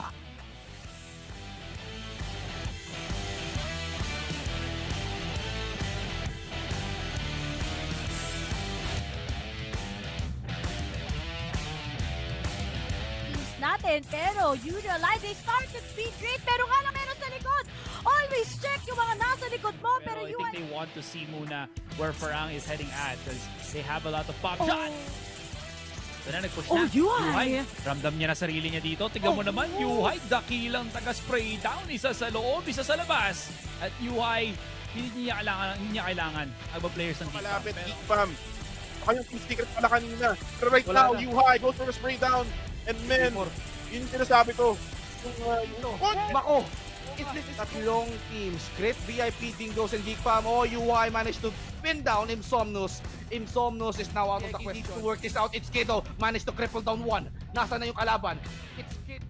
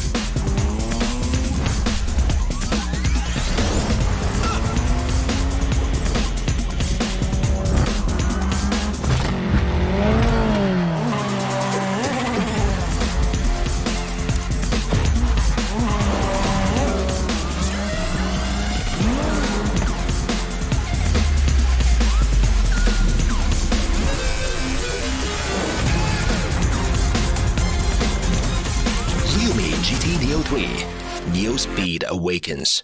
Ryumi, dare to leap.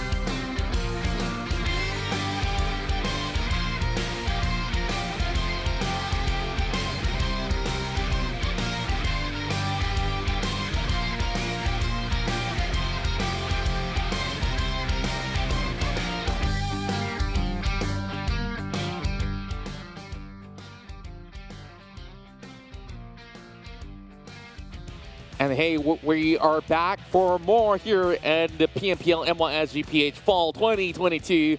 Once again, it's going to be Keith as well as I, Contra. And we are going to bring you through our final map of this evening. And we've already seen a lot of big winners for today. Genexus with the double chicken dinner. HYVE International on the rise. And they finally got their first chicken dinner on top of Tabah NSEA that have gotten themselves one in the bag just moments ago. So who's going to claim the last one? Well, it's about time we find out. Yeah, obviously, Contra and myself, before every match, we set aside our own personal prediction.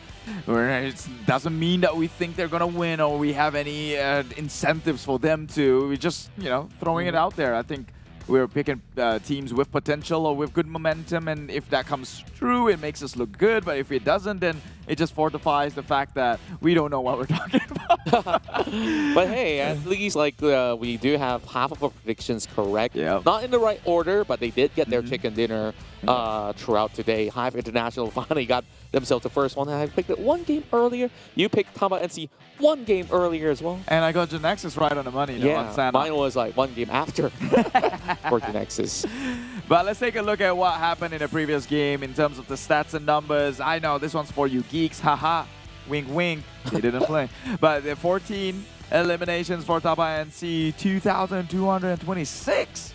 And the damage dealt by Yoodo Alliance, nearly rivaling that with 10 kills, 1,924.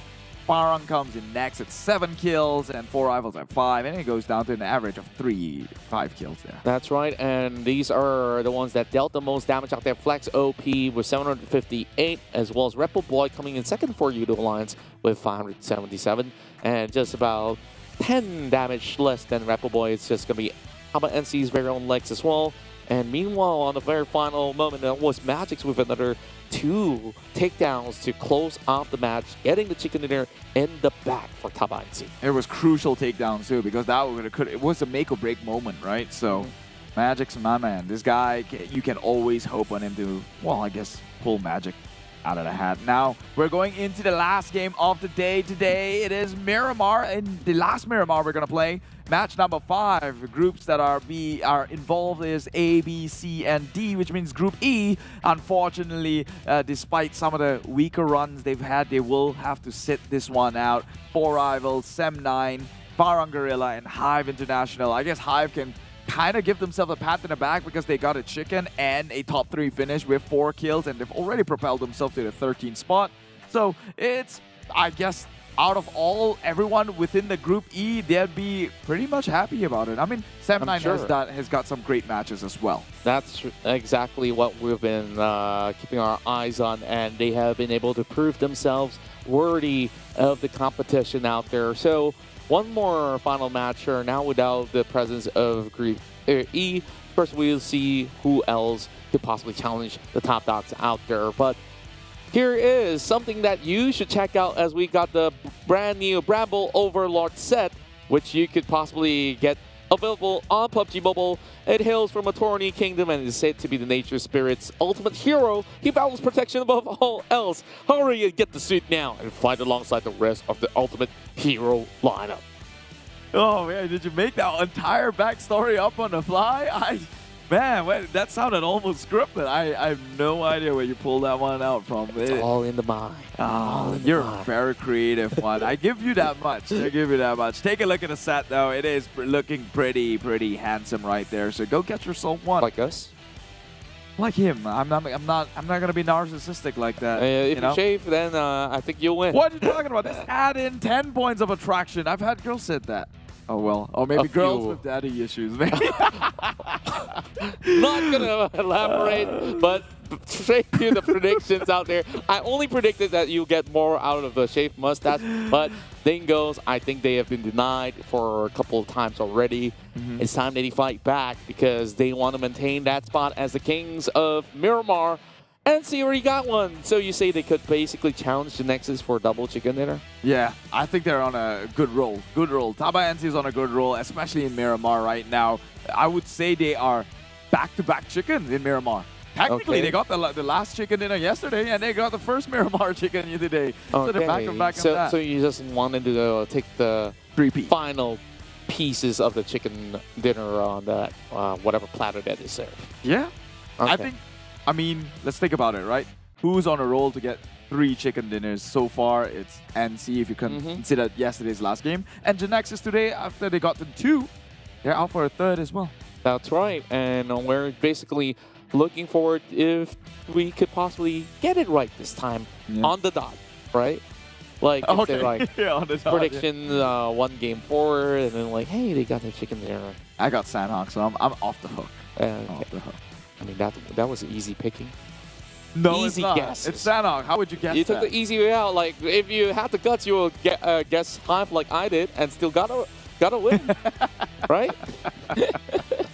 Never go against the wave, guys. This is a life lesson to you. If the grain pushes one way, you follow the grain, and then you break out from that Where's grain. my grain? Migraine, exactly. You migraine. You're giving me migraine. Yeah, okay. Bro. The more we shout, the more we get a migraine, I guess. No, I don't know where to move on from this. Okay. I'm traumatized. We don't move on from this. No. Perhaps. But we will move into the game. So with that, it'll be coming in your way in 1 minute from now. Here we are. Take a look at the map. Clearly, you can tell from our voice, we haven't gotten ourselves together here. They're a bit shaky. Oh, we're going to have to bite the bullet and persevere. Okay. And it's 40 seconds feels like forever So, now. woman who loves mustaches, go ahead, DM at Kif Elijo on Instagram if he's not taken already, or if he's taken, then well, you can only try. Why do you have so much hate? Is it? I mean, beauty standards are different, you know. I know beauty standards are different. I don't hate your mustache. You're subscribed to the Asian beauty standards, sure, but you know, some people like a little Pablo. I'm just jealous that you have one and I don't. Just because you never keep one. You can I see did. I did. It didn't look all that great. Everyone told me to take it off, and I did. You know, you want to know the secret? What's the secret? People said that to me too, but well, I just said, no, I'm keeping it. Anyways, here we go. Final match inside of Miramar, where we'll see finders keepers for the chicken dinner. Does it rhyme? Does it not? I mean, and sure. I'll give it to you. Savers. That's what you need. No. You need thick skin. You got to persevere through it if you want to have you know, at least some density going on. I know, like you're when we're on this topic, right? Yeah. When I do grow one, it looks like Lao Tzu's mustache. You trim it. I trim it. It should fit within a line, but also you need some bulk. So you know, like I will look like a ancient Chinese deity, where eventually some people will start basically asking me what's the next thing they could do to earn a fortune, but I can't give them that advice because I don't have one for myself. They don't have to know that, man. You can fake it to make it, bro. On my way at the very least, huh? So teams that are on their way, like you said, MAB now gets that perfect drop into Campo Militar. So that is possibly the place that I hate to play out because it's so far away. The loots are honestly negligible, and they might have actually went with plan B because it's on the south side, so MAB taking the wrong guess. And I think they will have to find a way out to get back to where they need to be, plan B. But inside of Los Lunas, there were 3 teams, so maybe it's a better plan not to do so. Meanwhile, Picado sees 2 visitors. It's MUGEN versus Team Hawk. So Hawk dropped into MUGEN's place back in Sanhok. Trying to get the free pickings, it seems, but they forgot that MUGEN can wipe out SEM9. They're not as easy as you think. They will try, though. Hey, Boyka! Oh, Boyka! Why is his name Boyka Adapter? Is he selling adapters? Does he need a charge? I think he just adapts to the team. Or no, I'm just thinking it too far. He wouldn't. I think he didn't put too much thought when he put that one in. I feel like he needs a charge more than he needs to adapt. Like, he has been out for a while, right? Yeah. So now he's fully recharged. Maybe it's time the old man teaches the new boys on the block a lesson, right? Well, I wonder how that went the last time he stepped in. Wasn't any better, it seems. Yikes. Yikes. Ooh. But hey, regardless, hey, you might as well try something towards the end of the week. However, if they were to bow out so soon now, that's going to give chance for the rest of HYVE to maybe go on top. Actually, no. HYVE is not playing anymore, so... Ooh. Mile comes in the middle. He does a little bit of parkour of his own to warm himself up. Meanwhile, Bosskurr goes into a warehouse with a lot of grenades. Got it 4 times on the ground as well. Let's take a look at Long as he loves those grenades, like we said. And the ones on second throws 50 grenades less, almost. Well, that's a lot. 50 40. Is a lot. 40.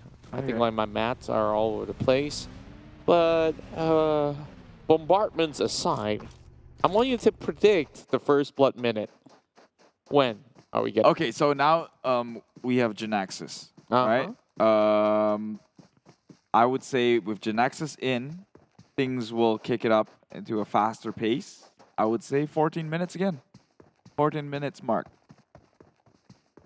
I'm going to take 10 minutes or 12. 12 minutes. 12 minutes. Fair point. I mean, the circle did close downwards. That's where most of the teams are. Fair point. Fair point. You know, if I was Tabah NSEA, probably now's a good time to loot in Los Egos as well, because you're already in the circle. There's no point for you trying to loot outside of it. You might as well loot around the Los Egos Islands and still be within circle when it closes in. That's right. And now the point difference between GEEK Fam as well as Genexus is only going to be about what? Probably 51 points to be exact. So 2 games of a chicken dinner and 15 kills would top GEEK Fam. So true. Genexus has done it before. Yeah, and no, do it again. The point I was making was, remember how for the longest of time we thought that GEEK Fam was done for. They were solid #1 already.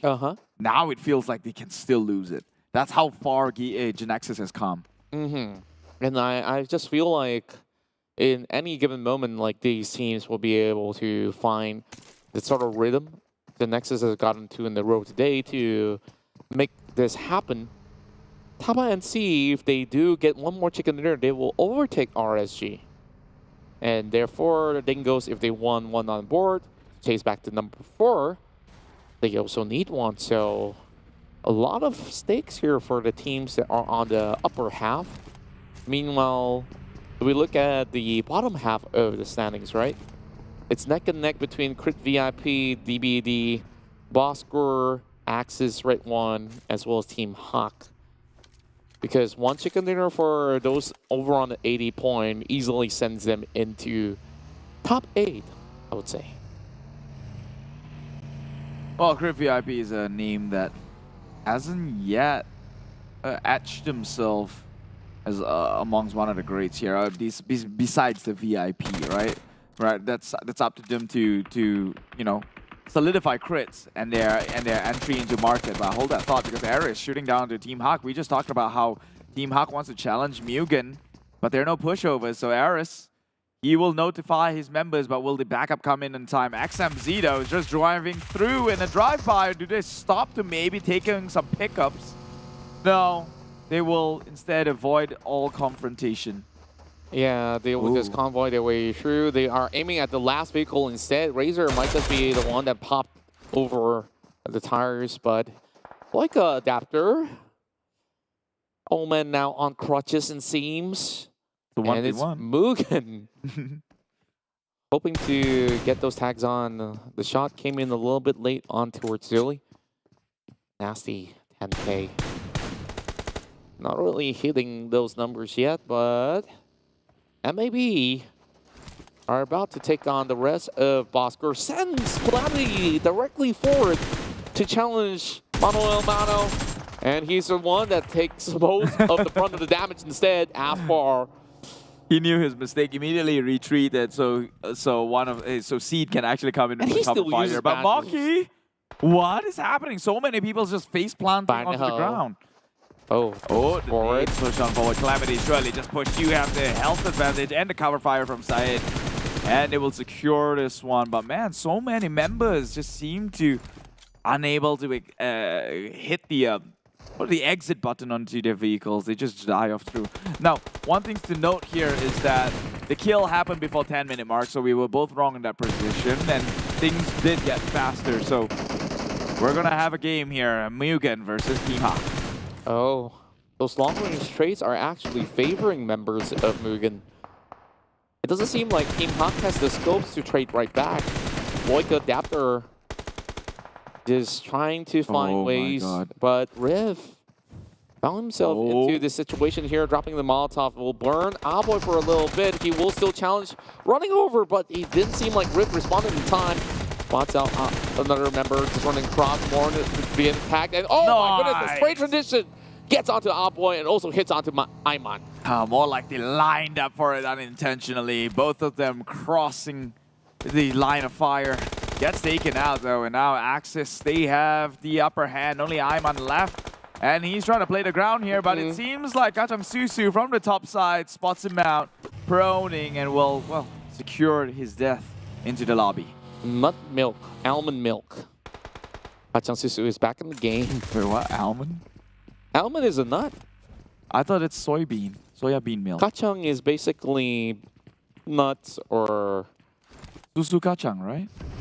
No, that's soya bean milk. Yeah, kachang susu is soya bean. No. It can be. It can be. Kachang soya, that's soya bean. Basically, kachang is just peanuts or beans, whatever it is. But we digress. Yeah, we digress from here. Damn cutie. It ain't gonna be a meanie, but he sees those hands of nasty. Well, that rhymed. Nasty, cutie, meanie. Yeah, you nailed it, man. You nailed it. I gotta give it to you. Well, did I like to push though? MUGEN. I thought I saw a member of Team Hawk trying to go in flank side from this building. Oh, Zali. Trying to make a move. Meanwhile, Iftar woken up a little bit too late for the fast, and he's feeling a bit hungry. He's falling down by Virgil. Gets taken out by Zali, who is already positioned for the flank side, and now that makes it 3v2. Immediately leaving this compound to maybe go in with the number advantage and push on to the likes of MUGEN. It's just Team Hawk reclaiming their territory instead. Oh, Boyka got revived too. Yeah. MUGEN got nothing. You know what they say, you gotta prioritize the old man first. True. Uh-huh. Called respect. Yeah, respect has to be given by MUGEN as well. Now that private grenade looks pretty interesting though. Over on to Ham 10K. Damn Cutie gets it, but he's also running into the direction of Nasty. It's Damn Cutie with all the kills. He will do the usual Team Hack tradition. You spray and spray and spray. 3 more seconds. Okay, done. But why? But why? It's just a Team Hawk thing. Yeah, but you got like one team. Maybe if you did that after you got them like the chicken dinner, I get it. I want to see a repeat of history, and they were on the receiving end, and how does that feel? Now, unlike the average points in Miramar that we are getting here, as we can see from the top 10, we got Dingoz number 1, 12-point average, 10 for Tabah NSEA. GEEK Fam now with 10 as well. Team Secret on number 4, but today we haven't seen much out of Team Secret. Yoodo Alliance are also trailing right in. Is it too late to switch sides onto GEEK Fam? Because GEEK Fam is doing the NC rotation, but on an invert. Nope. It's Don't an switch in. invert You right switched now. one yesterday. And it seems like GEEK Fam is going to go in from the west side and then wipe everyone in front of them and stay as alive as much as they can. And man, I missed it. Missed a chance. I mean, no one would have seen the circle coming out the way Nobody it did. cares either way. That's true. That's true. I care now. My personal ego.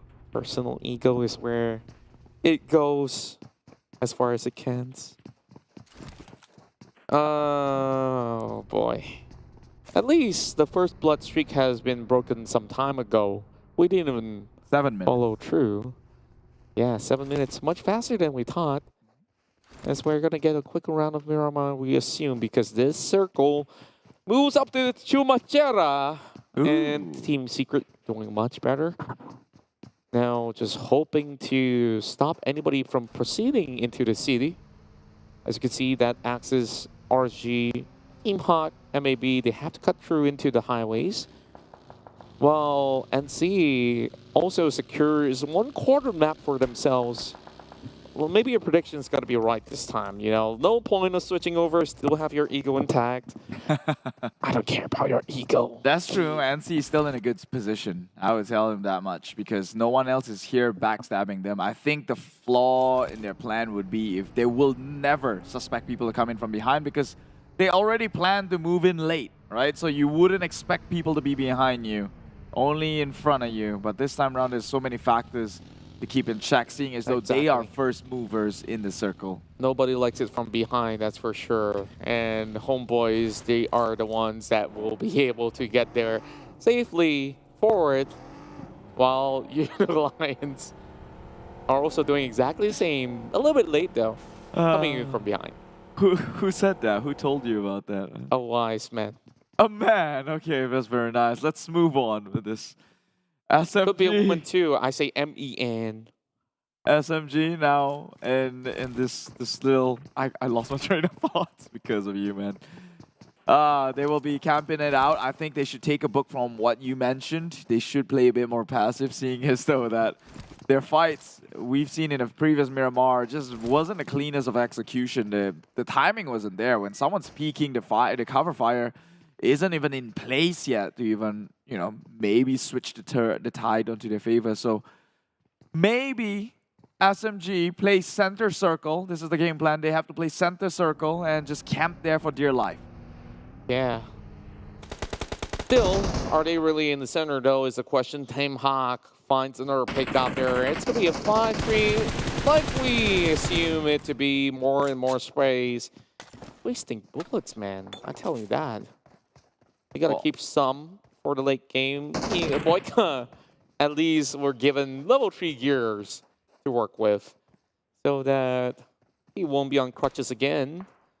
Meanwhile, Team Secret spots out Billy, goes in for the spray down there. Eye shots only landing a few. Oh, nice. Luke goes in for Zully instead, so that actually supplements Team Secret. Luke instead finds members of Dingoz Esports with real, and the happy feed dances it quickly. Isn't exactly safe though, those taps are coming in.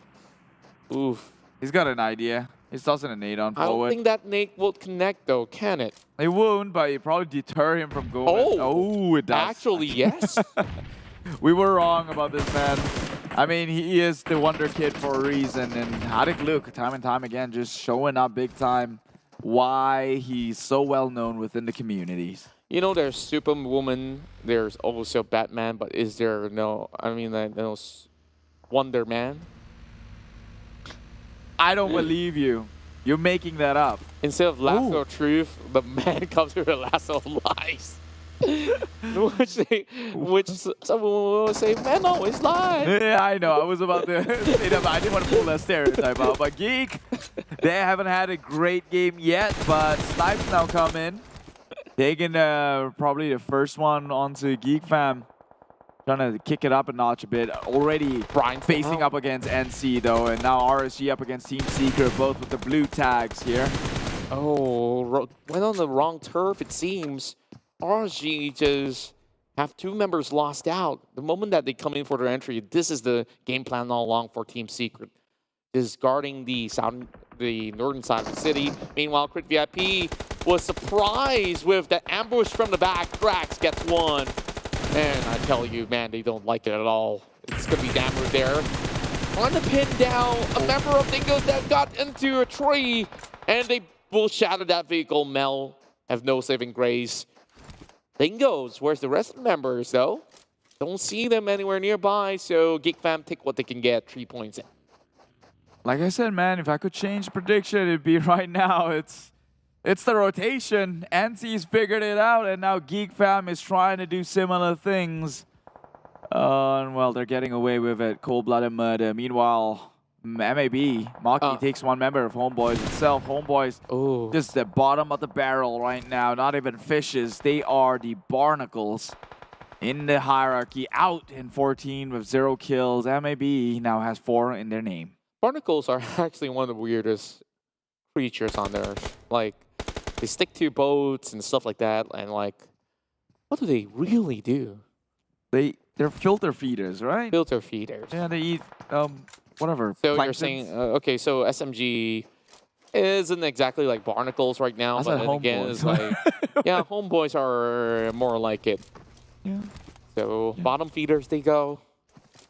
Still not finding that momentum. So far in week number 2. Yeah. And week number 1, it seems. We're not trying to be too harsh on them though. Like, no, actually, week 1 they did decent. They were in top. Yeah, but like to drop the ball so hard, you kind of need to scrutinize them a little bit in such a way that they're definitely better than this. Yeah, it's because you know they can be. It's Iron Pro. I mean, take a look at the entire roster. What went wrong? I don't know.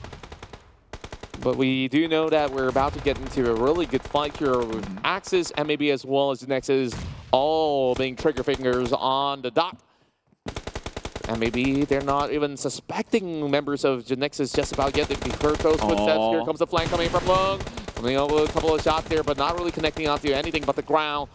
Plan B comes in to toss a Molotov. Not going to be able to connect, but they did manage to get 5 elimination points. But Maki and the rest of the co have to be prepared for this. Liu coming from far side though. Silent will get one from Team Hawk, but coming up close and personal. Liu will still pick them all down. Still one on the ground. Calamity still gets one through the smoke. Now down to Biu. Can he actually pull it right back for the team? They got this. They got this. Come on, Biu, clutch it out. You've got cover fire in the back end. Just press on forward. It will. He gets one. Now it's a 1v1 between Biu and the members of MAB. See who overextends, and Genexus came out big time. Loyu with a clutch shot from the back end though. Woo! And now Genexus gets free entry over the northern side. Every other team inside the city has to actually move their way out, and it's gonna be cluttered up. GEEK fam over on the far west gets the direct access, about to challenge Genexus too.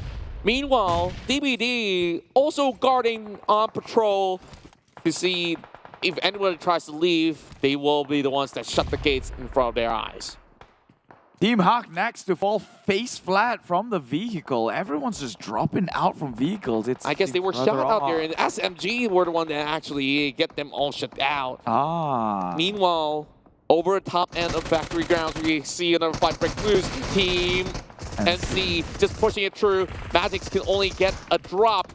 Nothing other than that, though. DBD hiding it out. Jimmy still has time to heal up, but they don't even know that he's around. Frankie just goes out there and will have himself taken by the rest of them. Well, that would be NC. Done for, I guess. Only one member. Sure, you can hope on a miracle. But there goes the prediction. Burnt down by Razor. Now tries to find a flank side here, but it will be taken out instead by SMG. And I guess you were right. All they had to do was play defense, because this team, they may not be the most solid at their offensive plays, but they have the means to take out teams when they step over. But they have definitely proved you wrong as well. At the same time, they already got 7 frags doing exactly just that. Yeah, that's because defending means killing, right? True enough. Well, we have Snipes here finding it out. He doesn't seem to be all too healthy and alive, but the health is also being countered. But Rex of GEEK fam Dammer does get the final shot. And the rest of Yoodo Alliance still finding it into this territory here, but they are basically surrounded by the Geeks. And he gets Yuha instead. Oh my God. GEEK fam out for the count. And he saves the day. Yoodo Alliance will take a big gas of air and still find their way through, power through the map. That was a misplay. Snipes with the car, he exited. It was registered as him dropping down face planted again. Really? Again. Yes, that's what I'm saying. Everyone's face planting. Maybe something happened between the interaction of the car and the exiting of the vehicle. Oh, Team Secret just passed Rax though. Everyone's just dropping on. There we go. And talking about dropping down. SMG and one member of Team Secret themselves. Fredo tries to go in with the refrag, maybe. RSG. It's a 2v1 on the likes of Look here. iShots and Fredo. This duo has had a reputation of being very, very lethal back in the days, and they can finally uphold their name once again. But they have to do it fast because Long now finds his way on the high ground, peering down into this compound. The rest of Genexus is just basically having an overlook of the entirety of the city. Meanwhile, DBD, we call them the gatekeepers out here. Lands a grenade onto Luke. There goes the rest of RSG, 7th place finish. Now, Dingo's still alive. NC has won. DBD, the problem for them is to get out of the position that they're at, and they need to leave ASAP. Yoodo Alliance really stand the fighting chance now that they're also driving right inwards. But they have to be wary. Genexus should be on high alert. Genexus, obviously they will be at that point of on guard right now, because remember how they lost their first Miramar yesterday? They totally neglected the likes of MUGEN coming in from flank side. So this time round, they have to be on their peak performance. All eyes up front here, and now with decent manpower to work around with, there shouldn't be a reason for them to neglect that. Yoodo Alliance, at least 3 members here playing on the lower end of the hill, as the rest of Tabah NSEA finding no way out. DBD has Jamie quick trigger fingers out there to take them out, but then again, we talk about making a late move here. As they come in from behind, it's going to be iShots trying to actually pin them down. 3 kills already for iShots, but couldn't seem to actually take any of the members down. Yoodo Alliance trying to chime in, and iShots finally get Jimmy off the wheels. And Adik Luke pincered up. Ziggs trying to drive his way forward. That grenade will clip onto Adik Luke instead. DBD with only 2 members alive. Genexus now making a move across the map here. They take it over the circle. Half of it, or at least a quarter, a huge chunk of the quarter belongs to them. But at what cost here? They're taking a decent amount of hits. Retaliation from Yoodo Alliance, and they'll try to 1v1 this. It's Lung. Obviously, he hits the mark onto Helton, and that half of the circle did not pay into their favor as it closed away from the likes of Genexus. It does close away, but then again, they still dictate the pace of the hill. One part of the hill, they are still having part of the circle, so they don't really have to worry about. So Team Secret now in the prime position as well. Spots Alfredo. Yen tries to take him down, but he does move back into the compounds instead. DBD. Now they are playing on open grounds, though. They have to hug by really tightly. So their aim is to flush out Team Secret first and then deal with Genexus much later on. Genexus getting a lot of time to reset. They could also chime in from the back. So everybody just making a little bit more calculation on what the next step should be. Well, they've repositioned themselves, so they realize that, you know, Circle did get closed in. They don't want to be caught out too far out and get pressured by the blue. But they will retain their composure up on the top. And now Real, he has eyes on Team Secret. I'm sure he saw that. It was a shoulder through the window. And now Lung takes down 1 member. DBD, 2 more. Still alive.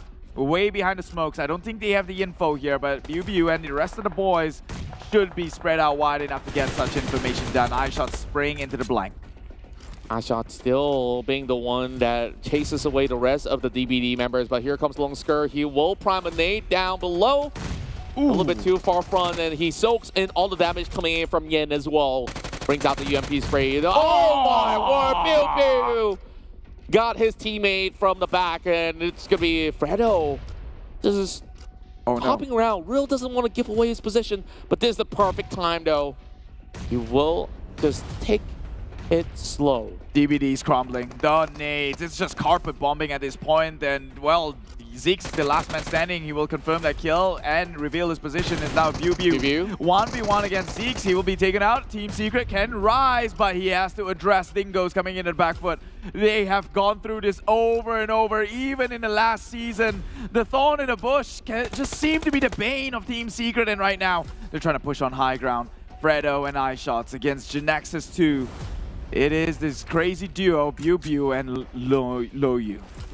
Is there a chance here that Real can actually steal the chicken dinner away while Genexus as well as Team Secret engage? There could be that possibility out there because he's playing it really slowly, and now they're all clumped up.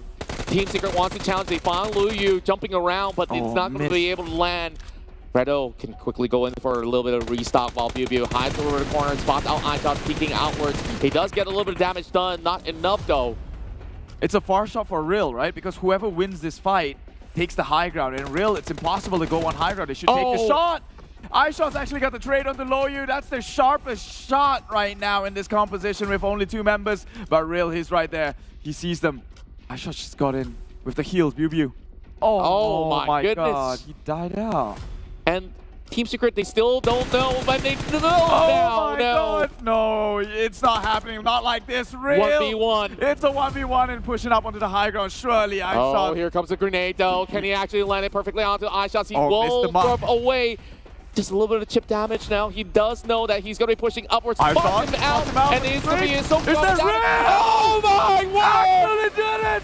Dingoz Esports stole it away! Again, Dingoz! To my prediction, he got it in the bag! Oh my God! That was brilliant. He played it out. He was patient. He somehow knew he could get the shots in, and I don't know how to do it, but Dingoz, man, this is why they are not to be trifled with. That play right there took so much patience in people. You would have, it was a gamble. Do I get 2 points right in front of me, or do I try and lose it all trying to play for the chicken dinner? And he got the latter. Patience pays, and these are your kings of Miramar. Still dominating the charts as one of the best teams inside of this map. And Real, the wait was over. He struck goal on this one. And Team Secret thought it was their mighty chance out there, that 1v1 against iShots. We have to take a look at it again, but we start off from the highlights. From the get-go with MAB pushing up the kills against Bosskurr. And we still can't get over that is definitely highlight material right there. Nothing else. If Real doesn't get MVP, I'm going to get furious. It has to be him.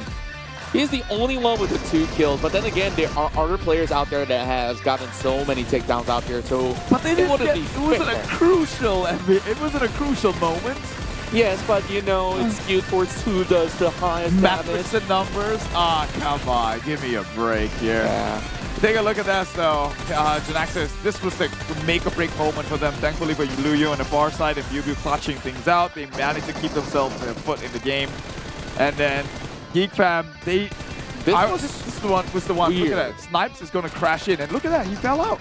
Oh boy. It was registered as a fall. And it just sucks because everyone GEEK fam had the fighting spirit going on, and they both get taken out. Them as well as Yoodo Alliance. Genexus eventually recovered as Tree, and we saw how lethal the shots were coming out from BioBio. And then down to this very moment, Real backs one in for Dingoz. And for the fact that they spent 28 seconds outside of blue, imagine, it was the roughest ride for them. Literally only 4 throwballs being utilized.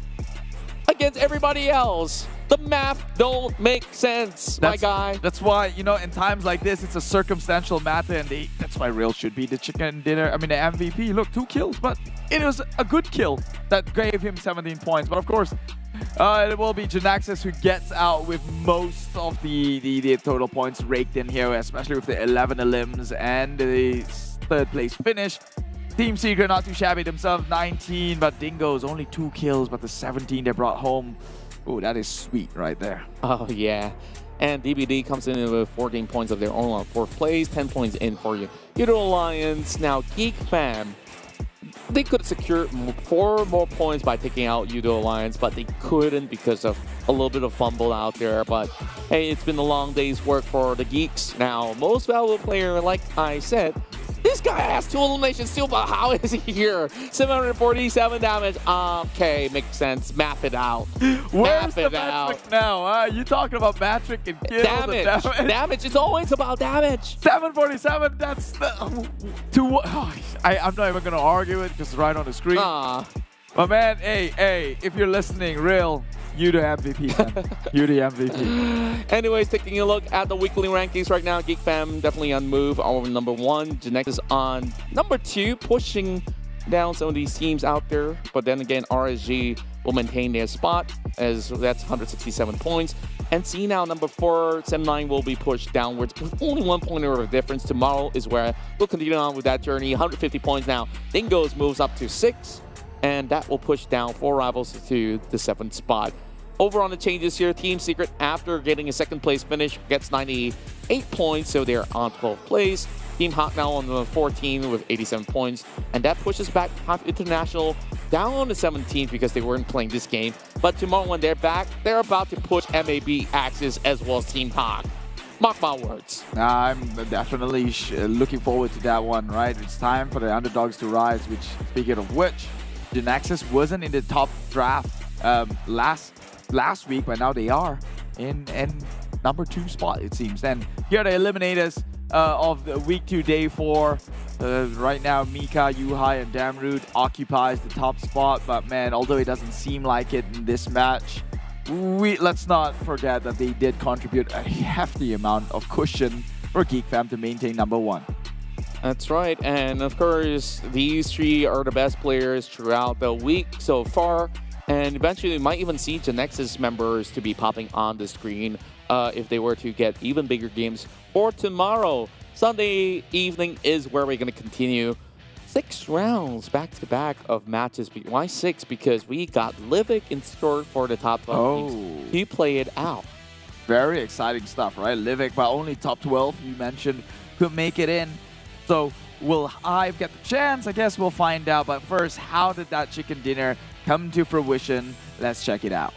Well, let's start off here from Los Leones. Sure, they did get a circle, but they know that, yeah, Los Leones doesn't seem like a more comfortable spot. So they take center stage, which will eventually bring it into Chumachera. So all they have to do is just drive a few meters onwards, and they will basically plant themselves here just to stop anybody else from moving inwards into the circle. And once they do, they have been able to find a lot of all these kills. Well, actually, they haven't really found all these kills. They did absolutely So they were basically playing a lot of hiding. I believe that some of their members got taken out early as well. So that's why they become a little bit more passive, because usual Dingoz, they're also kind of feisty. But we just have to check out how the rest of it plays out, because most of the attention was focused onto DBD, Team Secret, Genexus as well, that got themselves the most fights. And of course, GEEK Fam, which we saw what happened earlier on. Yeah, but I think I'm more worried about Secret right now. It just seems like an occurring trend here that Team Secret always get third party in the back, even from last season. It's always that one snake in the grass thing. But still, Dingoz, despite not having many actions made, but it was smart actions taken, although only two kills, but that translated into a total of 17 points. So a definitely big win for the like of Dingoz. A nice try for the rest of the teams who made it that far, though. A lot of them had to push onto the impossible feats. Here they had to go through a lot. SMG Rise, for the occasion, they had about 7 kills, I think. I've forgotten how they were taken out. GEEK Fam tried to go against them, but SMG took a lot of those fights over on the top end of the factory, and we did see some of the other players that got clipped out the moment that they entered the top side of the city. But usually when it comes down to city urban warfare like this, most often than not, the ones smack in the middle that will eventually have a lot of problems getting out of the city, and everybody has to go towards the direction of Genexus, which they find a lot of points due to these skirmishes. DPD was the closest challenger to eventually take out majority of the members of Genexus. But they couldn't do so, right? Real, he moved in from all the way from the back. No, they couldn't do so as well. DBD trying to push on up. I mean, if it was a fair fight against Genexus DBD, sure, they could have done it. But Team Secret actually come in with some poking damages as well, contributing into the inability for DBD to make in with a push. But it's like moments like this, right? Like if you're Team Secret, you're taking a shot, you're taking your chances onto DBD. But Real, he was like, I see them. I'm just going to let them have their fun. And hopefully maybe go up against the two of them, which is insane. Because right here, it was still a 50-50. If Genexus have won that, they'll just run straight down on to Real, which he would have gotten a second place. So still a huge win. But if Team Secret won that, that was like that one requirement for him to get that chicken dinner, because he had eyes on Team Secret. He had no idea where Genexus were. That's true. And despite that, Genexus did have one of the best games that they've played out throughout the entirety of the day. And I wonder, maybe we'll be speaking to some of the players out there again. So make sure you guys stick around, because the whole show isn't over just about yet. And of course, with all of you guys hanging by, we definitely do thank you for your time. And we always love you guys. Yeah, it's not time for us to patch in with the players just yet. I think maybe whoever that was, it might be a happy news or might even be a sad news, depending on if you are Dingoz or Team Secret or maybe any one of these teams out of the blue. We're happy to take on a call with them, because after all, you're looking at your idols on screen as these insane, highly skilled individual. They're humans on the inside, and a little bit of social catch up is something they do appreciate themselves. That's true. And overall, we've seen a lot of great games thus far. And I think like today's major highlights were, wins from Tabah NSEA, and not forgetting HYVE International. Yep. 2 great games in a row now have gotten themselves that fighting chance, which was so crucial for them, because week 1, I wouldn't call it disaster, but it was just a rough ride. And we just spoke to one of their players early on, like, yes, sometimes connection issues do happen. Like, we may not notice because they're in the game, right? But they braved through it, and I think like with that sort of fighting mentality to just pull through, they have finally reaped the rewards by the end of those rounds, and they had possibly a good night's rest after match 5. That definitely they did, right? I mean, we saw that player, he was happy to just be here with his gang signs and hand signs, just saying thank you to his parents, and, well, even praising it onto his beliefs and religion. And so it's great to have these players still appreciative, although they might have like a rough day or a rough streak overall, but they're still grateful for whatever blessings they can get. And I do hope to see more of these positive outcomes coming out from these players. It paints the scene in a very good way.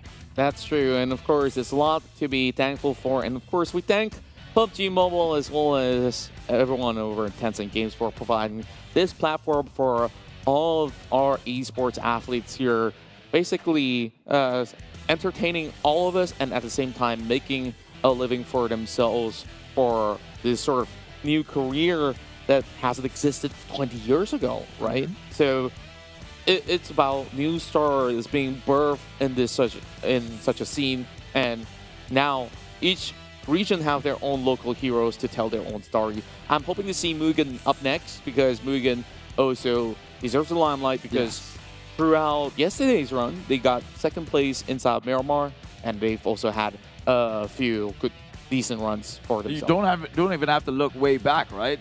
They wiped out SEM9. They wiped out SEM9 over in Sanhok.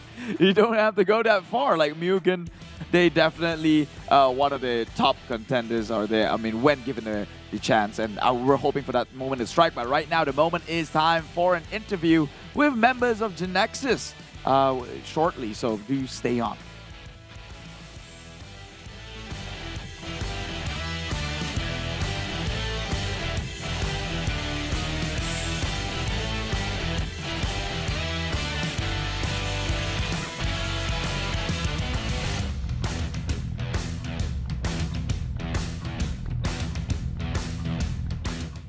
Let's welcome on board again Team Genexus, and this time around we'll be speaking to Captain Pew Pew. You guys have a phenomenal run, 2 chicken dinners to start off the day, and you guys were so consistent. And now fighting chance against GEEK Fam. Do you guys think that you guys have what it takes by tomorrow to claim that #1 spot? Hello, Contra. Hi. And hello. Hey. So yeah, I do have faith that we have a very great chance to overtake them tomorrow and get #1. All right. That's the game plan. That's all written in the stars now. Genexus was just holding back. It feels like you're reminiscent of last season, where week 2 you just come in insane. Why is it always the week 2? Is that a lucky number for you guys? I think it's more of the first week is the week where we adapt to to the meta, to the season, because every season is different, right? This season is somewhat more difficult because everyone wants to go to PMGC. So first week is the week that we try to adapt to the whole grouping, and second week is where we completely pick up and then just make adjustments. All right. I'm going to go off track a little bit. I know that sometimes playing tournaments can be quite stressful. So is there any sort of thing that you or the rest of the team usually have a kind of hobby or things that relaxes yourself or keep your mind off the game and then pull the focus back into what needs to be done throughout the tournament period? What is it for you? For me personally, I've been pretty much grinding a lot, like even on the tournament days. And after the tournament is over, after we watch the games, the post-game discussions, everything, at midnight, I will just play classics with my teammate. And these few days I've been playing with Long, and yeah, we've been playing until like morning and then go to bed and then wake up. It's tournament time already. That's for me. So these guys are playing classic in the lobby and just keep wrecking everyone in the process. Okay, one more. That's why he's so good. That's why you're so good. One more before I let you go. In that last match itself, okay? Because you were so close. Genexus was so close. What, you died down into the blue. Why didn't you push with your last breath? Why didn't you push Bubu? So there was a very huge miscom. Yeah, there's a very huge miscom in the last game where we thought the opposite was three persons, and then they had a circle. We didn't have the circle, and then it's very difficult to push to the other side because it's one plain field. And after my teammate got knocked, and then everyone was just shouting like, "Go to the blue zone, view, go to the blue zone. Don't give that point away." And then after we died to the blue zone and it popped out third, we were like, yeah, really? number 3. I was doubting about life for a good 1 minute, I guess. So I was wondering as well. I'm like, why didn't he just go push a solo or something? But then again, Team Secret that was pushing you guys got number 2 instead. They were also surprised as well. So I think like everyone ended up surprised by the end of the day. But you guys definitely had some of the best run for today. And tomorrow, it's a fight for that number 1 spot. So, Genexus, do you guys want to go in for your usual team chant? Shall we do it with Boy this time? Yes, with Boy this time. Boy, come into the camera. Sit beside Boy, me. Yeah. in the background. All right, you guys ready? We're gonna shout the slogan. Yeah. Yes. All right. 1. Hey, Long. Oh, eating. Yeah. Come. He's eating his lollipop. All Okay, right. 1, 2, Let's 3. get everyone together. Okay. Right. As usual, I'll shout Genexus and then Genexus. All the way up! All the way up. Let's We're go. all the way up. Thank you so much, Bubu and Genexus and the team. I hope to see you try and rise to the number 1 spot. It's about time we put the Geek Fam Giants in check here. Bye-bye. Ta-ta. Good night. It's all up and up from here. What seemed to be impossible comes day number 3, now looking very, very possible in day number 4. One more day of competitive, and now with Livik to throw into the mix, it could exacerbate the lead from Geek Fam, or the Nexus might just even take over. Yeah, like, I just love your last question. Like, it basically dive into the comms was like, oh, what? Number 3? Live flash before your eyes, like, I could have got more out of that. No, because I was wondering, because I saw the camera, and he had medkit, and he was standing in the blue. So I'm like, wait a minute, something's not right here. But that was a very, very eventful ending. Great one, I have no way to complain about it. That clutch by Dingoz. Amazing stuff. This is what makes the 2022 PMPL MY Fall a great spectacle to watch. Catch us here again tomorrow for 6 matches for the final day of week number 2. My name is Keith, this is Contra. We're about to wrap things up, and I'll see you bright and early, actually not early, in the evening tomorrow. Bye-bye.